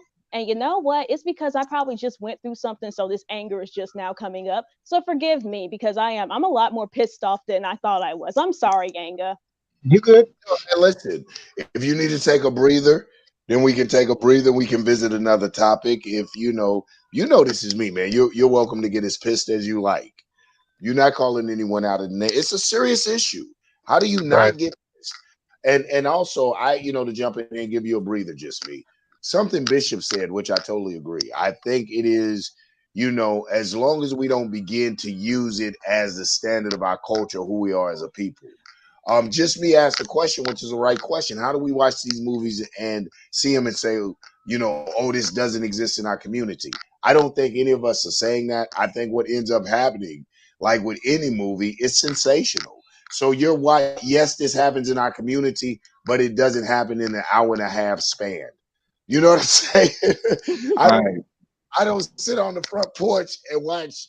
And, all of that doesn't happen in an hour and a half. And I think that's what happens. It's like an action movie.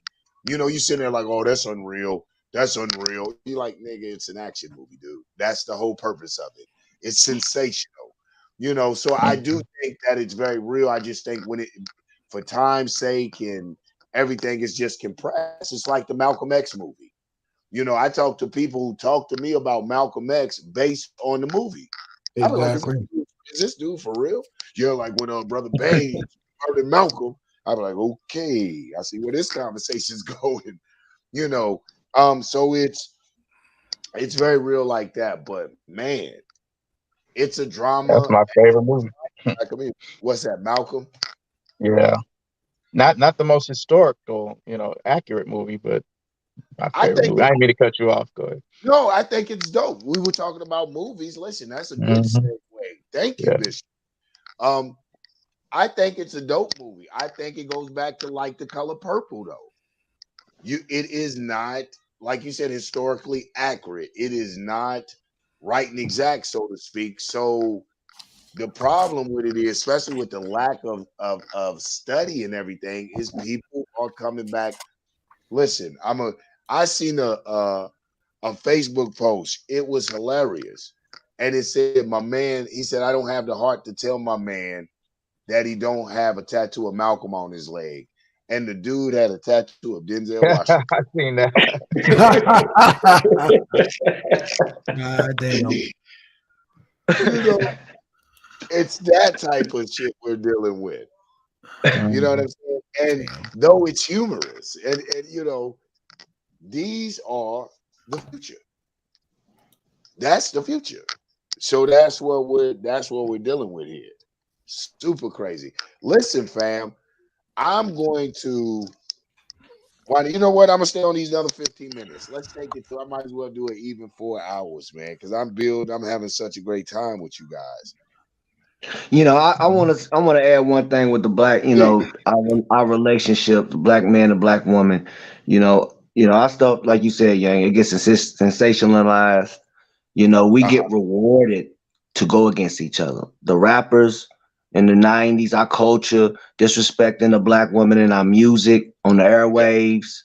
You know what I'm saying? And then now the black woman is disrespecting the black man in so many ways in the music and their way. So our grievances are being aired in front of the whole world. The whole world's jamming and dancing off our grievances, our trauma. So it's sensationalized, it's magnified, it's on another level than the other communities. Their shit's in house. Absolutely. Well, you don't have white women. You don't have white women making songs talking about, man, I'm really, I like my husband, this white man, but he got a black woman at work and I'm intimidated by her beauty, her melanin, blah, blah. They ain't making no songs like that, but we saying everything in our shit. Yeah. We exposing ourselves. Well, like people. Go ahead, brother. I'm sorry, Kusal. Please. And they exposing us, and at the end of the day, it's all about money with them. They killing 2-3 birds with one stone. They accomplishing many things with one swift evil act. And we keep falling for it. I really believe we have to create some kind of system or something to punish black people for selling us out like it's too much. And that's what the key is. It's about survival. And black people are trying to survive. And they look at it like, even if I got to sell other black people out, mislead black people to survive and be successful, that's what they've been doing for decades. That's what we've been doing. Right. Yeah. I mean, hell yeah. With black misery and suffrage has always had a price on it. Yeah. And I don't care how you dress it up, how fly you make it look. We look at it again. I'll say, and I know people get pissed at me when I say 50 Cent, the new black exploitation king. The maps, the powers and stuff. I don't care how you dress it up. So black misery, black suffrage, the underside of or the baser side of a society. And in that. I've always wondered though if we're the only people, because I know another people. I wonder if the Italians go through that. You know what I'm saying? I wonder if I was a hardworking Italian and doing my thing. I wonder if I would get pissed off as being portrayed as a cannoli eating, pasta sucking, spaghetti goblin, freaking get out of here. You know what I'm saying? I wonder if I was spaghetti goblin. I don't know. But however, we see that even with that, how they balance it out is social economic power.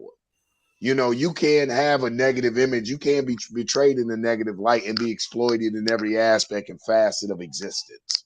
They can talk about the Italian being this gangster, being the godfather, whatever, but economically, politically, you know what I'm saying? Hell, how many of them have been mayors and governors of New York? Exactly. So they don't care as much. And they can blend in with mainstream Protestant Anglo-Saxon society. Only way they're Italian if their name is like what's the Italian name? Something like that. Besides that, they could change their name and blend in. So can the Jewish people. So can the Jews. So we, our black skin is what is our badge and what's going to always make us unique, our situation unique than any other demographic or ethnic group. You know what I'm saying? So, them broadcasting and sensationalizing our trauma, our grievances, and the sister's right. There's a lot of problems the way our community treats and deals with each other, whether it be incest, rape. It's a lot of stuff that we uncomfortable talking about, but it happens too many times. And the problem is that they gave us a microphone to talk about it and talk about the worst aspects of our community, not the beautiful things, because we do more beautiful things in our community in the hood than we do wicked things. And those things don't get celebrated, and we know this. But can you name some? I'm asking because I don't know. Can you name some? Oh, I'm gonna let Yang and Black Sun take that over. She's asked what positive things that are we doing in the communities? Everyday folks. Historically or now? You want to go, Yang, or you want me to go? I got a list. You can start. I mean, we had the sickle cell program. We had the free grits. That was and these are things that made the FBI come down on us. Like I said, the sickle cell program, the free grits, the bus rides for the family to go to see their loved ones in San Quentin. You want to tag in, Yanga? Yeah, I mean everything like you talk about. If you want to talk about from that third development path from the '60s on up, even to when we talk about contemporary, and this is what we're fighting now because we don't get the publicity. But if you're looking at going with these statistics, everybody talking about the rise of the black father within just what I don't know how many years. Statistics are proving that black men have stepped into their children's life exuberantly. Facts. You know what I'm saying? One of the that's just one of the majors. I know I can speak personally what we do down here in Atlanta, but you know, I'm a big advocate of not putting the type of work that we do for the underprivileged on film. I don't know specifically what you would be looking for. We talk specifics, and I could go there, but just general, I see black people on the whole flipping the script. You know, I see also, and with that flipping the script, I see the rush of anti-positive black propaganda. You know, especially black male, but even black female, wet ass pussy. I mean, I like to see you sisters address some of these nasty ass women out here. You know, she don't cook, she don't clean, but she got some wet ass pussy. Don't nobody want to talk about that though. You know what I'm saying? So I'm an equal opportunity nigger head basher, whether you have a vagina or a penis. I think if niggerism is niggerism.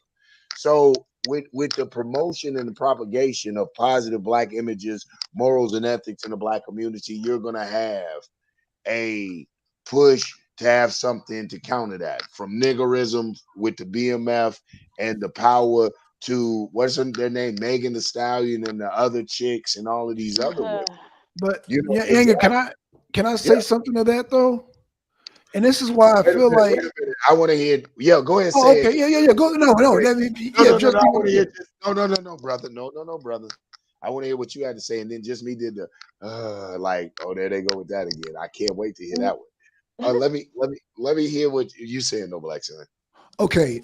So you and I, Yanga, we're in Atlanta, and we've dealt with the conscious community, and I'm gonna just say this, man, and I'm always run back to this every single time.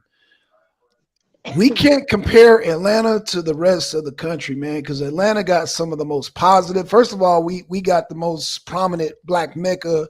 We got the most black families that are together, professional. We have conscious events. We got the most vegan restaurants. We got the most positive events. You know the Shanga. We got the Malcolm X Festival. We got so many positive things being bombarded. But then when you go to next door to, like, I don't know, Alabama or South Carolina, it's bad. It's bad for black people, and these are our next door neighbors. And I'm like, damn. I just left Henderson, North Carolina, so I know exactly. Right. Yeah. And you got sisters, and I'm not. I don't care about this, but you got more sisters in Atlanta that rock their natural hair. You remember that one sister that was totally bald headed, the one who was real nice in shape, the brown skin sister. Yeah. You know what I'm saying? She rocking her bald head, and brother still trying to holler at her. You know what I'm saying? So it's a different mentality here, because here, Yanga, we have the support for black people. You know what I'm saying? And black people of all shades. You know, we it's different here. Every time I hear about some negative stuff, man, it's I mean, and I'm saying that bad stuff don't happen here in Atlanta. But what I'm saying is that we balance it. It's balanced here. But I can't say the same for even where I come from, California. You know what I'm saying? It's a little off the chain. But I will say this, even in Texas and all that. But what I say with Atlanta has a lot of positive, a lot. So we can balance it here. So we do have to take in consideration that everybody, even our next door neighbors, like I said, Tennessee, Alabama, South Carolina, North Carolina, are very next door neighbors. They still living in some bad times, man, when it comes to just how black people, like, I didn't even know it was still a light skin, dark skin thing. I was like, what? Like, we don't do that in Atlanta. Like, no, if you look good, you look good. If you're a sister in these communities, the brothers are looking at you regardless. You know what I'm saying? You can see a light skinned sister, a dark skinned sister, a natural sister, a bald head sister. And they all getting love here. So I don't, but that's just, so we do have to take that in consideration. Like I said, we got Yeah, I next love door Atlanta. neighbors. Yeah. So Different, yeah. So different, that's yeah, all. different Yeah. cities, different swag. Right. Just Right. you had did the yeah. Tell me what was that about when I brought up I don't know the Meg the Stallion. I think it's another one. I don't know the No, name. I mean, I was What was agreeing. I mean, I don't like oh trash either way, so it doesn't really count for me. right. Okay. I throw it anyway. So I do agree on that part. I think it's more so, I guess if we're talking about the whole, oh, well, that's like promiscuous and all that stuff. I've seen it oddly on like Black YouTube, and I've heard men say this and all this stuff where they're like, well, if you were promiscuous, you'll be treated better. I mean, well, if you weren't like that, you'll be treated better. It's like, okay, so when I meet women like me, we still get treated like crap. So what's the next excuse? You know? I So mean, it's yeah, like, yeah. If we're looking for excuses, I think that there will always be one. Like you said, men will say that if you don't get treated like that, because at the same time, those women are talking about the exploitation of men, and so it's foolishness. We're always gonna, like I tell people, when you're judging the society of a people, when you're looking at the interrelations of a people, putting in and looking at their factors that make them and mold them. I'm sure you're going to, especially when you're talking about male and female relationships, you're going to run across that hassle and that shit. Hell, the white women had the whole suffrage movement, the women's suffrage movement. They're going to run across that whole defining themselves as a gender within their construct. And we don't, me as a black man, I don't have a problem with that. I don't have a problem with women evolving and defining themselves and establishing themselves within our construct. I have the problem when they make it looks like that we are the only people in the world who do that we don't evolve and sometimes devolve, unfortunately, based on economic, social, and cultural conditions. You know what I'm saying? I mean, Yeah, we are yeah, not this unique, isolated species in a petri dish. Oh, what the hell is this? yeah. When you Right. look at put other people through pressures, economic pressures, social That's pressures, right. cultural pressures, and see how their interrelations and stuff change. And I don't think that that the measurements, I'm honest, I don't think the measurements that our women are using are scientific. I think they're more proximity based and emotional. And that's understandable because you're around Yeah, black people. Willing to guarantee yeah, if we look at things objectively, scientifically, and yeah, had the same economic exploitations, the same social phenomena, the same cultural drama and trauma that we went through. Let's see the results. What has resulted? What has been their interactions or the outcome interactions? Because from history, they have been a very many people have been barbaric to their women. Then when I look at us historically, all the way up to now, we have elevated and held the woman as the primary source of our existence. We come from a that's right. matriarchal, and Right. then when we get over in America and continue a matriarchal society, guess what that we're told? You quit living off Mhm. women. Women have been the center of our existence. What Yeah, the fuck? and that's That's one thing. That's one thing I love about our community. One thing good about us, we don't try to exploit other people. We have not ever created a system to control we other don't what? people. We have not created a system to control the people, exploit other people. You know what I'm saying? We're dealing with people that are exploiting us. And what you said, where do we learn this behavior from? This is not something of our nature. Before we interacted and we was interrupted by the white man. The white man, he was born into this nature of abusing his woman in the ice, the Caucasus Mountains. He's never loved his But you woman. That's why he absolutely. made his God Heavenly Father. That's why he don't even include the divine feminine in his religion because he But you has know what? disdain for the woman. So we learned this behavior. We adopted this behavior from being around them. You know what I'm saying? The I'm trauma gonna we tell you. picked up from being around them. I'm gonna tell you And something. Let me say this, cool star, because you dropping science, but I'm gonna go on and keep it real with you, man. Because I've been in these YouTube streets, they be zooming. They gonna beat that up. I've heard, I've hmm heard that. I've heard people they're gonna beat that shit to sleep, bro. They're gonna beat that up, man. I'm just keeping it real. The white man, they waiting for you to say that. The white man told us as soon as you say that, they gonna boy, woo, they're gonna beat it up. Even though it's facts. Even though it's yeah, where do that's where we learned that behavior. That's facts. That's where we learned that behavior from. It's facts. But you know, They're I gonna be think like, you still doing it though. exactly a big part of their thing is gonna be evolution. Yeah, And now we still do it. We still doing it. Yeah, we still doing it because we've been. It's a thing of habit now. It's a thing of passed down from generation to generation. It's part of our culture, unfortunately. But I'm saying before we was interrupted, before we even interacted with them, this was not part of our culture. Like you said, we were matriarchal. You know what I'm saying? We respected the woman. Yanga, get him. Help him. I'm trying to. That's my baby. That's my biological. I'm not gonna let y'all do. I'm covering him. That's my baby brother. And he's like me. We've been in these streets. He's knows what he's saying. He's saying absolutely right. He just doesn't know what caliber of people are here. And I'm just, I don't want because like Kustar, you're 100% right. I'm in agreement. I'm just saying they have went over that argument quite a few times, and I've heard some very good exchanges. Well, I'm gonna say this too, man. The internet is a very unique thing, man. And I always tell people, man, the internet and the real world are two different things, man. Because we're dealing with a mesh. Because each state, each county is a different culture. Let's just keep it 100. You know what I'm saying? So, I hear the different experiences and the stereotypes and all that. But I mean, when you talk to, like I say, somebody from, I don't know, like I said, I always have to be aware of where I am and then aware of where a different person is. And like I said, I do a lot of traveling. You know what I'm saying? And I will say this. Sometimes we will take on our friend's experience and put it as our own.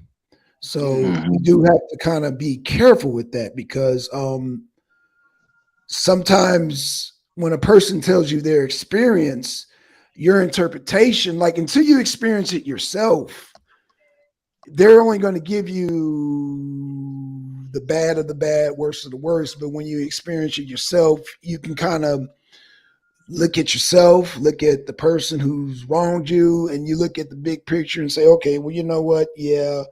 And come from a place of experience as opposed to, well, he say and she say and she said and he said and she said and she said and he said, so I kind of sometimes we got to be careful in that situation too. You know what I'm saying? Even though, yeah, we are the comforter of the persons telling the story, but sometimes there's always two sides of the story. Yeah, every single time there's two sides to every story. So that's why Black Sun, I will listen to person A and I'll listen to person B. You know what I'm saying? To get the full realm. I'm not going to listen to just person A talk about person B, and person B is not here to defend themselves. Absolutely. And then there can be a thing that you experience, and then you can find other people online who are talking about that same experience that actually confirms your story in different areas. That one happens too. But go ahead. No, I agree with that. I agree that there are similar experiences. I mean, we're all human beings, but at the end of the day, let me just say this: Atlanta has a greater. Okay, I would say that because this is how we got on the subject of the movies in the first place. Atlanta, it's not even so much. It's just that we have, Yanga, you can back me. We have these events, and when you look around, you see Black people. Sometimes it's just seeing that positive outlook. And when you go to a place, I'm gonna just use where I live in LA. When I didn't see that, and when I saw it in Atlanta, just seeing that, going to the Malcolm X Festival, going to the Marcus Garvey Festival, going to the Tassili's Raw Reality Festival, going to what are the Reggae Jam Festival. Man, I mean, I can go. Yeah. What? Let's keep going. When Mama and Jerry was around, Sweet Auburn, Sweet Auburn, right? Just so many. What about Tupac's mom and Mama and Jerry when they had a bit? You know what I'm saying? So Yeah, you know what I'm saying? So when I just and that's how I learned about Fela Kuti. And you know what I'm saying? So I mean, sometimes when you're just in an environment, that enough can be support. And sometimes just black people not having support is a negative thing, is all I'm saying. So, you know, like I said, I've seen it. I've lived in South Central LA and then I lived in Atlanta. And I see the big difference. I see the self-love here. And it's not even people it's not even the what's the word I'm looking for, Yang? It's not even the embracing or even saying it. It's just the vibe you feel. The unity. Oh my God, man, it's incredible. Yeah. It's incredible, man. Man. I see a lot of people moving to Atlanta, like you said, for the freedom or for the black experience. If they, for that thing, to be able to come down and to be themselves, being from a lot of times, we're from these little places that culture expression, even religious expressions in some instances. For Atlanta to be in the Bible Belt South, I will say that it is very opening to religious expressions. What you got, Imam Jamil Abdullah Alameen down here. Yes, right. You got both Nation of Islam. Haroon down here. You got the man. You go down the list, man. Right. And let me say this, Yank, man, because I'm from LA, man. Gang bang, goddamn Mecca. You know what I'm saying? Okay. Yeah. It was weird for me because every time I saw a brother from any set, man, I was like, damn, you from LA? Yeah, you from LA? And we hugged and dapped. You know what I'm saying? Two different sets. Yeah. And I'm like, man, that's just how deep it was. Dudes that I would let them, I try to kill them. They try to kill me in Atlanta. They talking about sets we were enemies with. I remember this dude walked up to me and I was wearing red of all colors. And dude come up with you with a blue flag, and all his homies was like, "What set you from, cuz?" And I said, "Dude, I'm just wearing red. I'm not even from here. Like, we from LA. Oh man, I'm from such and such." And all these homies like, "Oh yeah, we started dapping." And I said, "God damn, look at this shit." Yeah. So, like I said, that environment changes everything, bro. I can't tell you how many times I dapped it up with Hoovers and shit and goddamn Bloods and shit. You know what I'm saying? I would have never goddamn dapped it up with somebody like Stone and shit. You know what I'm saying? Yeah. In LA, not in LA. Yeah, real talk. Yeah. Real talk. That gang summit we had, man, all them different sets, man, it felt good, brother. Yeah. I mean, it's just, but Atlanta is, I don't know, I can't explain it, but the black support is here, man. That's why, but like I said, I have to be cognizant of these different spots because, like I said, I know, every place don't have it like we do. You know what I'm saying? And then when you got people coming from like Jersey and New York and different spots, you're like, oh man, it's just so different down here. Yeah, man, because you got that black support. Mm-hmm. You know what I'm saying? Oh man, but that's just something that I've noticed personally myself, and it's just different here. It's just different, you know what I'm saying? Man. Yeah.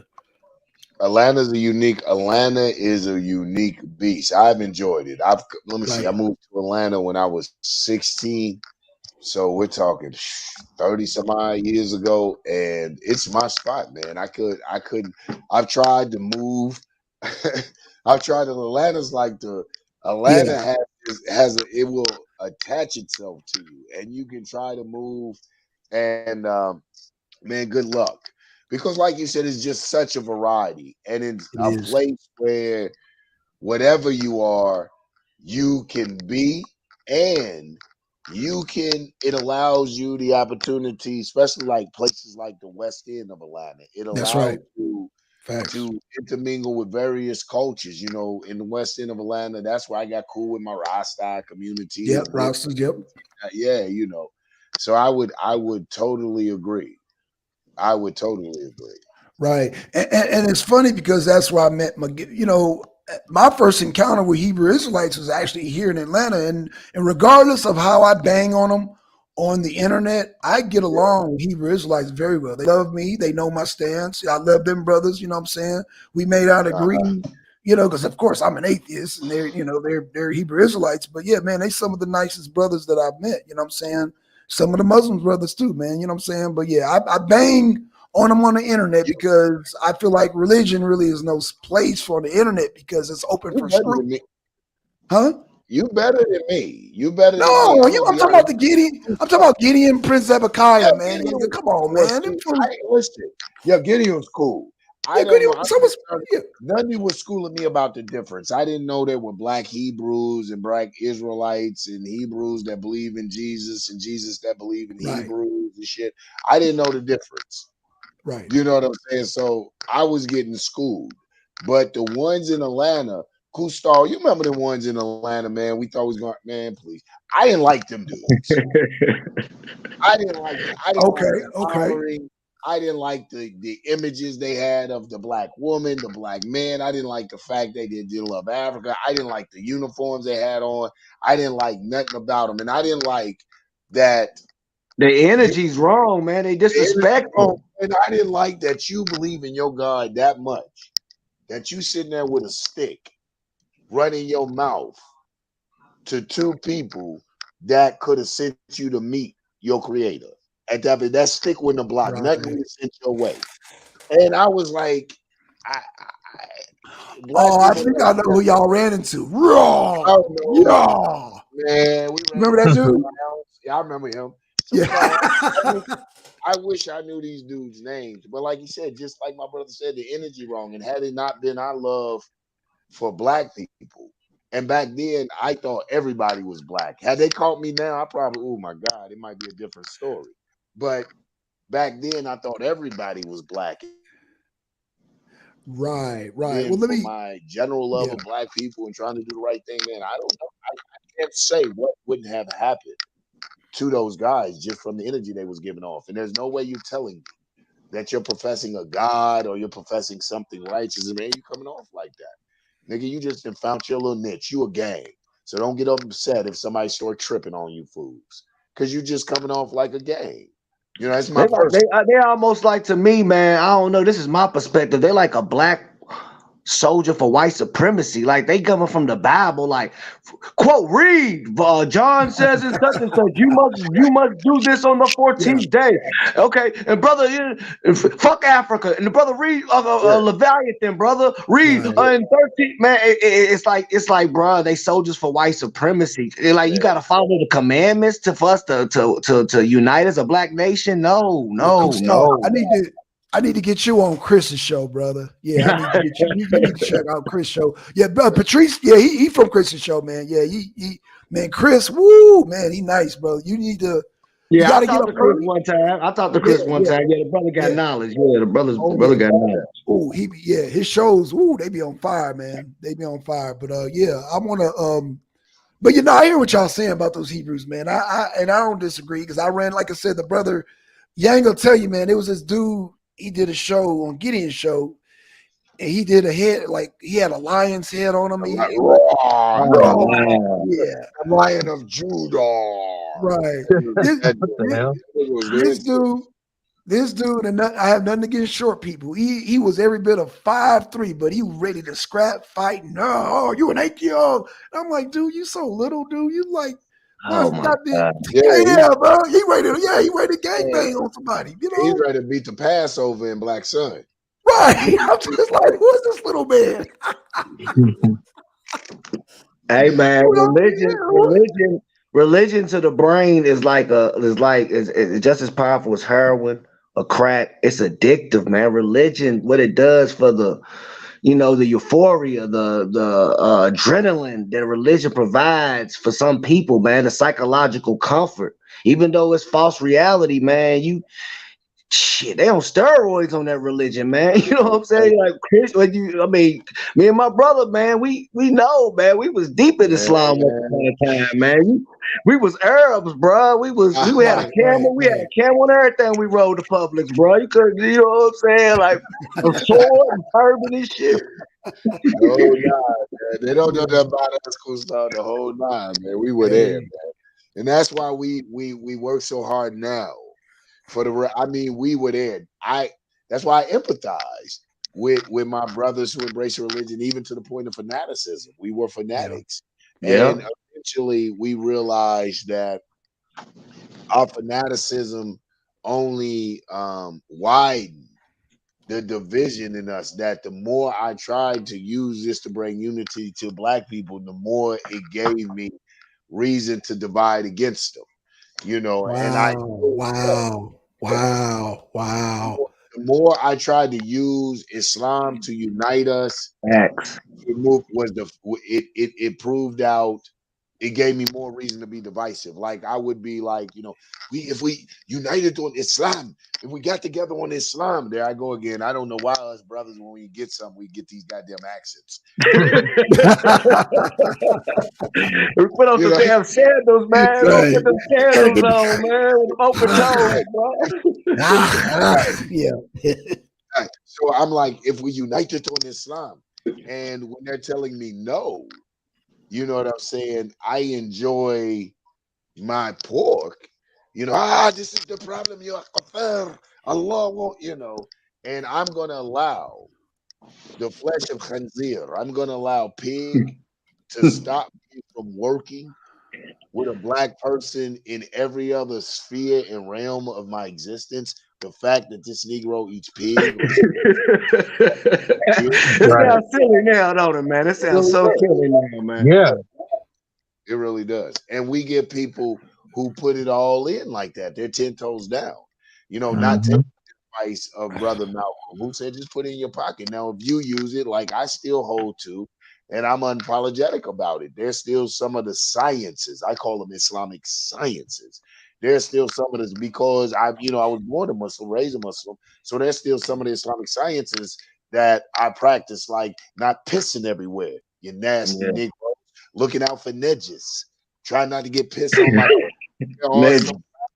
there's some practical nedges is filth and nastiness. It's that's an Arabic term. So there are some practical things in Islam that teach you, don't piss all over the floor, don't piss to where you splatter. Wash your hands. Maybe it recommends that you should use your left hand. So tell me how to use my left hand. I ain't got to use my left hand. No, but then turn around, grab your dick, don't wash your hand with your right hand, and want to come shake mine. Yeah, because they eat with their hands. They eat with their hands in their culture. So eat with your right hand, wipe your ass with your left hand. Damn. They don't. He's right. Goddamn. They don't understand the science that Muhammad was giving them. Negroes get it and be on some spiritual shit. Oh, eat with the left hand and don't eat with the. We be on some looking for some mystic motherfucking meaning. Man, you sit down with some herbs and eat with your left hand, they ain't gonna want to eat no more off that damn bowl of plate, bro. They're gonna be like, man, take your nasty ass. Rightly so, and rightly so when it's a part of their culture. It's part of their culture. If you're eating with your hand, damn right. If the culture is to eat with your hand, then damn right you want to do all the filthy stuff with your left hand. So you can you know what I'm saying? But we don't see the science in that. No, not many. I'm gonna be honest. Not many of these girls run around here and wash their hands while we on here giggling. A lot of these girls scratch their testicles. They do everything with their right hand and then turn around, shake your hand. Hey, how you doing? But I still hold to the science of using the hammam, using the bathroom and everything with my left hand. Because when I do shake hands and stuff like that, it's just that this isn't the hand I have touched my private part with. It's a science. It's a little superstitious football practice, but hell, it ain't killing nobody. I don't impose it on the world. I'm not going to chop your fucking hand off if you don't use your left hand. I'm not going to, it's my own personal thing. What I say that is when we start to impose these things on people, is where we lose them. That's the difference. That's the biggest difference. If you got your little cultural thing that is your moral and ethical compass and inspiration, hey, if you got your 10 commandments, thou shalt not steal, and it keeps you from stealing, then look, quote it every day if you got to. Who gives a damn? But if you try to make me quote it, now we got a damn problem. That's where it comes in. Do whatever it takes to get you right. But if you try to put that on me, now we got a problem. So, man, I just said I done kicked it. I'm going on 4 hours. Son, we don't get out like this. It's Friday. It's Friday. Like you said, you ain't got nothing else to do. You know what I'm saying? Bro, you know what I'm finna go do as soon as I get off, man. Man, I feel you. I'm about to do the same. Hey, In fact, baby bro, I got to wrap to you because I'm gonna try to get to Cleveland. If not Friday, we coordinate something, man. We go up there, man, Okay. and check on Okay. our stuff. Go see our boo. All right. That's a bad comment. Indeed. All right. So like, man, listen, I appreciate you guys hanging out with me.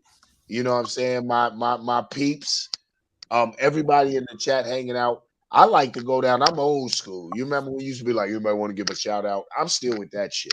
So anybody want to give a shout out before we end it? Any personal shouts out, any plugs, any links, anything you like? And I'm trusting everybody on this channel to be right and exact. So the links you give out, I'm expecting to be right and exact.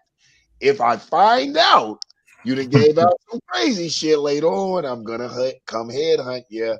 So yeah, and let's start with I'm a gentleman. Everybody hold it. We're gonna start with my baby sister who showed some love and popped up here. Just me. Something you want to say or send some shouts out? I have nothing that I want to say. Thank you for having me up here. We can move on to the next person. Okay, anytime. You know you're always welcome. Thank you. You're welcome. Bishop, what's up, man? Something you wanted some shouts out or something? No shouts out. Just appreciate you having me. It's been nice. I enjoyed it.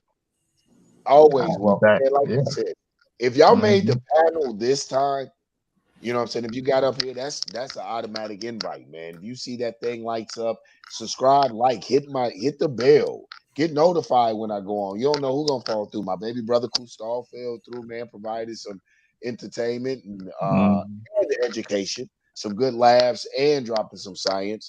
So I appreciate him falling through. Kustal, you wanna shoot Man, some shout out, baby bro? man, shout out to you, Yanga, for providing the platform, bro. You Black Sun, Sister 90 be on here, man. Y'all really, man, blessing the people with enlightening the people, man, political education, historical evidence. You know what I'm saying? So really, man, shout out to y'all, man. Keep doing your thing, bro. Hey man, that's what's up, man. Shouts out to my brother Kustal. Check out Ancestry Treasury. Plug that, man. My brother has not just a clothing line, but I call it a clothing link. You know what I'm saying? Yeah. Too many times we just sit here advertising people shit. We got to get out of being branded. Hadn't we been branded enough during slavery? Now you're dying for a name, bro. Get into Versace. You're dying for a Yeah. fucking brand. Still like slavery. So we're not Yeah. we're just branding, man. We're into clothing links, and this is linking us to our Gungun, to our ancestors. It's tying a history, and not just tying us to history, but it's making a statement for the future. Hey, man, That's plug right. Treasury, baby. Ancestry Treasury, but you said it all, big bro. Like it's our historical past with hoodies and shirts and joggers, man. It's just basically just try to set the algorithm of positivity and cultural relevance. Not forgetting about where we come from, paying homage to our ancestors, because we are our ancestors. We gonna be dead sooner than we. You know what I'm saying? We all gonna be ancestors sooner or later. So it's a homage to us too. So Ancestry Treasury just pay homage to all the Black people that paved the way, man, so we can get this far, man. Word, man, word. That's And, what's and, up. and the link is ancestrytreasury.com.pl. Ancestrytreasury.com.pl. Okay. Uh, Yanga, yes, when you get a chance, can I say something? I just thought of something. absolutely. You can say it right now. Okay. Um, to everyone on the panel, I just want to say I'm sorry. I didn't mean to come up here this angry. I didn't realize I was this angry. It just kind of came out. So I apologize. All right, listen, man. That's No fine. apology. That's okay, I twin. missed it. I missed it. I really meant you forgot whose camp I come up under. I'm a Queen Nundy soldier. Hell, you talking about angry? Was you angry? I missed Hey, if you knew what's usually on these YouTube streets, it, what we usually run into. man. Yeah. I'm I mean, telling you. I know I've been around for a while myself. I'm just usually more controlled than that, so I'm just apologizing. But go ahead. Man, no doubt. You heard what I said. So, Yeah. yo, that was mild. That was a drizzle. You called that angry? That's a drizzle. Yo, son, my guy. Yo, what's up, All right, man? What's up? man. I appreciate you, man, jumping on with me 4 hours ago. You know what I'm saying? Riding out with me, man, like we do. I appreciate it, bro. Know you got some shouts out. Who you want to holler out? All right, shout out to Angels Nup Nup 7. Shout out to Seduction Doll. Shout out to Blue. Blue, what up, man? Shout out to Che. Shout out to Emily. Yeah, shout out to Emily. Shout out to J Kyle. Shout out to Just Me. Shout out to Nandy. See, Nandy don't understand. Oh, shout out to the panel. Let me say this about Nundy, because earlier she got on me about that, about the side. She doesn't understand. Every time she does that, she's actually helping me and making it bad for my next opponent. You know, she just gave me some fresh stuff against goddamn. Yeah, she just gave. She does that every time. She might She know might be that. doing. I think Nundy might be psychic. She might be knowing my opponent's stuff because remember last time when I goddamn faced Moses. She went in on me, and I was like, "Oh, I'm gonna use that. I'm gonna use that." Okay. So yeah, Hundy, every time you do that, you make it bad for my opponent. But thank you about the whole. Yeah, we're gonna have another part on that because I know Inyame was listening. But yeah, shout out to everybody, man. Shout out to you. Hey, man. Oh, shout out to Chiefs and Jada Kamara, man. Yeah, man. Yeah, I appreciate it. Oh, listen, shout out to Unk. Shout out to Unk, man. Let me shout out to Unk, bro. No yeah, goddamn. No doubt. Yeah. Listen, if I tried to do like you guys are better than me. If I tried to sit there and individually send those shouts out, we'd be here all this another 3 or 4 hours, man. I can't express it. Now there are certain people, you know, like certain people I am gonna call names that day one that have supported me. Of course, you know what camp I come from, baby. It goes without saying. I'm at that Queens camp, man. You can find us on Sister 93 GP. That's where that shit go down, that smoke. Thank you, Queen, for coming in and bringing that smoke. I'm gonna bandage him up, Nundy. Don't worry about it. I'm gonna get him some bandages. I'm gonna get you some bandages, son. I appreciate.